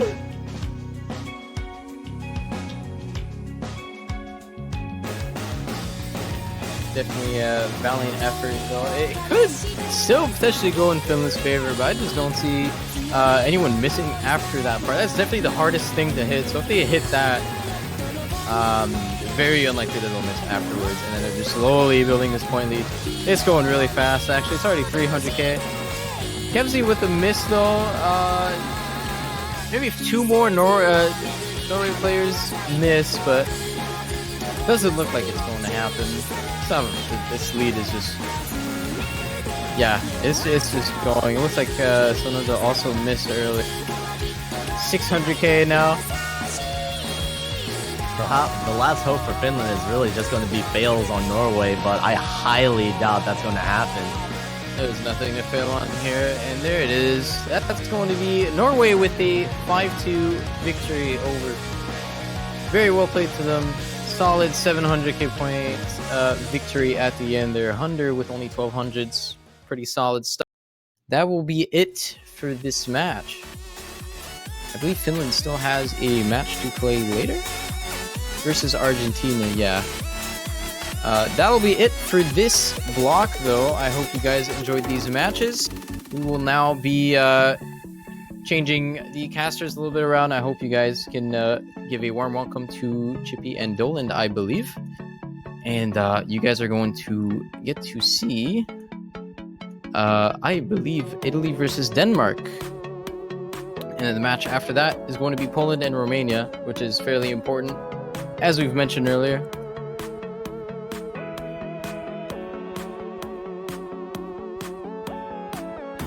I'll actually be definitely sticking around for that for this actually upcoming match with Denmark, because with that huge upset that they made against Poland, I'm really interested to see how they're going to perform for the rest of the group stage.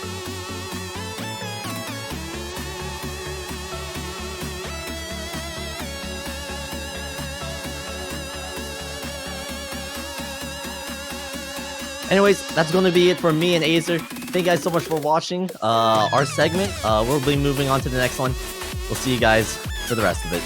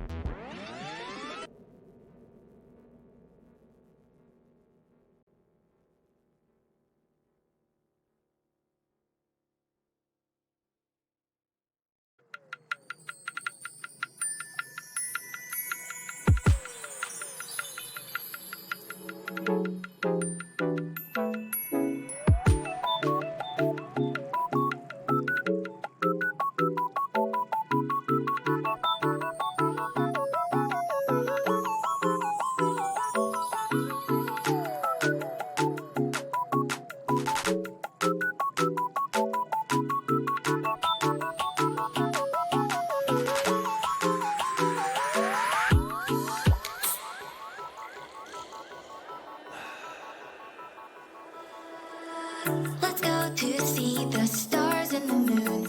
I'd fly far into space as long as I am with you. The light in my bright eyes when you're near. The fluttering I feel in my chest when you are here. I can't explain this kind of love. It pulls me to you, I want it, I can't get enough. So share this precious life with me. Just take my hand and let's enjoy the things that we'll see.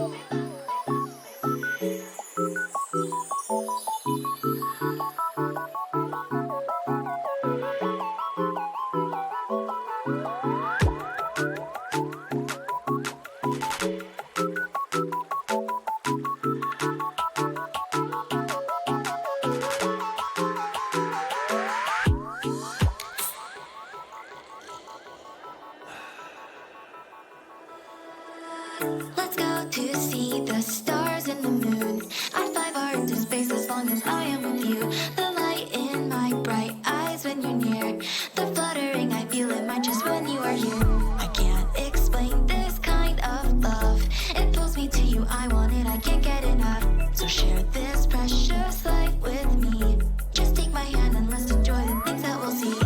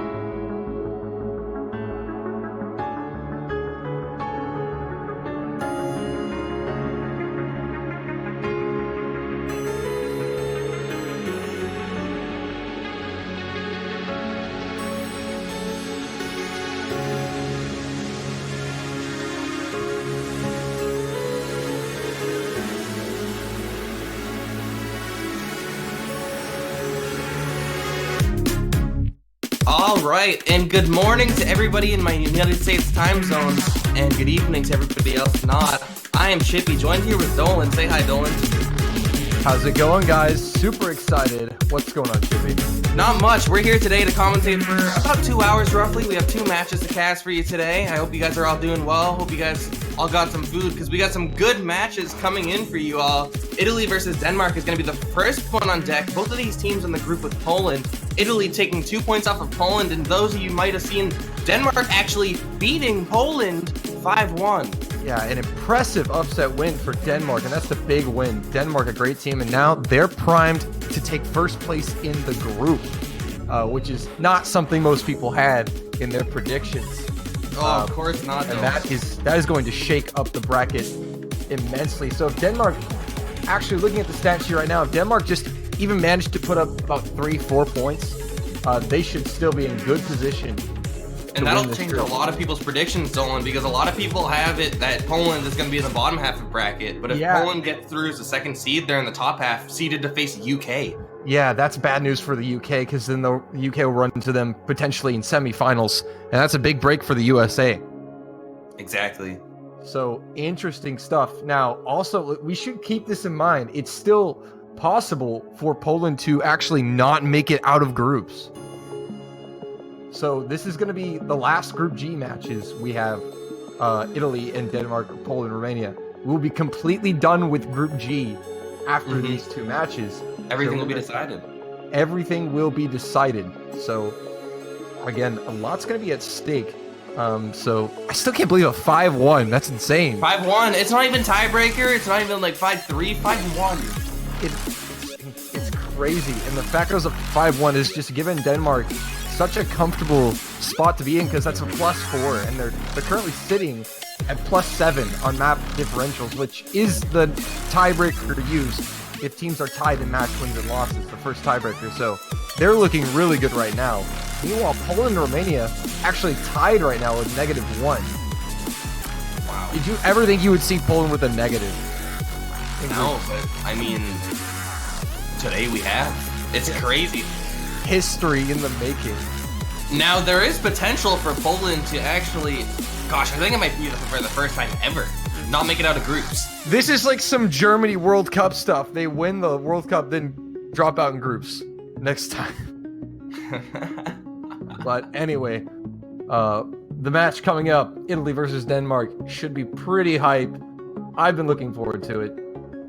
I've been excited for the sheer fact based on Italy and Denmark both have taken points off of Poland, so they've shown their potential. Italy have taken it more in the hidden picks, but Italy also took one of Poland's picks from them, so I'm really excited to see how they fare against Denmark. Denmark being a team that beat Poland is definitely going to be a bit of a Goliath as well. Yeah, and Denmark obviously are not going to pull any punches here. They're looking to just secure that first place spot in their group comfortably. They don't want to... Oh, and they're playing Zac Efron! Oh my goodness!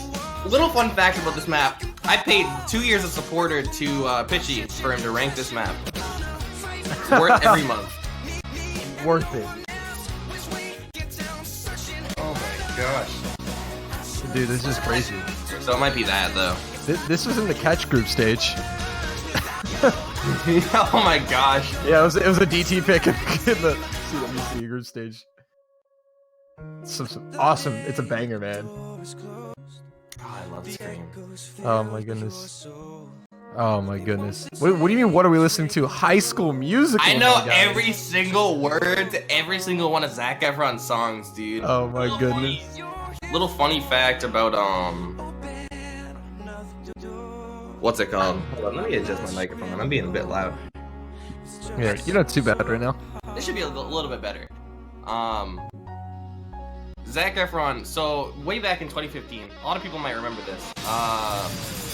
We had a whole group of people. It was me, Toy, like a bunch of people, older players. And we made on the leaderboard, it's like a huge picture of Zac Efron. Like we had like a collab picture of like a long like picture of Zac Efron's face. So it was just all 8 of us in the leaderboard in a row. And I just made a huge Zac. It was beautiful. But that aside, less about Zac, more about match. We have 2 teams who did pretty well against Poland. One of them actually beating Poland. So, I mean, what do you think's gonna happen here, Dolan?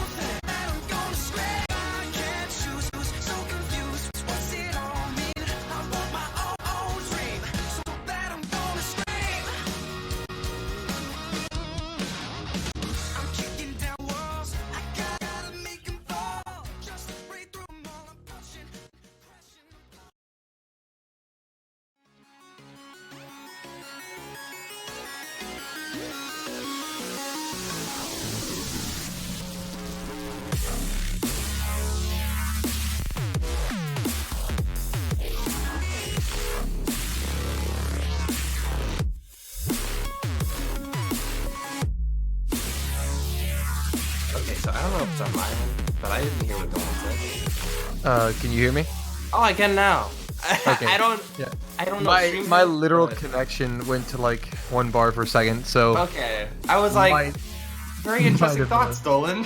you're like, oh yes, way to follow it up. Oh yes, nice. No, I was just saying, I think you give the edge to Denmark, just a little bit, but I mean, it could go many different ways, just considering how good both these teams performed on this map pool against Poland, as you said. But I'm favoring Denmark, but Italy has put points on the board and they've done well. They've contested their matches. Unfortunately, they're 0-2 right now, so I'm sure they would love to come away with a win in the group stage.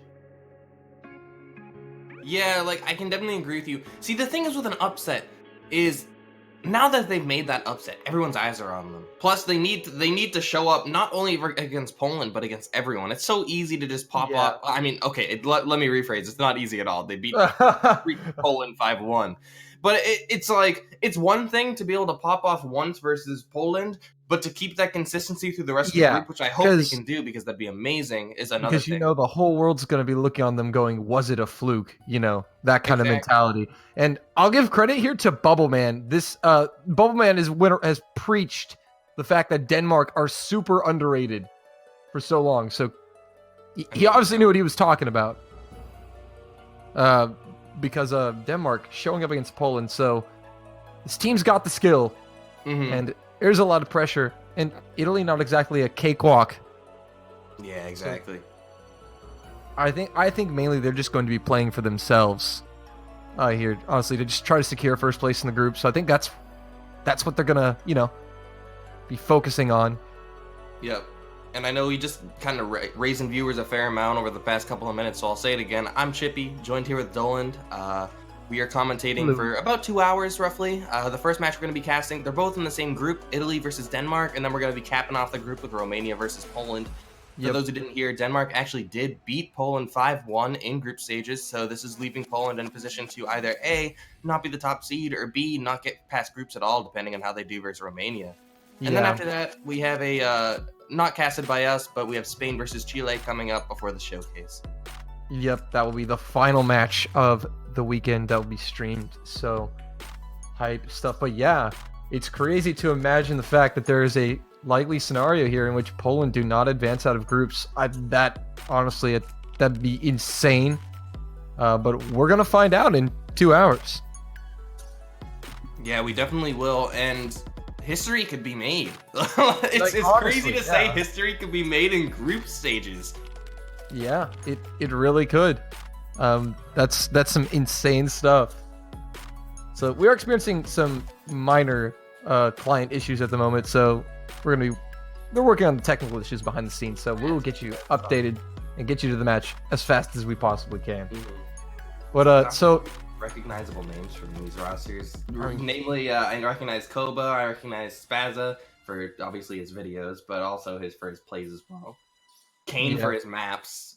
I actually this might be a bit of ignorance until I actually looked up the players. I didn't really realize Kane was a top Italy player. It was crazy to look up and be like, oh, these mappers that I enjoy their maps so much are also players of the game. And then getting to see them play.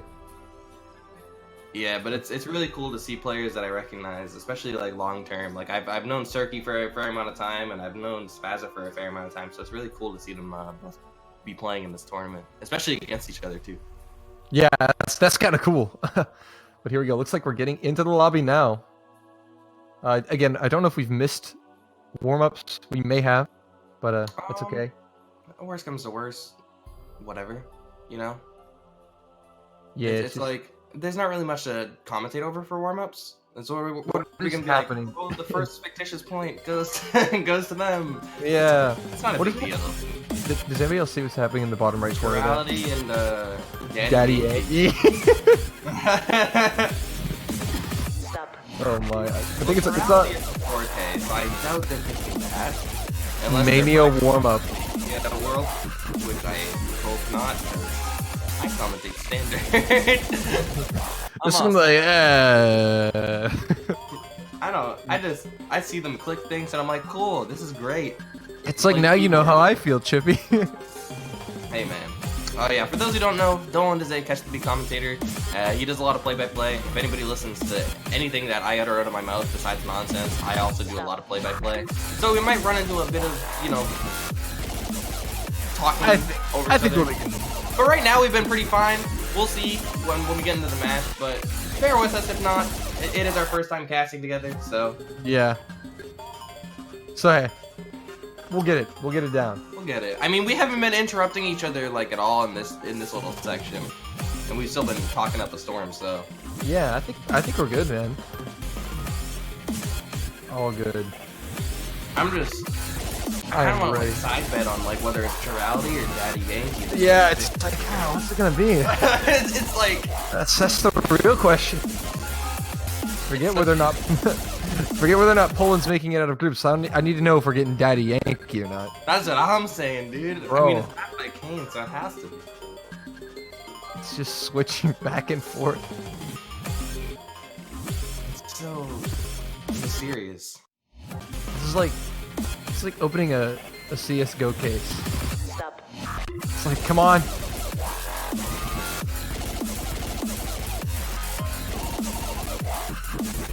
I think it's on Chirality though. Like the song is playing. Pretty Yeah, sure the song's Chirality. on Chirality.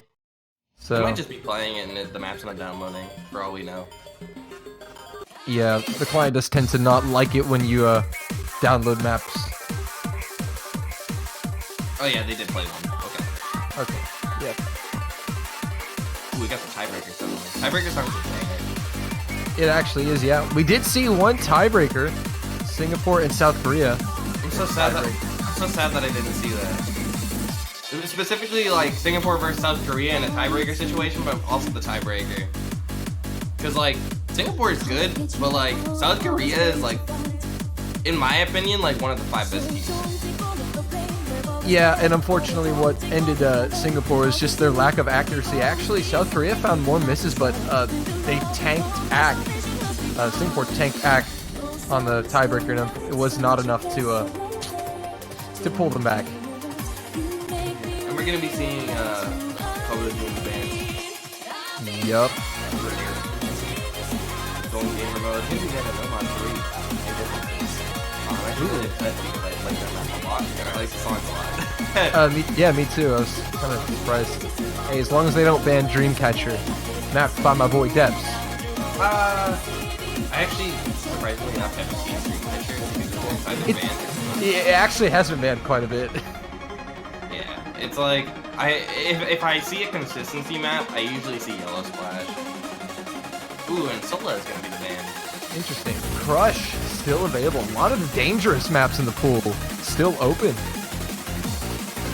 Yeah, I can definitely see why Crush is open. I mean, Italy beat Poland on that map, so I actually didn't get the opportunity to look at the Poland versus Denmark MP. I'm not gonna look at it now for commentating, but I do know that Italy did pick that against Poland, and they did win on it. So Well, there you go. I wonder if Denmark were aware of that factor, if they don't mind. They just really don't like indifferences. I think Sport Lover said he won 100 against Poland, so he banned it. we're gonna be seeing DT2, Hane no Nakicho, I hope I pronounced it. This is a very accuracy-based pick. A lot of not really crazy bursts, but like 3 bursts, 5 bursts. Nothing crazy past that. I mean, there are stuff like bigger bursts scattered throughout the map, but for the most part, this is more of like a consistency accuracy style map, in my opinion. A lot of people would be crazy to say this is consistency, but when you see players time and time again just full comboing this, it's hard to not say it at this point. It highly really based on becomes accuracy. a FC or lose the point kind of map almost. Not necessarily is the thing, because like you can get a break as long as you have accuracy on the streams. You're still representing your team pretty well on this map. Well, I'm just like going off of the Russia-Japan match I commentated on. That was basically how that match went. Yeah, it's One team, one misses. Oh, there goes the point. It's very unfortunate in group stages, but it also just shows how versatile that people are in wanting to win this. It's like, yeah, no, I definitely agree. So this is Denmark's pick. but yeah, I can definitely see why Denmark picks this.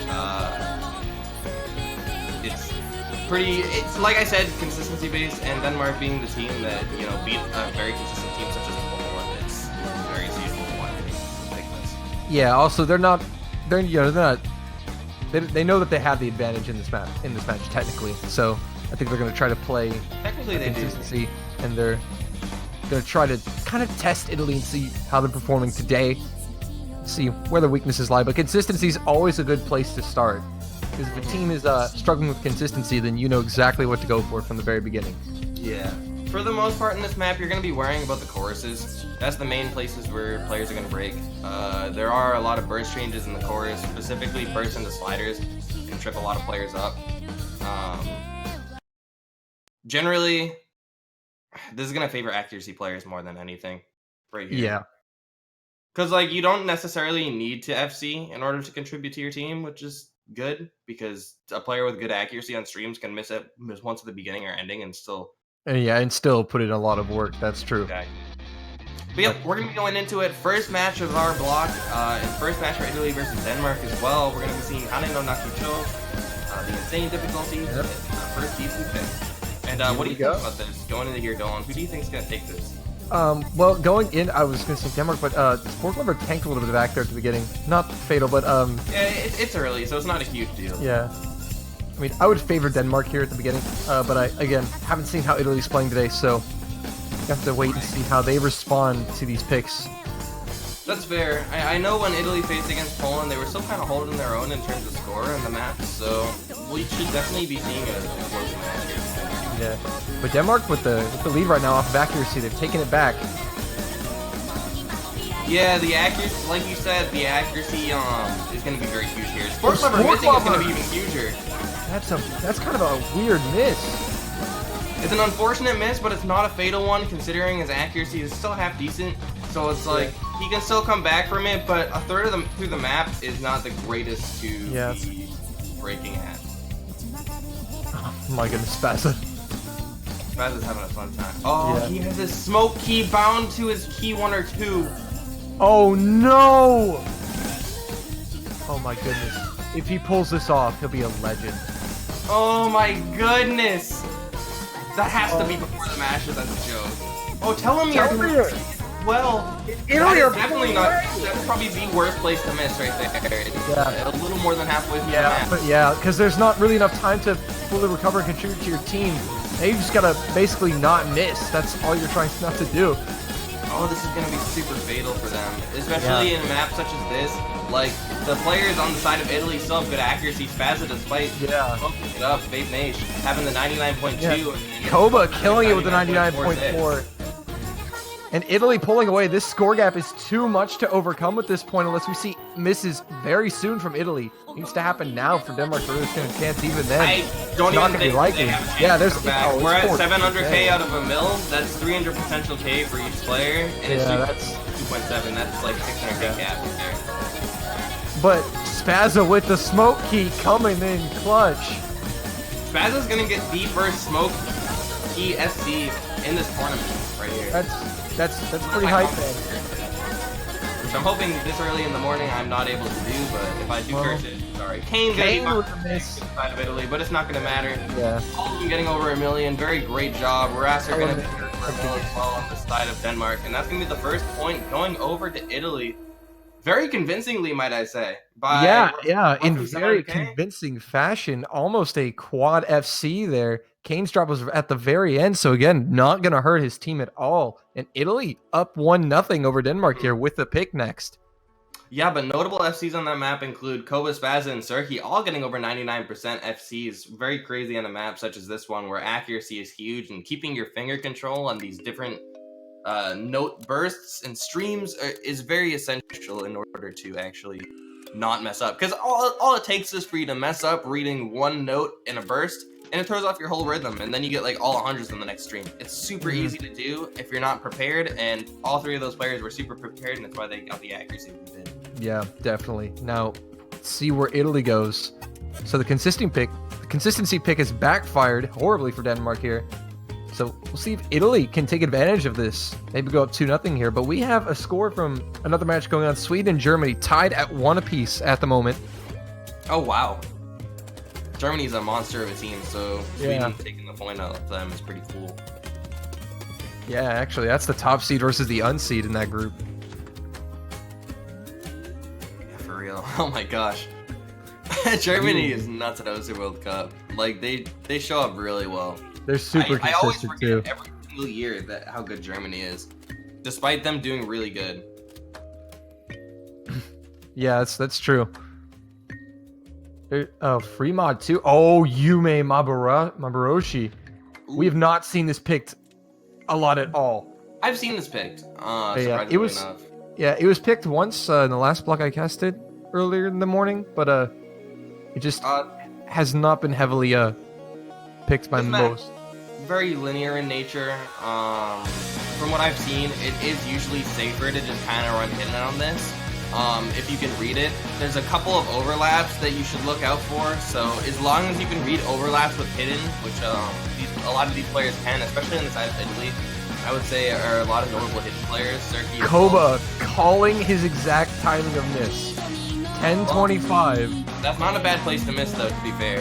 Yeah. That's to be fair. That's actually you're right. It's not bad at all. So we'll keep that in mind. Koba calling it. But the UK actually up 2-0 now over Slovakia. So Well, that's kind of. yeah, the UK are just nuts. Yeah, we got a lot of matches going on, ladies and gentlemen. Unfortunately, we do not have the stream power to cover them all. I'm sure you guys understand that, but this is a very exciting match. Both teams being a team that already faced Poland, one of them being a team that beat Poland as an upset. It's definitely the match to be watching right now. So I'm glad you're all here with us. Glad no one's here with us. Hey, And we're going to be going into the second pick right here, about Yep. right now. here And like we I said, go. it is safer to run hidden on this map, in my opinion, if you can read it. But no player is going to be doing that. Denmark. Whatsoever. It's Rocking 4 two. Nomads, 4 Hard Rocks, 2 of them with hidden on the side of Denmark.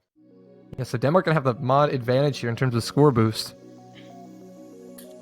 So maybe I'm a bit wrong, but I don't know. It just felt like a lot more difficult, or at least a lot more of a hassle to run Hard Rock on this map. Because it is very linear in nature, so it's like... Yeah, China did struggle on this when they played free mod against the United Kingdom earlier this morning. I mean, I can definitely see why for the squares, because a lot of tablet players especially Yeah, will struggle on squares. So making it Hard Rock makes it not only smaller, so you're snapping your aim more and focusing on the individual notes because of the higher approach rate, but you're also just making the map harder in itself. Because that's an issue with a lot of players for free mods. It's not necessarily that like, oh, it's hard to read, but it's like too slow or too easy no mod or whatever. So they like top players I'm talking about, not everyone. Top players will need to like add Hard Rock to kind of like make it, I guess, more exciting for lack of better wording. yeah, Because if you're not playing a map that's constantly holding your attention, it's gonna be so easy to slip your mind and just get a dumb miss. yeah. That happens. That can happen quite often. So understandable point here. But so far, no misses to report, and Denmark rocking the AC lead and the mod lead. Yeah, it's definitely the mods that are pushing. Yeah, the them in mods, this yeah, situation, sure. because Sport Clover has 98. Yeah, it's still super close, but the fact that they have 2 hidden Hard Rocks compared to 2 Hard Rocks is just kind of edging them over a little bit. Otherwise, it would be flickering right now. Yeah, you're right. It would be very close. Spaza with a 99, the lowest right now on Italy's side. They're clearly winning the AC battle. Yeah, all it really takes is an A-Way FC for Denmark to win. I know that sounds silly, but like it really could happen. The fact that they're running hidden Hard Rock just kind of gets rid of any attempts at an accuracy battle. Goodness. Unless they get Turkey insane is a accuracy. monster. Turkey is super good in tournaments. He's like, I've known him for a while, and I've known how well he does in terms of consistency in tournaments. Like his ability to be able to like, I mean, look at his cursor. Would you think he's playing an OC World Cup with that kind of control? Probably not, but he is. Looky there. And the score gap actually widening, Denmark expanding their lead slightly, despite the fact that Sportlover Zach is down to 97. Koba actually has really good accuracy right now, 99.63. Yeah. All Italy players in the 99s. Yeah, they're doing a really good job at trying to bring it back. They're But narrowing it. Yeah, they're narrowly bridging the gap right now, and as I say that accuracy battles won't happen with 2 hidden hard rocks, the accuracy of Denmark is saying otherwise right now, because it's like literally a 20k gap at this point. If they break accuracy towards the end of the map, that's just going to be... Yeah, Denmark cannot make any mistakes right now. Italy are literally right there waiting to take this point away from them. But yeah, as we approach this last chorus, we're going to be seeing Koba and Razor from one side of each player, Koba being one of the hard rock breaks, and Razor going to be being one of the nomads, so it's not as significant, but it's going to balance itself out a little bit. Definitely going to favor Denmark a little, especially because of Koba running hard rock. Yeah, definitely. He did miss at 10:25, so ripperoo to him. Oh my goodness, he called it. What a god. And Sport Lover going to be missing. That's going to be huge, especially with that accuracy. He's not going to be able to do that much to bring the score back. And taking Italy's taking the lead here. Last section of the map here coming up. And Italy looking to make it 2-0. They might be doing it fast. The breaking, though, is going to change things a bit. Here comes Denmark. Denmark's coming in hot. 50k gap. Are they going to be able to do it by the end of the map? We'll see. They may just have enough time. I don't know if they have the accuracy. The accuracy, you're right. It might be killing them. Sport Lover dropping to 97, not helping his team. It's so close right now, but Italy holding on. 20k difference right now we have, ladies and gentlemen, going to this last portion of the map. It's coming down to the wire, but it looks like Italy are going to hold on by 10k here. Italy, take it back. Amazing performance. Serki with a double S. Everything just lit off at the end. Serki getting a double S. Kane getting 3 times 100. Very good job. Kirochi getting an FC as well. Amazing plays. And who could forget Telomere's hidden hard rock FC that he just got with 98 AC. My goodness. That was some incredible stuff from Italy. But yeah, Denmark's act just was really holding them back that entire round there. And Italy able to capitalize on the advantages that they were given and get a 10k win. Yeah, that extra 60k from the hidden looks like it was going to pan out well for Team Denmark right there, but everything just kind of collapsed before the final chorus of the map. Everyone just kind of missed one from each side, and then Spork Lover, unfortunately, missing there. Gonna be kind of giving that steady lead to Italy. Yeah. And now Denmark have the pick, and they desperately are in need of a point here. This could get out of hand for Denmark if they're unable to put a point on the board here. And Russia now leads Chile 2-1 in that match. We're gonna be seeing Yellow Splash. This is definitely, I've said it time and time again. I know I'm calling like almost every map a consistency map, but when it's group stages, there's so many of them in a map pool for players like these that it's hard for it to not call it a consistency map. Like Dreamcatcher, Yellow Splash, Harlequin. I would even say Ray Y is a bit of one as well. Yeah, I don't think Yellow Splash is as much of a consistency pick. I think you can argue that it's one. I just think it's a little bit more. I think it's a little bit more technical than some of the other maps in the pool. But commentators have been guessing how many SS does each player get. Yeah, that's true.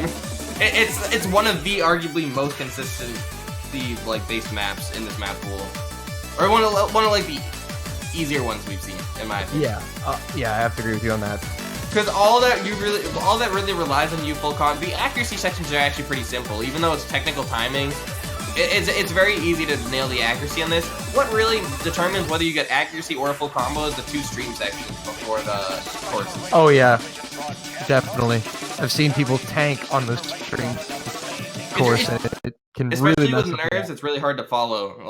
So it's really going to come down to both consistency and nerve control under those 2 sections. Because you have so little sections where you can mess up, the few ones where you can are going to get you even more nervous. Yeah, and here we go. Round 3. 2-0 in favor of Italy. Denmark on their second pick. Need a point. We'll see if they can get one here.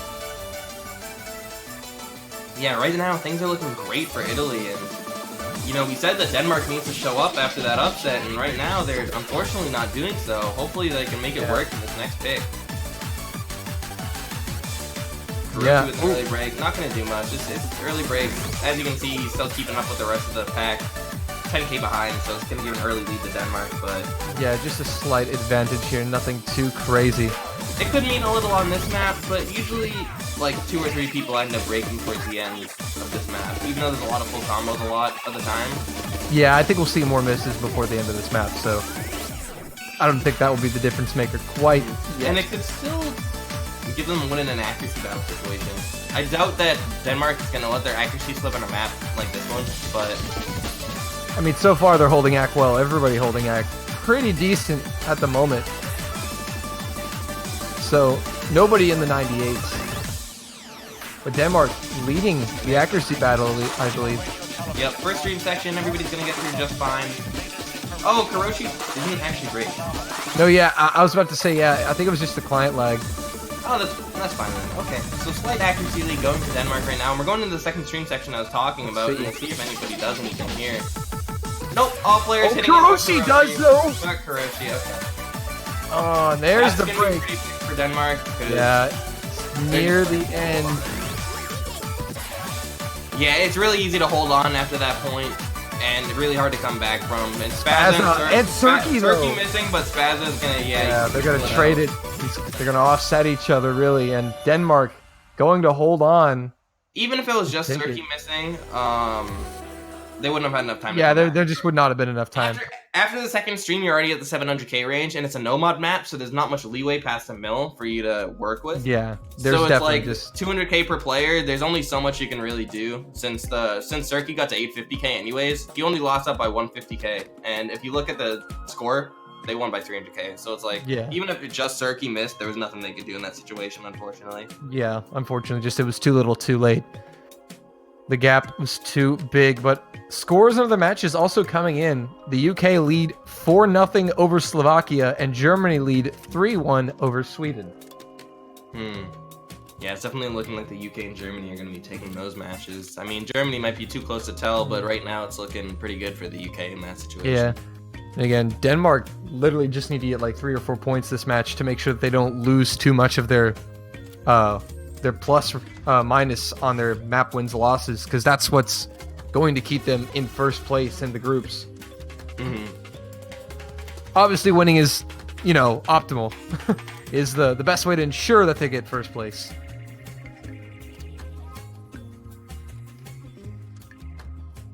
And look at that, they're actually asking about that in the match chat right now.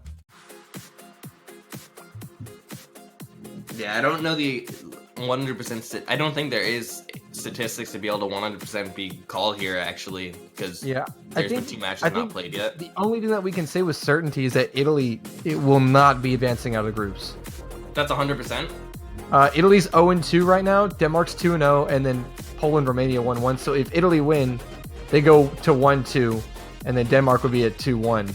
Right. Which means that the 2-1-1 teams will battle, and there will be a second 2-1. So, so Italy, unfortunately, will not be advancing out of the group stage this year. Very unfortunate that that's kind of set in stone, but it is seeming that if Denmark wins this, they do win. Yeah, they do win. This does have significance. Like, Denmark does want to win this. I guess easier bracket. I don't even want to say easier because of how good all of these teams are. It almost seems rude. Definitely, though, a more favorable position. Also, for those just tuning in, Denmark beat Poland 5-1 earlier. So, Poland have fallen to Denmark. And they will be playing for their tournament lives in the match directly after this. They will play Romania. You've got to be surprised if you're Denmark. I mean, they definitely know what they're capable of, but I mean, I saw the clip. I don't know if everybody else in chat did, but Poland was Denmark was popping off. Yeah. When they won, like they were super. It was a very wholesome clip to watch. It was.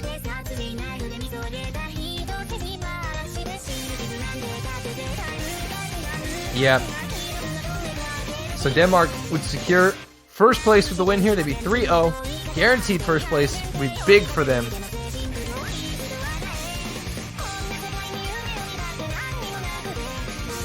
Yeah, this would be actually pretty cute for them. Yeah. Because I don't think anybody had any other team winning this group of Poland in predictions. So this is absolutely massive. And yeah, we're going into railway terrorism and alt map. A funny thing about alt maps, and it's not really funny because it involves missing, You kind of hyper focus on aiming the all patterns a lot. And I know I've said this every single time this map's picked, but it is very important because if you look at the post screen, most of the time there's going to be a lot of slider break S ranks. Big spinner. Yeah, you focus big range spinner mode. Kane's going to be winning the spinner World Cup right now. But focusing on the all patterns is a very important thing. But you also want to keep your mental fortitude in the sliders as well because they have a lot of diverse shapes, a lot of slider velocity changes, stuff like that. So losing focus on those on alt maps can get you an easy slider break. Yeah, definitely.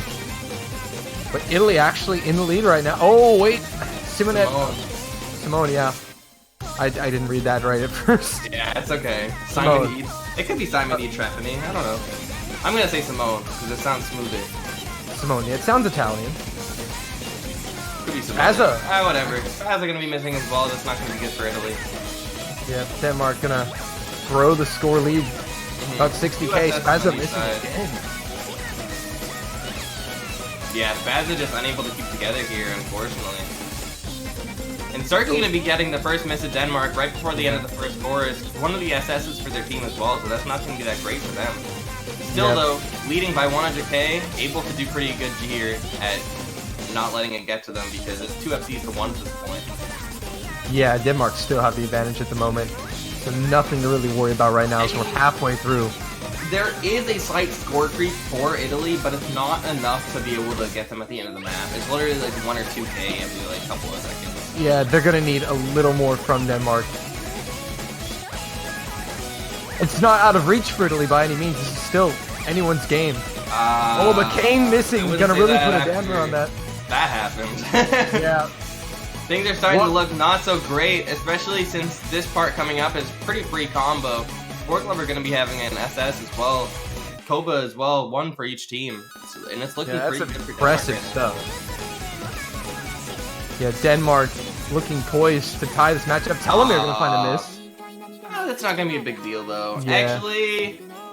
there's still time, but if Denmark could just hold on for a little longer... If one of their FCs break right at the start of the score... Then there is a possibility, but I don't think it's going to happen. Denmark... Sport Glover and Razor are looking very composed right now. Sport Glover, especially with that accuracy, is looking very composed to want to take this SS. As it's kind Koba, of, but it's kind of hard to imagine someone with a double S dropping combo. Sarky did it. Yeah. So potentially doesn't happen too often, but potentially you're right. But Denmark gonna hold on and tie it at 2 apiece. Wow. And we've got some interesting score updates. So Slovakia have taken a point off the UK. Yo, let's go, Slovakia! It's 4-1, and Sweden have taken a 2nd point off of Germany. It's 3-2. Oh my. 2 SSs on the board for each team. Koba, being the spinner boy that he is, going to be taking the highest score for us. Yeah, that was a crazy spinner. Well done. But Denmark tying it up at 2 apiece. And they now have the next pick. Back and forth match. So 1 Nomad left, 1 Hidden left. Both Hard Rocks are open. 1 DT and 1 free mod. Yeah, and if I'm... What are you picking here for Denmark? I've got to say, like... They did well on Ray Y, which is an alt map.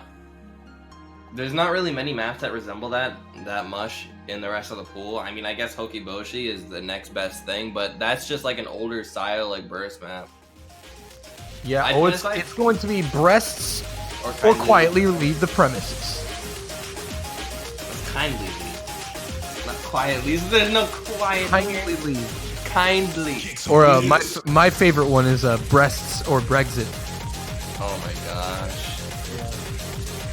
I prefer breasts or kindly exit this Earth's atmosphere, but that's just me. Well, that's a good one too. But Fremont coming in from Denmark. I can definitely understand why they would go about picking this. Yeah. I guess one of their weirder picks, because like I can also understand why Italy. It's like I'll be honest, I have no clue what's gonna happen. Yeah, honestly, I was about to say I don't even know. I'll be upfront. I'm not gonna try to fake it. For this pick, I have no clue what's gonna happen. Yeah, literally, I agree with you. I could see both teams picking this. Like,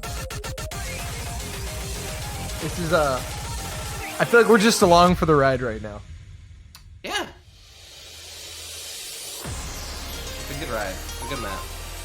I'll tell you this fun little story. A couple of years ago, I submitted this song as a map, and I think one of the people who rank, I forget what they're freaking called, because there's so many teams. But one of the people that is allowed to delete maps saw it and was like, they thought I was just writing a vulgar title under a map song, so they removed it, and I got a 300-hour silence for it. And then 2 months later, this map was ranked, and I was like, oh. Wow, cool. Thanks, James. It was really funny. That's funny. Very long time back, but we're gonna be going into this pick.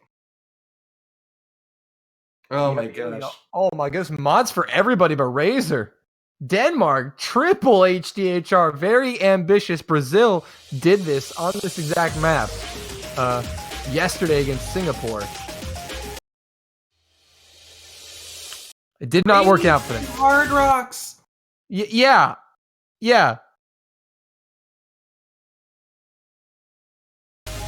Oh, literally, I'm just seeing a screenshot of the UK literally have 4 HDHRs right now in Fremont. So my aim dogs not loading in. Yeah, we'll see. It's gonna be. Yeah. Hopefully, it's not an abort. It's not an abort. It's just gonna be. Yeah, it's just gonna be a reload. Oh wait, he's actually having some trouble loading in here. Oh yeah. So that'll probably be an abort then. If as long as he's playing, we will refer to the MP link for the results. Mm-hmm.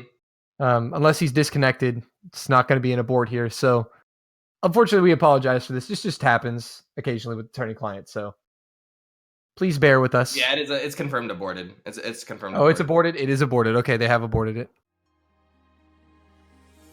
Okay, so we'll be getting a restart on this. Dang, we were so far through the map too. We had like 5,000 a player. Man, I know, right? That's solid It was score. definitely looking like Italy was gonna take it. 20k to 15k. Bro, I mean, if you just do the math ratios, like, it's all Italy, bro. Germany now up 4-2 over Sweden. Sweden putting up a fight.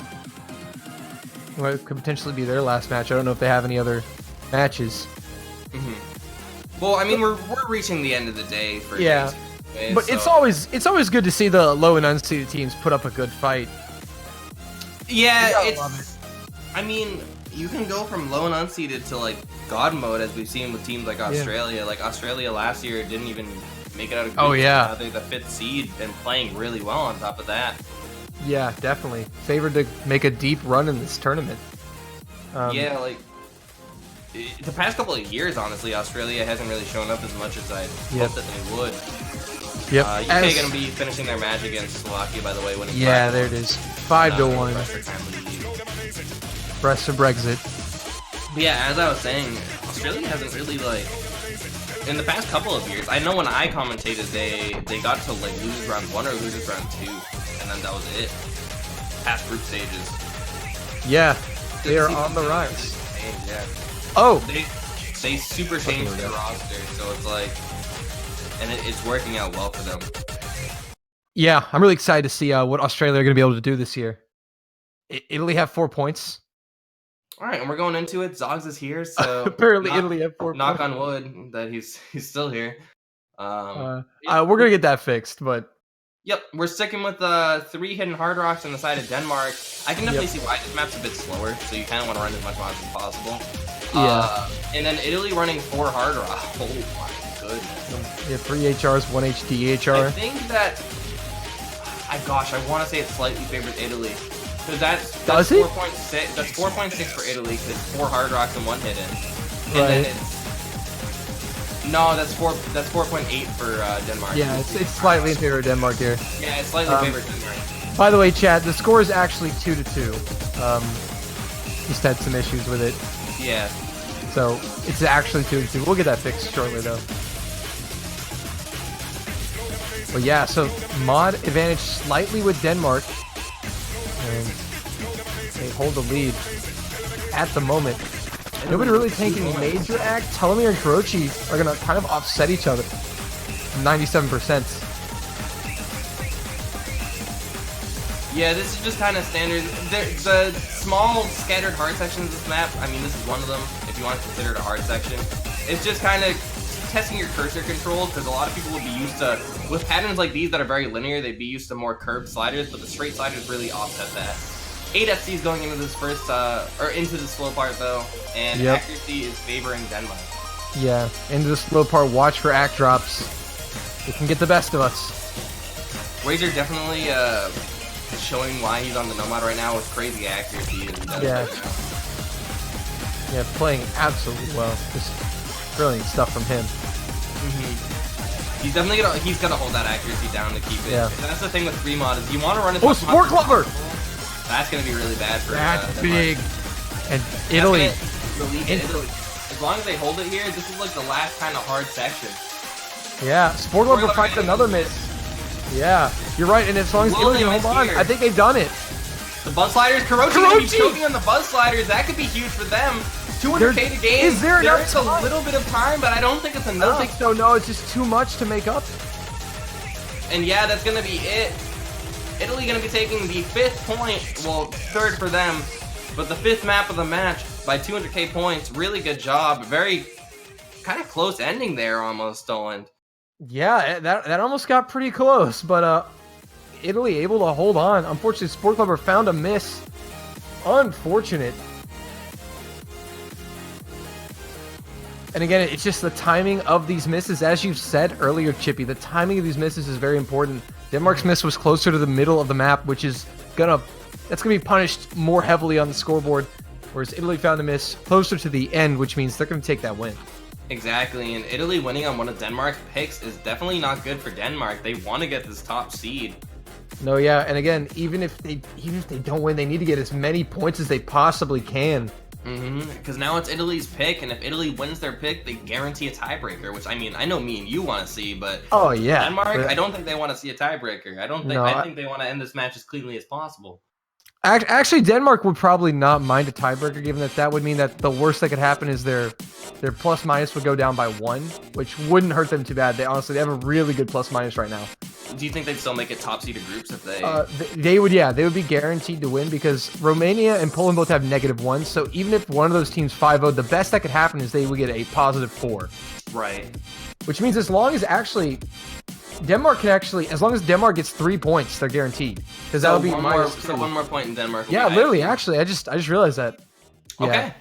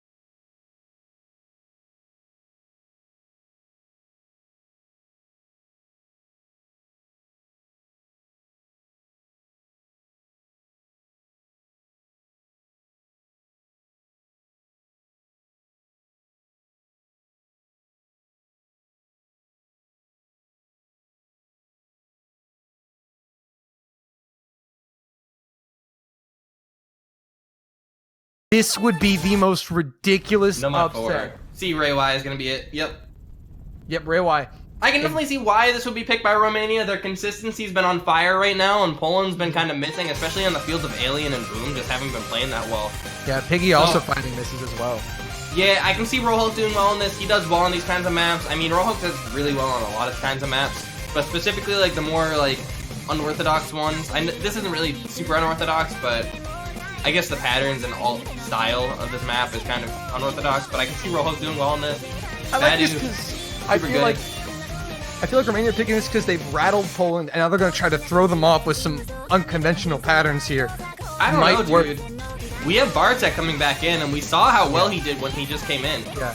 Again, that was hidden, but I mean, yeah, you're right. He did play insanely well, so we'll see if he can help Poland here. And again, these Polish players are absolutely great. Not to say they can't do good, but Poland definitely have to be feeling a little rattled right now. I mean, yeah, for sure. When you're in this kind of situation, I mean, we've seen how emotional Poland are in their wins and their losses through Twitch clips and stuff like that. They are a very emotional bunch of people. Yeah, they want this. Yeah, they do want this, and they are the defending world champions. They want to defend this world title, but Romania looking to send them home. Round 5, Raywhite Terrorism, the no mod pick from Romania. They're looking to make it 4-1, Chippy. Let's see if they can do it. And see if we can do it. We are. And then Romania is going to be winning Spinner World Cup in this first part of the map. Mr. Boom with a 30k spinner, though. I don't know how people spin, dude. That's crazy to me. I feel like some people practice that stuff. I'm just like, alright, if I pass, I'm good. Like, I've never failed a spinner and been like, wow, I need to learn how to spin faster. Hey, they have that unique skill set. And Romania enjoying the ACK lead. It's been a common theme. But Poland actually might be taking it back here. They have insanely good accuracy as well. Yeah, it's very early into the map, so it's kind of hard to tell. Yeah, Poland gonna take it really well on the accuracy department, but especially Poland with the 3 SSs. But as we go into here, we're gonna see that crumble in terms of accuracy or even combo. Like the choruses are where this map is. Oh, Rolly finds a miss. Yeah, Rolly gonna find a miss, and Alien as well gonna balance that out actually. Yep. So it's still close, but Poland will still have the lead off of ACK. Rolly finds another miss though. It's gonna hand it to Poland. It's gonna be 10 to 20k lead. Nothing really crazy. Accuracy battle can actually change that, believe it or not. Yeah. But they're gonna have to really mess up on the chorus. Yeah, Rolly needs to really bring it together right now. Now it's getting dangerous here. Now it's probably gonna be like a 50-60k lead for Poland. Yeah, this is a kind of hard thing to like pass with accuracy, especially on a map like this. If you're holding combo, most of the time you're holding accuracy in a map like this. But again, it's not over till it's over, folks. Rolly though, I don't know, big dude. drop. That's like huge. The amount of times he's missing is actually starting to become huge. If you look at Alien's combo, he's at 381 and Rolly's still struggling to hold his own. Rolly, that's almost 100k lead going strictly because of how Rolly's just kind of not playing super well right now in this. Yeah. He's got to get it together. Unfortunate, but only 1/3 of the map left. It's going to be really difficult for Romania to overturn this. Again, they're not super far behind, but they're going to need to see misses from Poland. Yeah, they need to miss like very soon. Like very soon indeed. It's 650k. And Poland... That's very standard. 100k lead. Yeah, and with Poland's accuracies right now, they're not showing any signs of dropping. Yeah, I actually think it's set in stone if I'm being completely honest. Like, yeah, as we kind of dwindle down here, not much is left. 800k to... Yeah, turn to missing. Oh, turn to missing. Yeah, that's going to give it to Poland. Poland finally taking another point, stopping the Romanian charge. Yeah, they definitely had a lot of momentum going into this, and then yeah, Romania just kind of getting stopped in their tracks by Poland. Badu going to be getting 1.19 mil though. Yeah, that's an impressive performance for him, but that is a break point for Romania. They have a chance to tie it. SS from Badu. Rohulk shortly behind with the 5x100. Alien getting the unfortunate 1 miss. Raf is 2x100. Very good accuracy from all of these players who I've seen. Again, this is still Poland we're talking about here, so they're not going to go down easily. That's why I was saying that, like, it's like a kind of like a janky pick, because it's like Poland, sure, they're not playing as consistently as Poland usually does. Brexit. giving them that sort of momentum is not something you want to do. I know they probably didn't set out to like lose that pick, but yeah, I definitely think Indifferences or Hane no Naki would have definitely been a smarter pick in this situation. Yeah. Especially considering Romania might only have one pick left. Yeah. If Poland wins this, then Romania has a pick. Then if Poland wins off their pick, which I'm not saying they're going to, but also, if they do, then it's only one pick left. Also, the importance of this round right here for Poland cannot be understated, because if Romania take the break point, they advance to match point with their last pick. That is not something you want to be giving up. So yeah, I do think that this very heavily favors the Polish team, though, this pick in particular.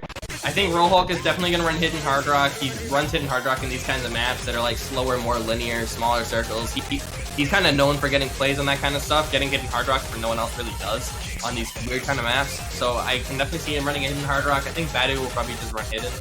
Yeah, I think we'll see some Hard Rock from Poland. We'll definitely see a lot of Hard Rock. We're gonna see a lot of Hard Rock from Poland. Yeah. Rapis especially. Boom might. Yeah. Alien, I don't know. Alien hasn't been playing as well as he usually does. I think honestly the smart thing to do if you're Romania is have Rohulk go HDHR and then have Badu go Ahmad, and then just have Chiyu and Eternum just no mod it, because if you get in the mindset of trying to overmod your opponent, you can kind of overload yourself. Because ultimately what Romania needs to do is they need to put themselves in the best position to FC this map as possible if they want to take this break point. So they need to not worry about overmind, because if Poland are going to FC, they quad FC, they just quad FC. You know, there's not much you can really do against that. So I just hope Romania doesn't try to overmod Poland here. Yeah, I'm ready to see the same roster for both sides. No players swapping out unless I'm wrong. Yeah. I know Bartek switched positions, but it was with Rapis, who's already been in this. Yeah, I'm pretty sure it's the same roster for both sides. Yeah, it's the same roster for both sides. Poland keeping the roster in that stopped the momentum. Let's see. So, yeah, okay. Oh, it's Eternum. Nomad, actually. Yeah. Yeah, actually. We'll see what Rafis has. If Rafis has a mod, then Poland will have a mod advantage. But I like this. I like this from Romania. You know, keeping it simple. Really. Both teams, yeah. Yeah, both teams. Bartek recognizing his strength and consistency in these past couple of matches. Just kind of running the no mod, because it's like, all right. Rafis going no mod, so there's no mod advantage here. Oh yeah, so it's just completely tied up. Yeah, I like this though. Both teams playing it safe, respecting the other team's skill sets. Yeah, you've got it in this kind of situation. I mean, when both scores are close, you're not trying to win off a mod advantage. You're trying to win off a score advantage. Yeah, because this is an intense battle right now. Both teams, their tournament lives are at stake, so they're not playing around. Yeah, and I could definitely see on a map like this, like, mod advantage favoring some teams. But it's like Poland, all it takes is one miss for that mod advantage to just be irrelevant. Yeah, exactly. There's just no reason. Yeah, score's flickering right now. It's very close. Poland barely ahead. Yeah, of course. The accuracy of both teams are just kind of shifting back and forth, but Poland able to hold everything but a combo because of Bartek. And Romania to the lead. And halfway through. In the slow part, they're going to see one miss coming from Bartek, and as is Poland, it's going to make confidence shift. Yeah, and that was literally, Chippy, the worst time for a miss halfway through. Oh my gosh, you're actually correct. It is a no-mod miss, though, so it isn't as crazy, but still, the lead is going to shift to Romania, and it's going to be 100k, so climbing into this... Yeah, if Romania can just hold on for a little bit longer, they may very well have this. Rohulk is popping off right now. 99.43 accuracy right now, as is Mr. Boom. They're both pretty tied in terms of score right now. Yeah, they're Hard Rock getting both full combos. Two great HDHR players. And on this last kind of section, we're going to see if they break or not. But Romania, it's not enough time for Poland to return it. Romania, that's going to be great for them, and it's going to solidify their win. Romania are 1 point away from one of the greatest upsets in OS World Cup history. That's crazy. All it takes is one more map. You know, the Romanian team is popping off right now. We talked about this possibility coming in that we could see history made today. And it's looking like we're going to. Now, it just got real. Okay, so in this situation, I'd like to put in this into perspective, how likely this is that it happens. Sure, we have not many maps left, but Poland not only has to win in their own map, but also Romania's. and then the tiebreaker. They need a momentum of 3 maps in order to get them through these group stages. That is a super tough position to be in, and almost any team would crumble under it, or at least be a little nervous. And quite frankly, I would say that 2 of the maps remaining. Oh my goodness. Oh god, every time. every time it happens every time. Why does it sound like the Yu-Gi-Oh guy? It's time, dude. Yeah. Oh goodness. Always a good time for a meme. But no, I think what I was saying is that the dangerous thing for Poland is that 2 of the maps left in this pool, Clock Strikes and Hane no Nakicho, are winnable for Romania. That's the thing. I agree with Clock Strikes slightly. I think Hane no Nakicho is really good. I think if I was Poland, I'd pick Yume Mambaroshi. Yeah, as difficult as it is, I think that's going to be their best chance for a point because they are the higher ranked team. And I think they have the depth. Okay, I think they just have the better complete team to tackle a map like that. Mm-hmm. So hear me out. I feel like Yume Mambaroshi, while it's their best pick, is also in itself a risk because it's so similar to Bresser Kindly Leave. Yeah, and considering what they're just both very happened linear in style, it's just different BPMs and different mapping styles. But then what do you go with? Do you go with Clock Strikes or Nakicho? I would go with not either. I wouldn't go with Nakicho for sure. I feel like that's too much of a risk, especially with what we saw from Romania on the double time pick. It's just like the thing about it is realizing is none of these maps are really safe for Poland. I think Clock Strikes is their best bet. Yeah, and even then, that's still like, even then, that's still not. This just doesn't seem good for Poland right now. That's just what happens when you get further into the matches, Dolan. It's like you have so little maps to pick from that it's like you almost feel like you're trapped in a maze when you're losing. Yeah, it feels like Poland is trapped here with no way out. I mean, they are one of the best teams in the world and the defending world champions, so I wouldn't put it past them. But there it is, Clock Strikes. Yeah, just like you said. Yep, Poland definitely could still win this. So Romania, they need to remember they only have 4 points. They have not won the match. That's what I'm saying is like, I could definitely see Poland picking this, but on the other hand, Romania picking it shows they're kind of confident in it. Rohulk, very good hard rock player, as I've said 50 bajillion times. Badu's super consistent, and we've seen Chiyu and Eternum kind of turn up right now. Eternum I'd like to see kind of get a little bit less misses, because he's been the one thing kind of, the one Achilles heel in the team. But he stepped up big on that last one playing hard rock. He really did. I agree with you there. Like, he's stepping up huge. I want that to continue. I hope he's able to continue that momentum. Because this would be a crazy upset if he does. Oh my goodness. I can't believe this. So if Poland win this pick here, they break Romania's pick, do they go with Nakicho or Yume Mambaroshi? See, oh my god. That's a difficult choice. I would say Yume, but also we're completely disregarding the third Nomon. Like, I feel like Romania's ignored it for a reason. You know? I feel like left. No, there is the third one. Oh really? The mirror map. Oh yeah. I can't believe I forgot about that. I thought those were the only maps left. Still left, and I've been thinking this whole time that it's just considering how well Romania's been on consistency that it'd be a pretty easy win for them, but they haven't picked it still, so I'm kind of confused as to why. Yeah. Interesting. They've been just saving it, but here we go. Hard Rock, Clock Strikes. Ladies and gentlemen, this might be the final map of Poland's tournament life. Oh my goodness, this would be some insane stuff. But Romania, they have played so well this entire match. They have not gotten discouraged by the points they've given to Poland, and they have just anchored themselves in and played so clutch. Doing an amazing job. By the way, update on another match. Mexico versus France is tied 3-3 right now. They just lost. Mexico just lost their DT pick. Yeah. So, tied 3-3. So. Interesting, but it's kind of hard to focus on anything else right now. Yeah, this is definitely the main event. As we've been saying from the start, as we were saying in the first match, everything was leading up to this moment, and Romania is showing why. And a 30k lead off of accuracy for Romania. That's going to be huge, and Alien's definitely cracking under the pressure in the departments of both accuracy and not combo yet, but with the amount of nerds he's showing in the department of accuracy, Look at Romania, they're playing so well. Mr. Boom is struggling a little bit. They know exactly why they're here. They know exactly that they deserve it, and that's the exact mindset you need to push through this. Romania. They know how hard they've worked for this. Everything is built up to this map, potentially, for this moment to happen. Romania have come in with the intent to kill Poland. Poland trying to survive. Let's not count anyone out just yet. Still anyone's game. Halfway through though, misses here will be fatally punished. Worst time you can miss. Let's see if anybody's gonna crack under the pressure. Nobody. Yeah, right now it's just looking. But Romania, the lead they have is so sizable. 8-way full combo. Romania act lead is gonna give 50K.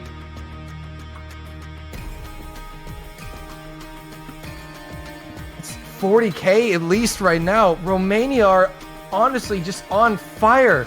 Chiyu, the lowest act at 98.8. Wow. Alien is recovering though. Shifting a little bit. The act Yeah. Poland is recovering. Poland is recovering their act here. Walks in. It all comes down to Rapis and Wax and whether they can hold that accuracy. Alien's still messing up his accuracy a little bit. Boom, shortly behind both of Rapis. Oh wait, he's ahead of Rapis. Yeah. A drop at any point here ends it. I feel like we're gonna see it here, right before the last chorus. Someone's gonna start. Here we go. Brace for impact. And is the impact there or not? Is the question.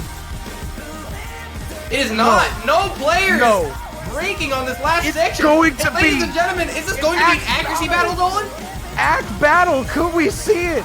And Poland are behind. Poland have to catch up. Their tournament lives are on the line. They have to do it, but can they is the question right now. The defending world champions are on the ropes. Romania have them right where they want them. And Alien with the break is going to solidify and it. Poland are going out in groups. Romania cheating misses. Wait a second, ladies and gentlemen. It's not over. I think it is. I think it is. I think that's It is over. Romania have done it. By 87K, Romania are going to be beating Poland 5-2 and knocking them out of group stages. Ladies and gentlemen, you just witnessed Osu World Cup. History has been made. The defending world champs have been sent home in groups. It's Denmark and Romania advancing from Group G. Oh my lord. Chippy, what have we just witnessed? History. Not even Osu World Cup history. Osu history, Dolan. History. I don't know about regular history. There have been countries that have been taken over. That's history. Put this in a history textbook. I don't know, dude. dude. To be there. This is my Osu lord. history that we've just witnessed. Oh my lord. Poland are gone. I can't believe it. And if you're Romania, you have to be feeling on top of the world right now after that amazing performance. 8-way, well, no, actually 6-way because it's 2 breaks. But to the end. The end. And they were honestly, full comboing everything. I don't want to take anything away from Poland. They played well, but Romania came to play. No, that's not even the thing. It's not even that Poland played bad, which is great. Yeah, Romania just plays out of their mind. Yeah, that's what I was saying. Poland did not play bad at all, by any means. Romania just came in and delivered the performance of their lives. And I think if anybody made OC World Cup predictions, there's probably 0 people left that have a correct Every bracket in the trash. It's gone. Anyone with a brain would have said that Poland advances through groups. And everyone with a brain is just getting the finger right now because that's not the case, ladies and gentlemen. Romania is going to be advancing as the B section, B seed, lower seed? What do you want to call it? Yes. Yeah, lower seed in the group. They advance as the second place seed in Group G. It is over for Poland. I can't believe what I just saw. Okay. That's crazy. And that's crazy because now you know what that means. UK, USA, we're going to have somebody else in the top 3 this year. We're going to have a new top 3 finisher guaranteed this year. 100%. 100%. It's guaranteed. And with that... It's guaranteed. And with that, I think that's going to call it. For me and you, at least, Dolan. Yeah, there is one more match on. And me and Chippy will be stepping off. I believe it is, was it Chile versus Spain? It is Chile versus Spain. That is going to be done, and then right after, y'all are going to see the map showcase for next round. But that's going to solidify that group. Denmark is going to be advancing as the A seed, or the upper seed, whichever you want to call it. And then Romania over Poland is going to be advancing as the lower seed. Very solid job, very good performance. I hope you guys enjoyed the matches as much as we did. But that's going to call it for us. Amazing stuff we've seen today. Unreal. Very solid work. We still have one more match to go before we do the map showcase. But ladies and gentlemen, thank you for tuning in to the broadcast. Yep. I am Shippy, joined here with Dolan. Do you want to say bye real quick, Dolan? Yep, I'm going to be saying goodbye, and we're going to be turning it over to Bay and Bubbleman, who'll be taking you to the end of the group stage action. So, boys, with that, I bid you adieu. Take it away. And thank you guys so much for watching. We'll see you guys next time. What just happened? I don't have words. There are no words to describe what just happened. Babe? What, babe? What just happened? I don't know, man. I feel like I was sat in a call. I was just sat watching the match, and I was saying about how Japan in 2014 won the World Cup, and then the next year they were missing Marucci. They didn't have Marucci for the group stages, or for the entire tournament even. And then this year, Poland have won the World Cup, and now they don't have Wolf for the group stages. It's just, is there a mirror there, or does one player make that big a difference? I guess so, apparently. Maybe to morale. True. Especially when you start losing, and you're then like, well, we haven't got our I guess I think I would go ahead and say Wolf is, the star player of Poland. But even so, it's Poland. They're the second seed of this tournament. Surely they must have had something to fall back on if they didn't have their star player. It's crazy. It's absolutely crazy. What a group stage. What a group stage. And what a volatile group stage. And this is just the start. Oh yeah, we got so much more coming in the knockout rounds. This is very much just the start. I'm just ready for so many upsets that you think on paper, this team's got it, and then now we've seen this. Every underdog match, people are going to be like, yeah, this is our match. We can win. And I mean, it's already been proven with Hong Kong winning their group and France going out with that one. Anything can happen. And now to have a top seed go out, not the top seed I would have expected to go out at all. In fact, none of the high seed. It's crazy stuff. It's really crazy. Anyway, we've got 2 matches left of this group stage. We're going to bring you one of them. Spain versus Chile. Unfortunately, this match doesn't actually have any standing on who will come out of their group. For glory. It's for glory, yeah. Group E, for glory. Russia and Japan. Russia topping the group E, and then Japan coming out second means that this match is just, as you said, for glory. But it just means that all the players got to have a good laugh. We got to watch some great warm-ups, starting with... Great warm-ups. Some World Cup year warm-ups. I'm assuming this is Spain's warm-up.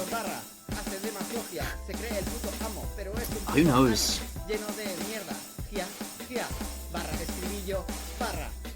Again, as I think Doomsday has been saying a few times, I'm British, so I'm woefully monolingual. Yeah, I think as a nation we are very monolingual. I'm sure everyone who speaks Spanish is appreciating this. I mean, I'm kind of appreciating it low-key because it's just an interesting piece of art.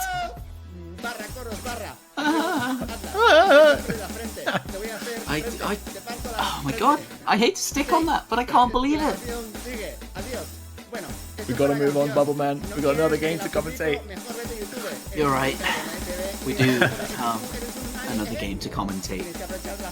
We could easily spend the next hour just talking about how Poland's not in the World Cup. You could spend the next day analysing on anything to do with this entire group stage. There's been a lot of upsets. There's been a lot of shocks. Roller coaster of a stage. and we move on. We wind down somewhat, I guess. Spain versus Chile. Chile, I suppose, coming into this in the better spot just because of their seeding. Yeah, at this point, seeding is kind of irrelevant, I think, after what we've just seen. Do you think Spain has Spain? Spare? Hello? Sorry. I don't know where I got that from. Do you think Spain has what it takes to beat Chile, though? Well, Chile, you know, they have Mafi, who is the current rank 1 They do. standard player. So that's pretty good for Chile. Yeah, you've got to give it to them. They've got an anchor. I mean, Chile doesn't actually have that bad a roster, right? There's Mathi, Danny Desu, Yumbata. These are all kind of pretty good tournament players. Yeah, you can definitely recognize their names from a lot of places. I think the biggest weakness with Chile is that most of their roster are DT players. And when it comes to the other mods, they don't actually have that much strength, which is why, despite having a roster with a lot of high-ranking players, they don't particularly do too well in these kind of tournaments. I mean, last year they went out in groups as well. What about Spain, though? I do see some notable names on them. Do they have what it takes? Betwin, Bayoshi. You see, Betwin, he maps a lot. And typically, if you're a mapper, you don't play as often, but you still have the skill. You need the skill to test your own maps, really. Yeah, I think the issue with Spain is that they actually just lack the top of the class players. But it's group stage. It is group stage, and obviously anyone, as we've just seen, anyone can. Yeah, I mean, consistency is the end of the game here, but even then, you still have the top of the pool. They are more consistent, and that's why they're up there usually.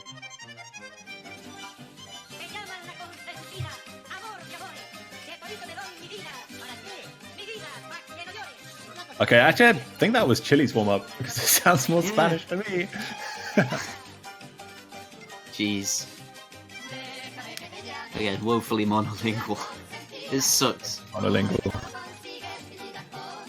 Don't get too much exposure to other languages.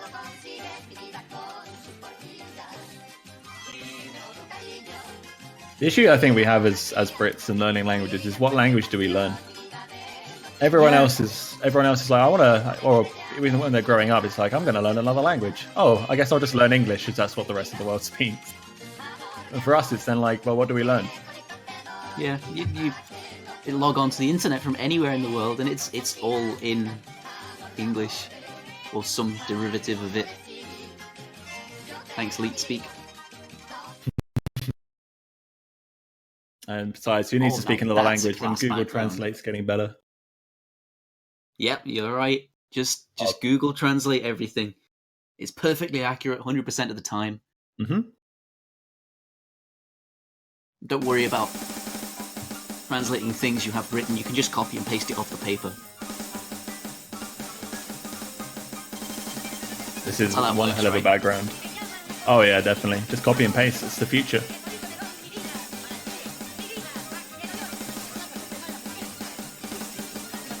Who is that in the background? Is there any backstory to this?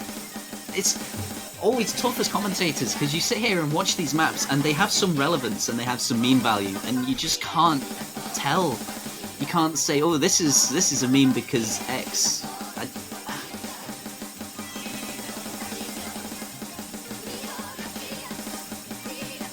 Also an update on the Mexico-France match.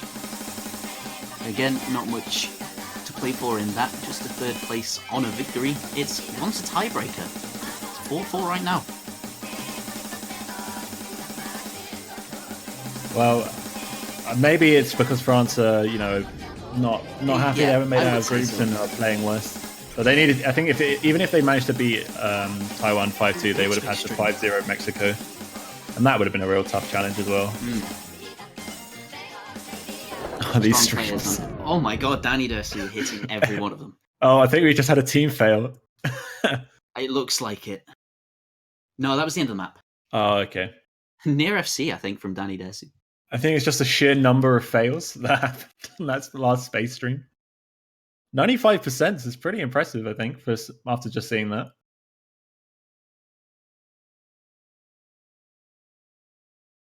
And with That'll be that, the there go the warm-ups. warm-ups. Yeah. Let's To go into highest warm-ups. quality.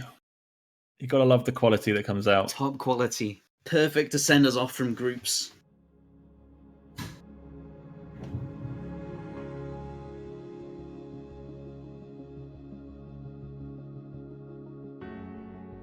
Looks like Chile has rolled a 79. Pretty good roll. Usually above 50 is good in my books. Well, yeah, for UK anyway. If we roll anything over a 20, I'm pretty happy in the UK. Although we did, I think on our first roll of this tournament, we did get a 90. Nah, Which we're not going to match ever again. you're lying to me. Oh, the roll from Bayoshi is going to be in the 40s, which means Chile will pick first, which means the first ban will come from Spain. And I expect DT to be the ban here. Even if they're not the most speedy DT maps, which is what the Chileans would be better at, I still expect them to go for that as a ban. I don't know how either of the teams are on AR8, so I wonder if we'll see Pendulum banned or picked this match. I think Pendulum might be a good pick for Spain. It might catch Chile.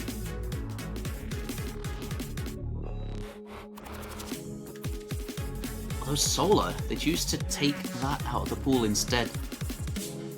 Confident on DT then. Or maybe confident that they can beat Chile's DT. Yeah, as I said though, they are on the easier end of DT maps, which would be in the well within comfort range of all the players from Spain and Chile, I expect.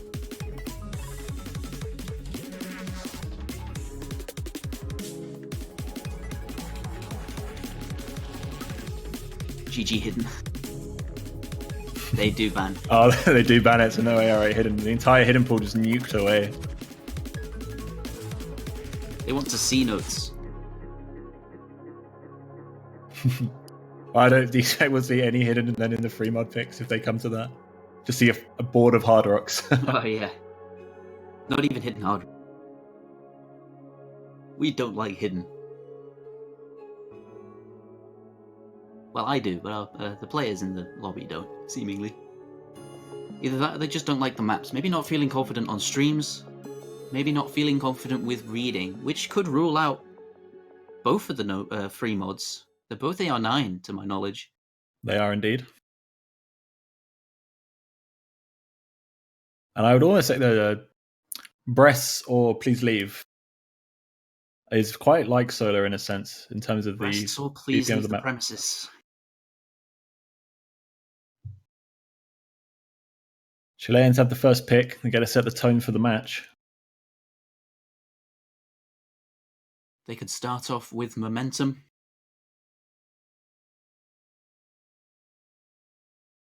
Or it could be a break point. Who knows? I don't anymore. I think we've seen a lot of breakpoints this tournament. Just in general, actually, teams not winning their picks. And I think it's partly due to the fact that in group stages, you play against some teams that have very volatile rosters, I would say, that you just don't know what's going to happen. Very rounded rosters. Anyone could come in, anyone could play any match. Which is definitely a good thing. Definitely. Yellow Splash Yellow then. Splash. I think this has been the first pick for so many teams this tournament. It's almost like a comfortable... Comfortable, but is it safe? I wouldn't say it's safe. Would you?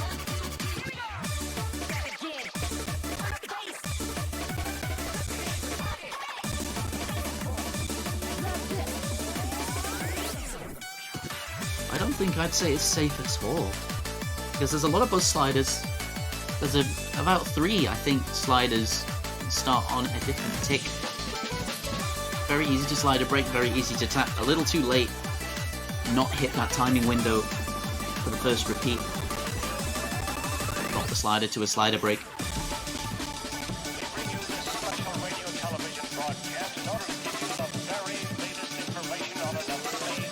Definitely interesting pick though. Possibly even rounded. There's a lot of streams, there's a few jump sections. And there's a few sliders to follow here and there as well. So yeah, I suppose you hit it straight on the head. Comfortable.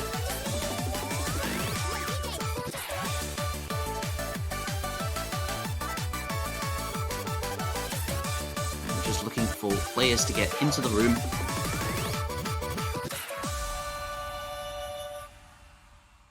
We'll give them time to ready up, and then we'll be getting into it.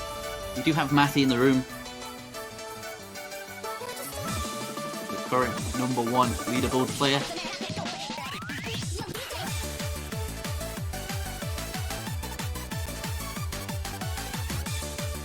And this, I think, is your starting four. Moewagen, Betwin, Insomnia Wolf, and Frosito.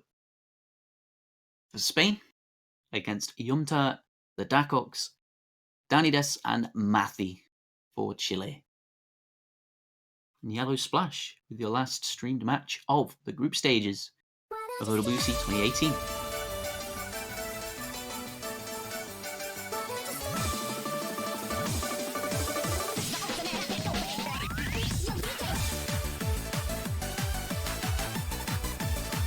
And a slider break on one of them bus sliders already for Insomnia Wolf.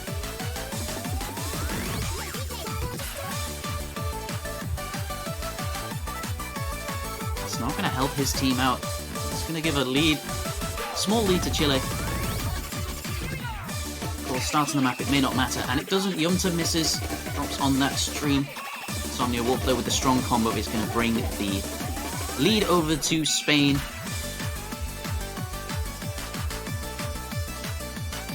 There it goes, it flickers. That small drop at the start. He's holding strong, but a few more buzz sliders. And he could spell the end for any combo on the board.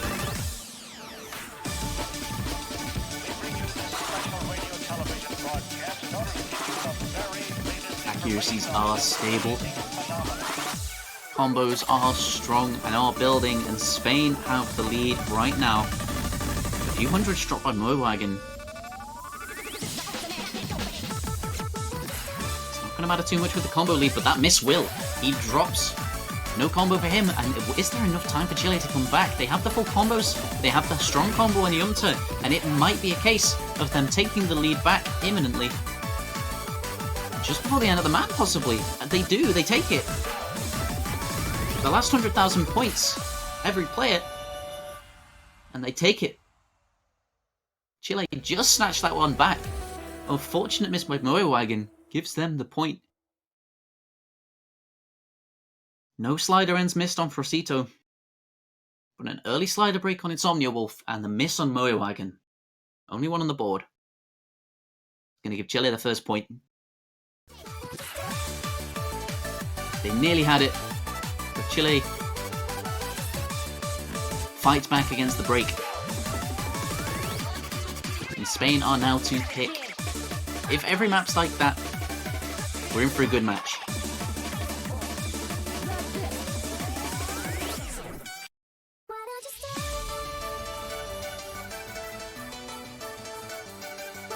Where will they go next? Chile picked Yellow Splash. It's a safe one to lead off with. It doesn't give much information over to your opponent because it's so rounded. There's a lot of skill sets used in there. It's difficult to tell exactly where someone's missed. So you don't know whether to pick streams, you don't know whether to pick jumps.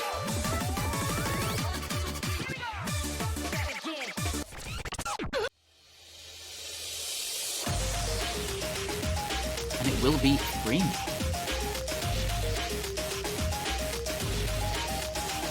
Spain banning Solar, so they're not the ones fighting against reading. Rest, so please leave the premises, is pick. Kick some ass. They're going to try and take this AR9. 220 BPM pick. Put a point on their side of the board.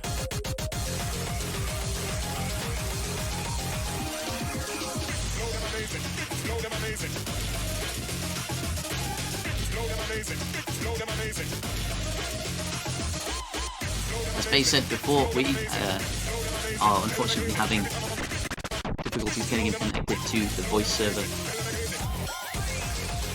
Not much we can do about that, but as he said, there was a ban on Crush from Chile, and a ban on Solar from Spain, both on Hidden, so I don't think we're going to see any Hiddens on the board for this free mod pick, although, who knows? It might be a blanket ban on Hidden just because they don't have a full roster that can play Hidden. Maybe individual players can. It's going to be Matty staying in.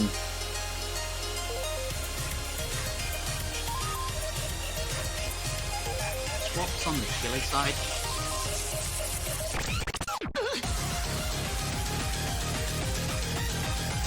Hello, sorry about that. Seems to have a few connection issues. I missed you. Oh, bubble man. I'm glad you're home. GLHF in the chat. You're just in time for the next pick. Rest, so please leave the premises. This is Bane's pick. Gonna see whether you're right. Whether Hidden is completely off the cards. Or whether there is an individual player that does want to pick it. I think Matthew might pick Hidden Hard Rock.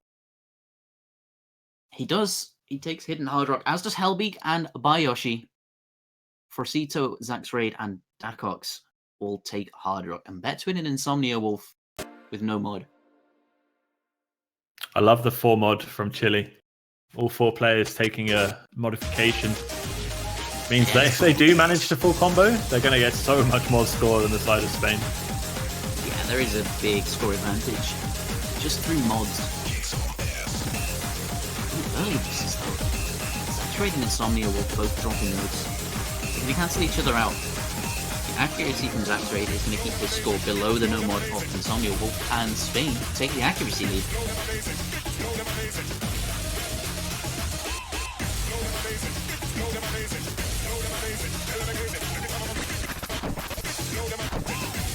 This being Spain's pick would make you think that they feel more comfortable on this, and it's definitely thinking that the Quox is going to mix as well. Missed a couple of times. That accuracy as well from the 2 Hard Rock only players on the side of Chile. Hellbeak drops that full combo he'd been carrying, which means 3 full combos and 1 high combo to just 2. Dacox hits 100 just on the break. Oh, but as I say that, just after the break, Forcito misses on that linear section. It's very difficult to aim that, especially as a tablet player. If you're a mouse player, there's no real,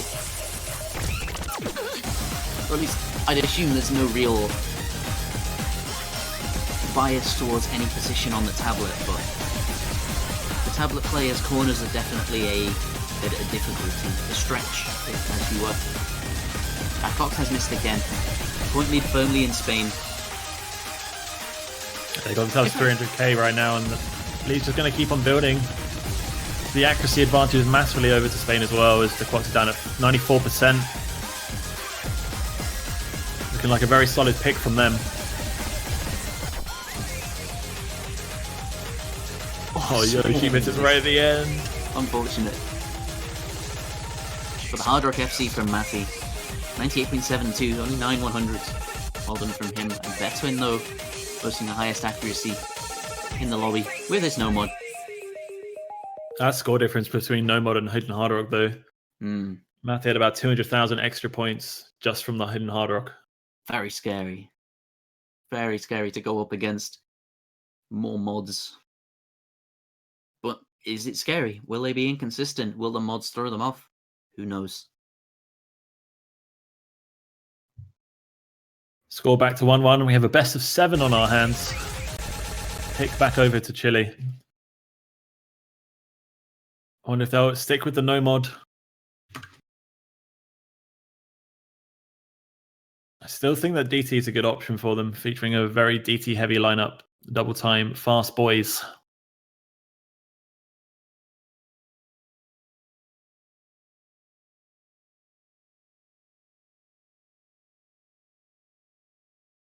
Of course, they could surprise us. They could pick the maps that they enjoy playing. This is for glory. Of course. But no, they stick with what they know, Hokiboshi.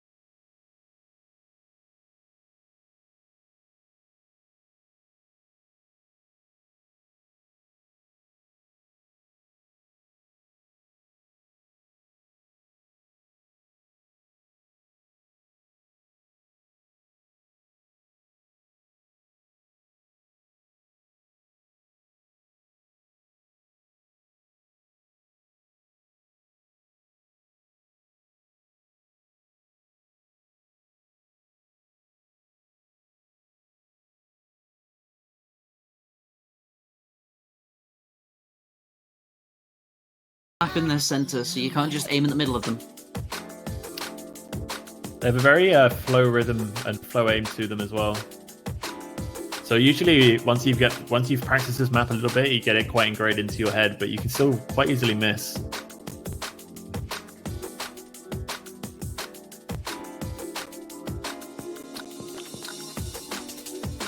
A few changes come out. You're gonna see Matthew drop out for Chile actually. Interesting. Swapping out for the Quox. He's gonna have to come back in. I thought they'd have just sat Matthew in slot 4 and left it. Maybe just as like, this is a map that you can so easily mind block yourself on with those patterns. Yeah. Maybe you've just got. I agree with that. He does come back in. He's done that just to make us look like idiots, hasn't he? Yeah, maybe that's a valid strategy. Just to mess with the casters. Valid strategy. If you can't tilt the other team, tilt your casters. I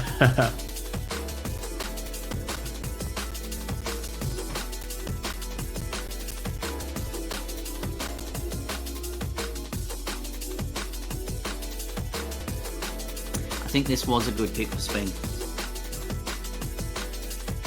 Because I have been living somewhat under a rock in regards to this stage. Practicing a lot, doing a lot of commitments elsewhere. Haven't been able to follow it to the best of my abilities. I'm not sure how Chile perform on this, but I know Spain are strong.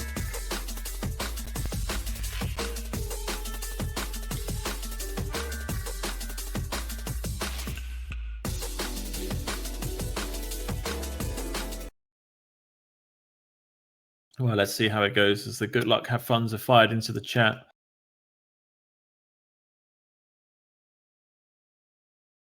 Quite a slow ease-in intro, and then we'll get into the real nitty-gritty stuff. A map of 2 parts, the first one being overlap. Sort of semi-stream patterns with some triangles, and then into a more slider spam section. Second part, cool one. It's the drop of the map, so the map drops quite literally to the bottom of the screen. Nothing above the halfway point, apart from a little click-clack. You get to see that in a bit. You can see how players perform in it. There's a lot of interesting overlaps in there. Couple of really early breaks for Spain, Mowagon and Insomnia Wolf. Not holding full combos any longer. This one, not a long combo map. Attack rate, though, does drop. His accuracy is going to keep Chile in the lead. Wagon just can't keep it above 95 and does drop again, but Matthew drops. Just makes a slight misstep on that triangle and misses coming everywhere. Wagon, Insomnia Wolf and Neon all find drops. Neither team showing any kind of consistency here. Zach's ready as well, and Wagon and Neon and Chris, the only one to hold on for Chile. Whereas Betwin and Frosito keep their full combos for Spain and give them the lead back. We want this lead, they say. We're going to take it by force. And that they do as we come into the drop. We'll see how teams handle this. Only thing keeping the scores somewhat close right now is the fact that Mowagon has a 94% accuracy. And that's not going to help. Zach's rate does drop as well as Chris. There goes the full combo. Neon is building a combo. Rosito drops his full. Matthew now head of the Chile team. 400 combo and gaining, and Zach's rate misses again. And a miss for Insomnia Wolf. Betwin's full combo is really carrying Spain here. The only comparable combo on the other side is Matthew. Slight misstep early into the map, but I don't think it would matter too much. They are going to be bringing the lead back slowly in their favor with the high combo crew. But it's going to be a little too late. Spain drop a bit of accuracy. Might have been dangerous. But they take the point. Put another point on their board. 2-2. Very solid pick for Spain there, as you said. Definitely in their favor. But the FC from Betwin was what really brought it home for them. Neither side giving an inch. They're taking their points. They know what to pick. They know what to ban, seemingly. And now, where did Chile go? They have another DT. They have clock strikes as well if they think they can out-act Spain.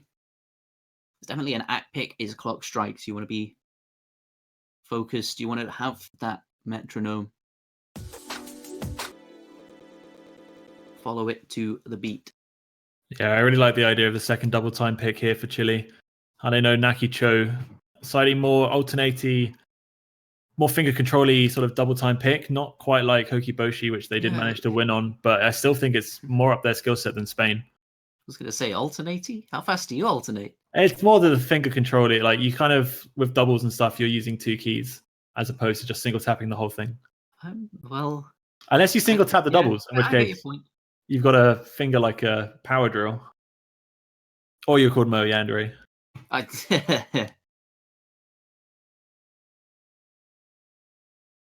Result from the other match happening right now. Canada has managed to defeat Sweden 5-0, which means that Canada will progress through.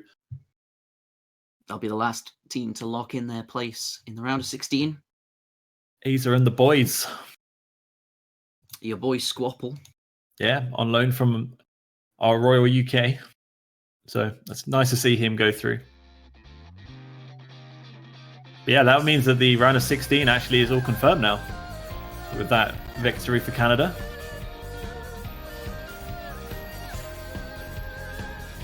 Of course, we will be going over that in a bit, I'm pretty sure. However, for now, Spain, Chile into their 5th point, into their 5th map, and into Hana no Naki-cho. Yeah, as we expected, the second double time pick coming out from Chile. I expect a repeat of the first one. Very Chile-dominated performance. I think it could... Again, I think it could go either way.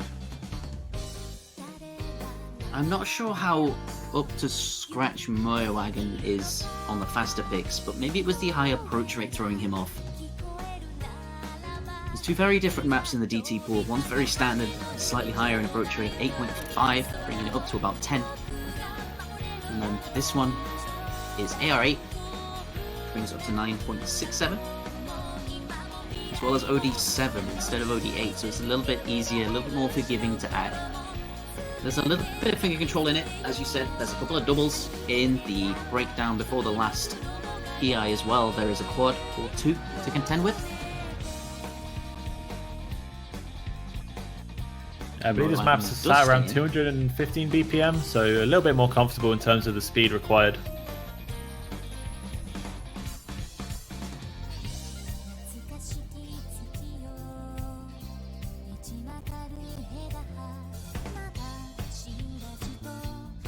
So Bayoshi's going to come in and fill that last spot for Spain.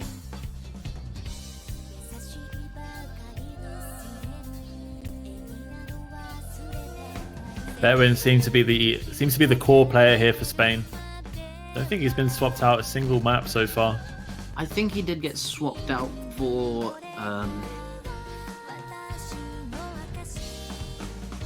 oh no, I'm blanking. What did he go out for? Oh, he was swapped out for the other DT map, in fact. Yes. Something I would have thought he'd have stayed in for, but maybe not. Sometimes you just maybe don't feel comfortable on a map and you just ask to be swapped out for it. Maybe it's Mind Block. Mind Block can hit anyone. Any map, any mod. You can just sort of not really get why you're missing, not really focus enough to hit the notes. Oh, map 5 underway then. And we're going to see if Chile can repeat the last DT performance, get themselves back in front. Expect them to have the accuracy from pretty much start to finish. We see a lot of accuracy drops early.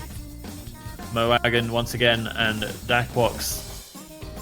But it is Hellbeak actually that gets the first miss. The high accuracy isn't going to count for too much without the combo to back it up. And Spain takes the lead. Chile's pick. This could be the first breakpoint we see of this match. There's a long way to go though. There's a long fight ahead of them. They've got to stay strong. They've got to quell their nerves. And they do up to the first break. We see an SS and Frosito. Good hack. Yeah, overall from the team of Spain, much better accuracies. Mowagen managing, at least is keeping stable and not just dropping more accuracy as the map goes on. Very close to missing there, though. I think he missed the slider and did drop a 50. He does drop, though. There goes the miss, and Mowagen loses his combo. Hellbeak, though, 300 in the bank. Looking strong. Maybe just a slight miss up at the start of the map. And they're going to take the lead as Mowagen misses again. Yeah, Chile should take the lead any second now.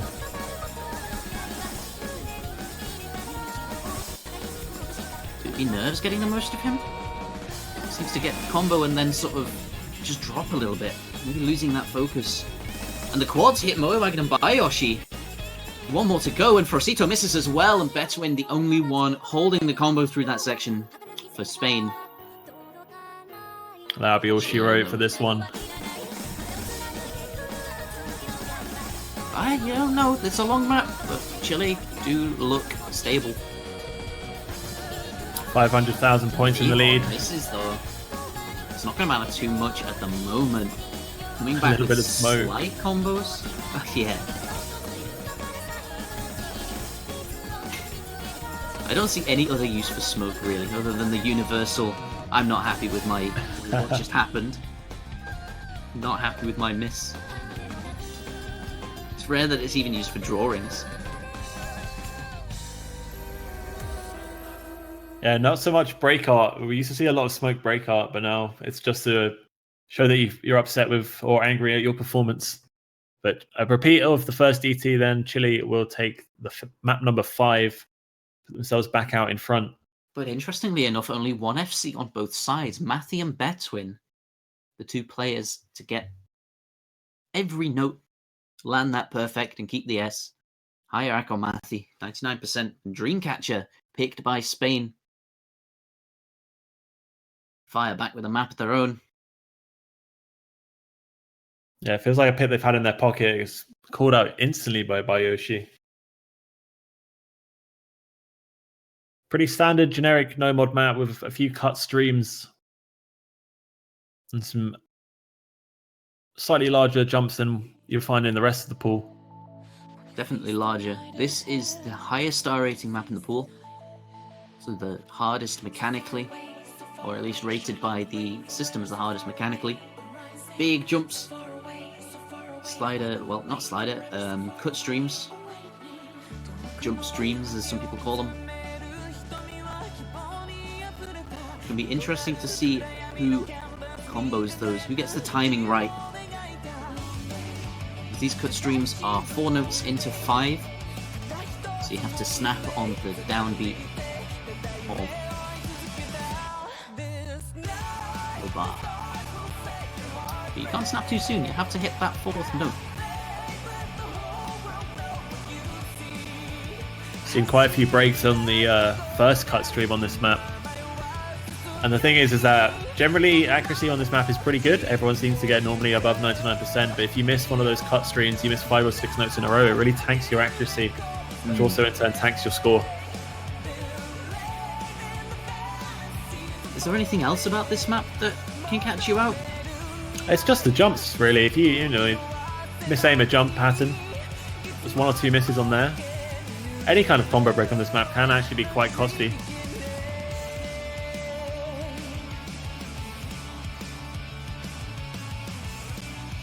Overall, seeing pretty good performances on it, though. Something I've had to worry about when practicing the map as well is the extended sliders. The sliders aren't mapped in red ticks. Normal slider, normal beat is that little bit of a gap before you have to release the slider, have to move to the next one. A little bit of a gap can be all it takes to drop 100, drop slider end, miss a combo. Of course, if it happens more than once, you drop more combo, getting less points from the note.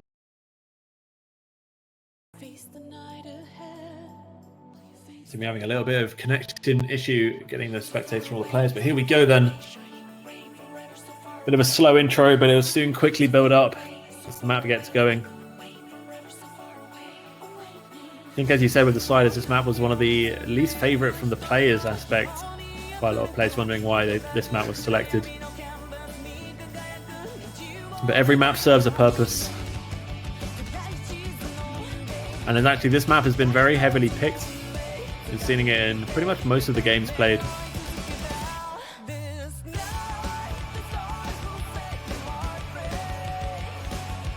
We're getting into a good stream now. Would anyone slip up on the first one? Yep, there it goes. Moewagon drops the note. Tough cut stream. There's two of those in this map. There's two cut streams at the bottom of the screen. Very difficult to do. Very difficult to hit properly. It's awkward. Aim down to the bottom of your screen. And then have that control to snap up. Darkox and Yumta don't. They both miss that straight line cut. And Neon as well drops a combo. Bayoshi misses the jumps. And again, it's a situation of Mathy holding that full combo against Betwin and Frosito. Seems to be a recurring theme, doesn't it? Mathy taking on the two Spanish players with the full combos. And you can see that the players that did miss on the streams, they're dropping the accuracy as well. Betwin and Mathy in the high 99%. And Frosito. Yeah. All three fold combos, very respectable accuracies. But with that double full combo on the side of Spain, they will start to increase their score lead. We're into a bit more of a standard verse section. Things will start to ramp up again once we get back to the chorus.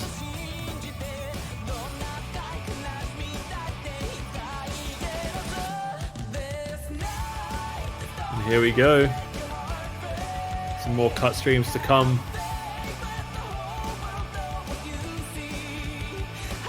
Everyone recovered accuracy nicely, but But a jump just before the cut stream for Darkox is missed. Moewagon matches it. And still, Yumta and Neon both miss the jumps. Bayoshi holds strong. Keeping that combo there to back up Frosito and Betwin, but what backup do they really need? They're both full comboing. They're both being incredibly strong. Frosito, though, does miss on that last cut stream. Call out a commentator curse if you want, but it was far enough before it. I think the important bit is that Betwin does not break, and he is able to keep toe-on-toe with Mathy. And despite, and with all the breaks that have happened, you know, Frosito's built himself up a really decent combo. He's contributing 750,000 points to his team's score. And that 500,000 point gap between Spain and Chile is enough at this point for all the players in Spain to miss and it not to matter. The final spin, and Spain will get themselves a third point. And still, both teams taking their own points. 4 100s for Mathy. Going to be 992,000 points for him. 990,000 for Betwin. With 6 100s. Neither player dropping a slider end. That was all accuracy based. And where do you think Chile go? Both double time picks gone. Haven't seen much of the second free mod, Yume Mabaroshi. I still don't see it being a pick in their itinerary. Maybe rewrite terrorism. Do you think a team's going to break? I definitely expect people to break. I mean a point. Oh. Come on. I think it's possible on any map. I think a lot of these maps are just 50-50. Both teams have one pick left. They've got to make it count, really. Free mod DT. Yeah, they are going for Yume Mabaroshi, and I think they're just saying, can we play this with double time? That would be cool. Just imagine Matthew getting 1 million points. And the final scores being 1.2 million to oh, I don't know. I don't actually know how well people do on DT. I'm not too familiar with these players myself. Matthew does alright. Matthew does alright, though. I think we're all familiar with him. Yep.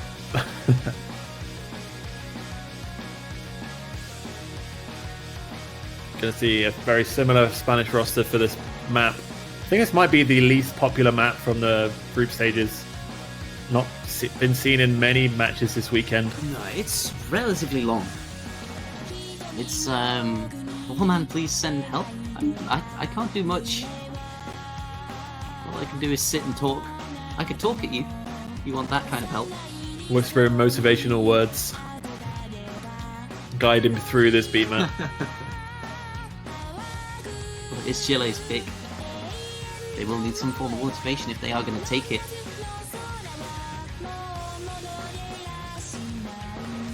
I think if I remember correctly, Spain did take the free mod map before. I think we're going to be seeing similar mods again.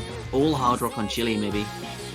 You expect they'll go for it a second time? I mean, I guess it's AR9, and we've said that they don't. Oh, they have a roster full of DT players who do like their high AR. So yeah, maybe we will see another 4-man hard rock. We will see, though. Of course, all for honor. I expect to see something similar from Spain with the double no mod. I think so. I think they're going to play it safe. I think they want this point. They're going to want to properly secure it. They're not going to play it any more risky than they need to. Only difference in that Spanish lineup is that Mowagen is in place of Frosito, sorry. So one change in their free mod lineup. I think that was in some free mod lineup. Yeah. Big change for Chile though, actually. Pretty much every player is different apart from Mathy. And Dayquox. No Hellbeak or Zaxreed this time. Yumta comes in for no mod. 2 hiddens taken for Spain. They do ban out the hidden and then choose to take it on free mod. That's a really interesting choice, actually. But I guess this style of map is very different to that of Solo, which is the hidden map that they banned. But also, maybe it's just that they can't cobble together a full team for it. Very possible. Only a couple of their players are happy to play hidden. On the other side, the Dacox, Neon and Matty, all with hard rock, Matty with the hiddens on top of it. Yumta taking no mod, which is interesting. Why haven't they gone for hard rock yet? They seem to like it. Could it be that they're scared of Spain? Or do you think there's another reason? That's a good point, actually. And this being their last pick as well, it's not like they can now go back and pick hard rock after. Maybe that they just can't find the accuracy on Harlequin to warrant picking it.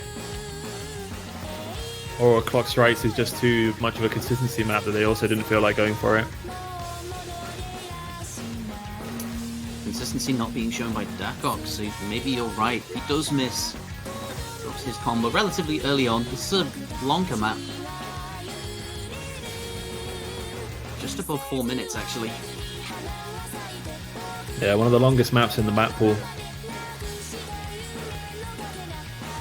The lead will flip back and forth, and with the combo advantage, Spain takes it in their favour. But a miss from Moewagen will send it right back. Dacox with 200 combo gives that combo advantage back to Chile, and they take it again. Yeah, Chile do have a rather significant mod advantage with 3 hard rocks. That's right, they can definitely afford to drop a little bit of accuracy, but not much, only a little bit more than Spain.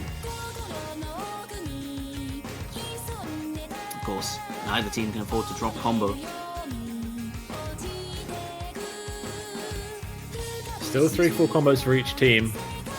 Just that battle in the top middle between Mowagen and Dayquox. The launch stream a couple of hundreds, and Moewagen misses again. It'll be incredibly detrimental to the other 3 players on the team pool comboing. Strong combos over from Chile. Oh, or not, Neon drops the full combo he'd been holding, and now 3-2 combo advantage on Spain inherently, just through the fact that they've held their combos from the start of the map. The lead's slowly going to tick back over in favour of them. Of course, granted that they hold their combos, because the solo section players can drop typically the harder section of the map, and Yumta does. The no-mod player for Chile misses, followed by Moewagon on the jumps. Betwin and Insomnia both collapse, though, as does Neil Mappy. and Maffy! Oh my days! Was Bayoshi the only player to survive? Quite possibly the only player with a combo left. Everyone, I think, has missed. Dacox might be holding his, but it's not quite enough to fight off that hidden combo. Or is it? It's very close. It's only 200 lacking, but it's very close. Yeah, the mod advantage is keeping Chile in the lead. And a miss from Moewagon again. That's not going to help. Actually failed out the map just from completely whiffing that stream. He's only pulling about 300,000 points with his team. Can they carry him through it? The combo from Bayoshi.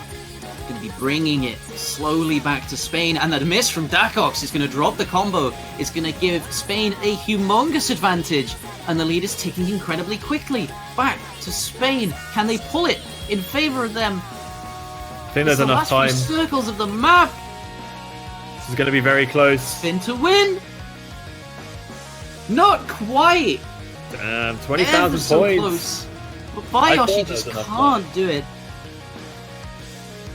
The only player with the perfect, the only player with the FC, and the mod with hidden pulls 1.04 million points, but can't quite carry his team into that point, into that all-important break point, and now they're down. Chile on match point. Where do they go? Spain have to choose wisely. Yeah, that one really came down to the mod advantage. There's a lot of decent combos on the side of Spain. In fact, they had the better combos overall.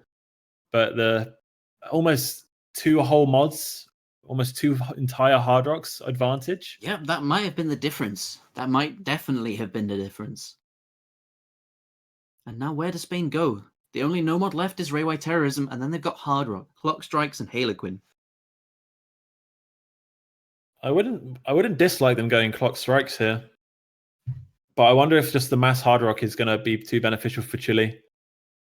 But will it? They have been avoiding free mods. They have been avoiding Hard Rocks.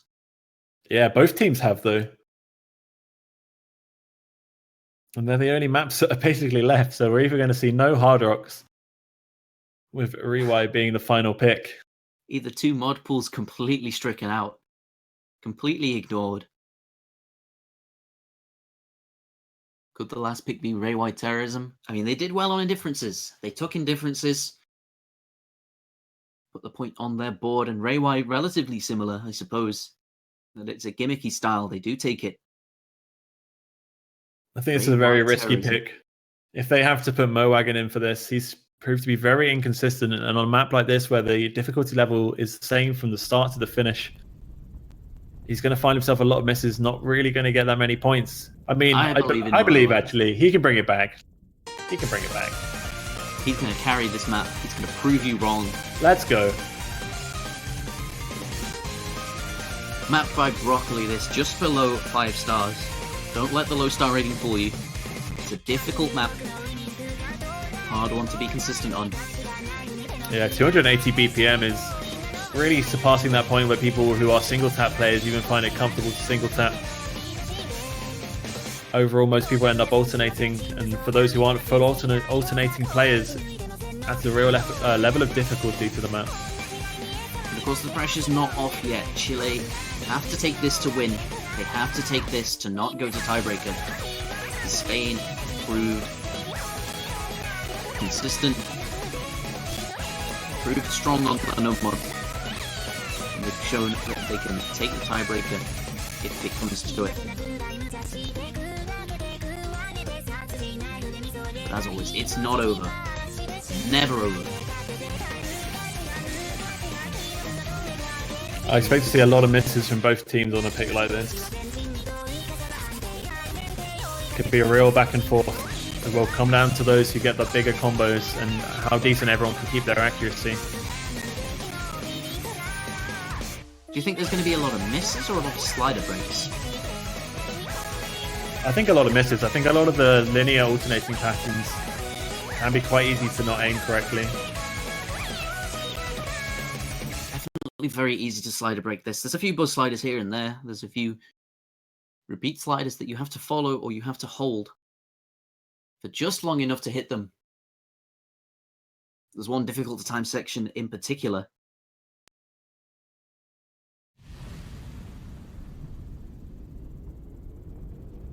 But we're going to get going. Ray White Terrorism, the last pick.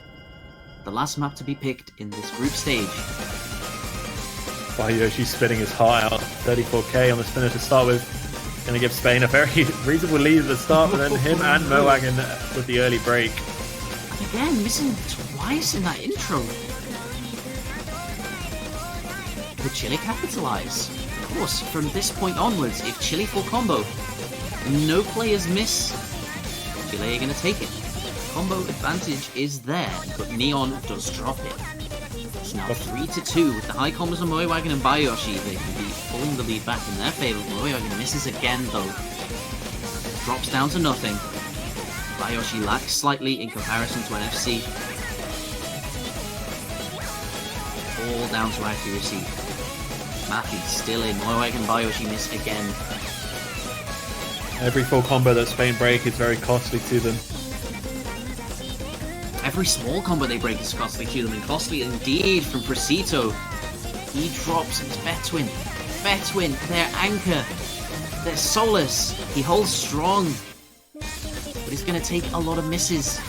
Going to take a lot of missteps from Chile. They look in control.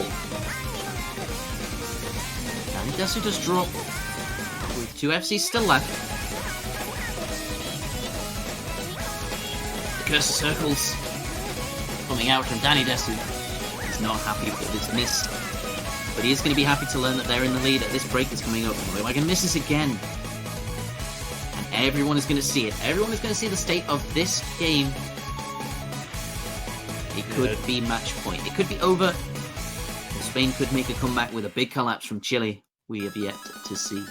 Yeah, 450,000 points though, with only a quarter of the map left to go is a very substantial lead. And despite Betwin's best efforts, looks like this will be the match point for Chile. It would require a very large upset at this point, probably a fail from a Chilean player. And I really don't see that happening. Betwin can't make this up on his own. He's got to rely on Bayoshi and Precito, but he's also got to rely on misses from Chile, all across Chile, and it starts to come out. Neon does drop. But followed by Moewagen. He just can't keep the combo going. He's having a real Neon tough time. matching Moewagen. And it's going to be, I think, too little too late for anything to happen. Yumta does miss, drops the full combo. Misses again. Nearly fails. Did Yanta just miss the last note? I think he did. I think he just missed the last note, yep. Safe to do so. The perfect from Matthew. 99.13% just beat out by Betwin's 99.27. And that's going to be GG for Chile. 5-3. They take it on the last point of the match. The last pick. The last possible break point. Yeah, well played from the Chileans. They will take all the glory then in their group. Sadly, neither team do progress through to the round of 16. But at least they went out in style, managing to take down Spain. And that's it. That's the group stages all done. We had a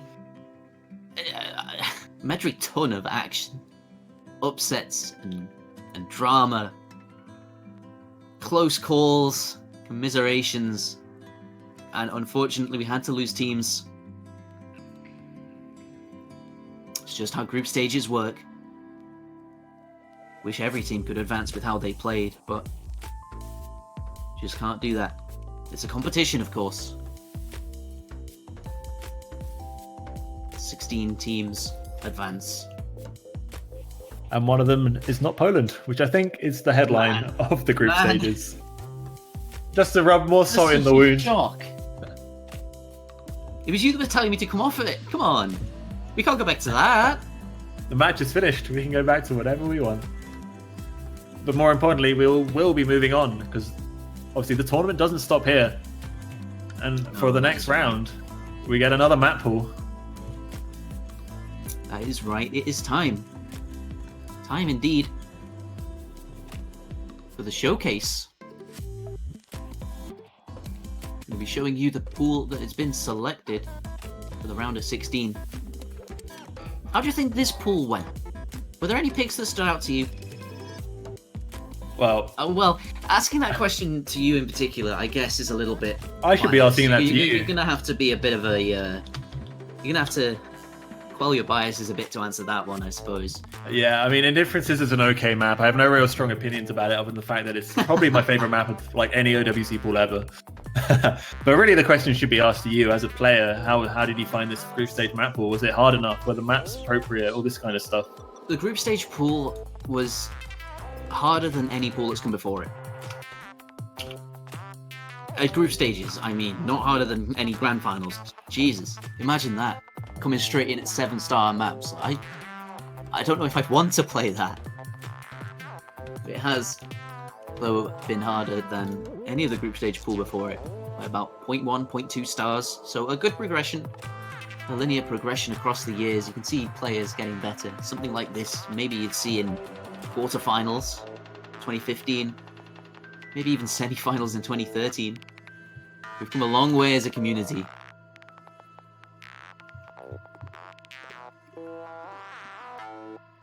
I definitely like the tiebreaker though. Yeah, I think the tiebreaker was super interesting because I think it was slightly harder than the map pool in general.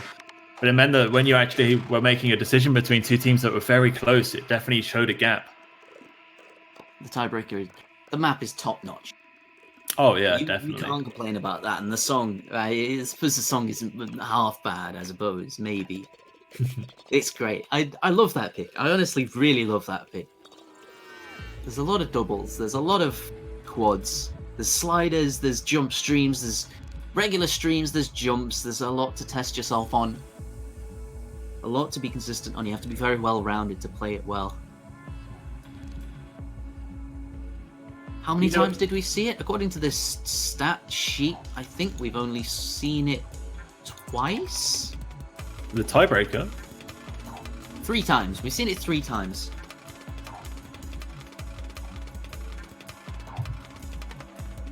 I swear we've seen the tiebreaker more than 3 times. Feels like we've seen it a lot more than that. Maybe I'm wrong. Good chance I'm wrong. Give me half a second. I could take a quick head count. It's once, twice, 3, thrice. Yeah, we have only seen it 3 times. Wow. I felt like we've been seeing it a lot more common. We definitely didn't see it yesterday, but today there was quite a few. South Korea, Singapore match went to tiebreaker. Did. France, Mexico went to tiebreaker that happened just now. Italy, Denmark went to tiebreaker. Been away for most of the morning. That's why I didn't attend the China match. I haven't actually caught up on what's happened this morning. What else? Most common pick was Reiwa Terrorism, actually. I'm surprised at that. Oh, I think there's a spoiler on the screen.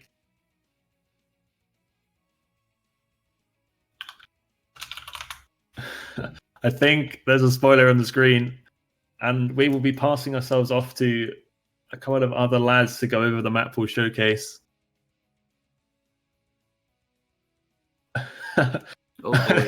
Oh well. A little out of order. Quickly, everyone, look away! This wasn't here. You never saw it. Guys, when Doomsday and Four is coming to take over commentary and they reveal the first map, you've got to act surprised, okay? Nobody saw that. No, yeah, all right. You just make this deal with us. Twitch chat, we know you're out there. We know you're hyped about that pick. You didn't see it. Just keep this between us. Keep this. What stays on Osu Live? What happens on Osu Live stays on Osu Live. All right. Should we have a little test run for when they reveal it? All right. I want everyone in chat. We've just revealed the tiebreaker. Let's spam that chat with some PogChamps. Let's see it. Not that we have seen it, remember? No, yeah. Winky, wink, wink. We didn't see it at all. No, not on us. No one saw this coming. Nobody saw it.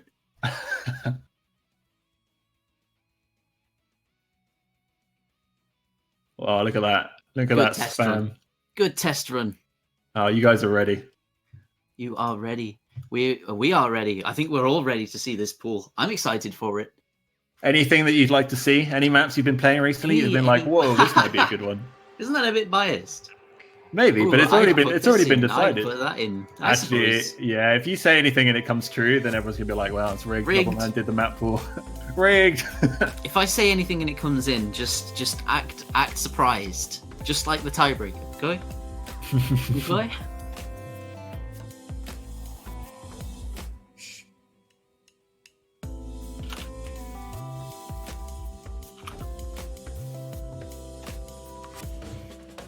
I'm not sure actually. Round of 16. It's going to be a step up from last year, so I'm expecting 6-star or 5.8 to 6-star consistency map. Because I know a lot of players were saying this was an easier pool, and I don't agree. I don't think this was easier by a long shot. I think the community as a whole has just come a long way with tournaments.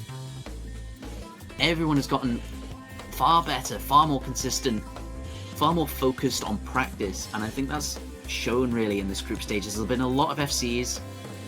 It's been rare to see a match where nobody's FC'd, or a map where nobody's FC'd. Yeah, that's true actually. And actually, there's been a lot of 4-man FCs as well. Maybe the map pool's too easy. Yeah, you could say that, but I don't think it is. It's just a testament to how good people are now. Oh, definitely. The standard of the competitors that take part in the World Cup has shot up dramatically. I mean, even a couple of years ago, we weren't even thinking in terms of just ranked performance of 800 or 900 PP plays, and now we're here. Stuff like Carthy's Honesty and Itki's Utah play, and you're like, wow, this is happening.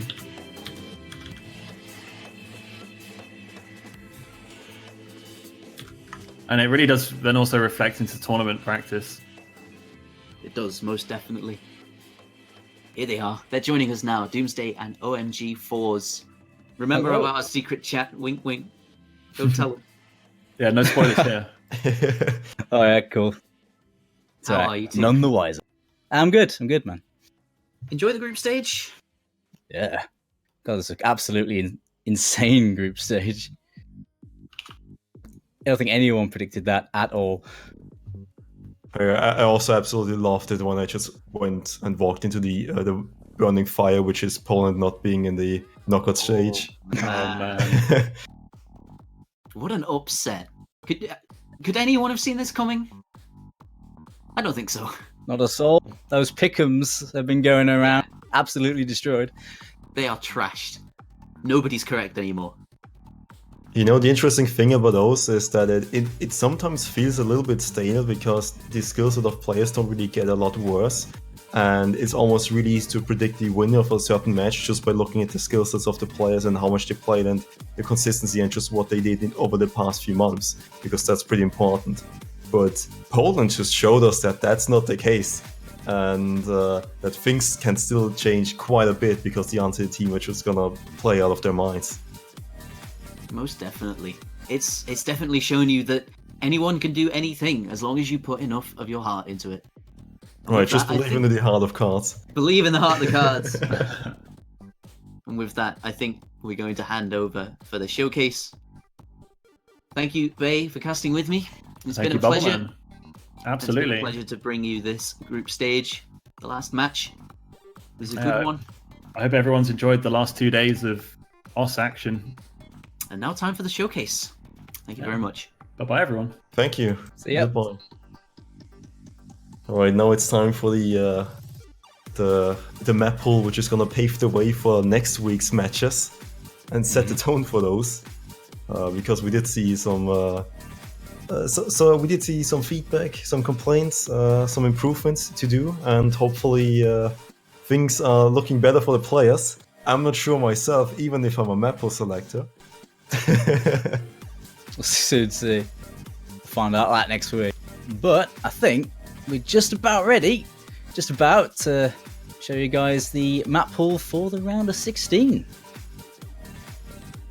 So I think Alright.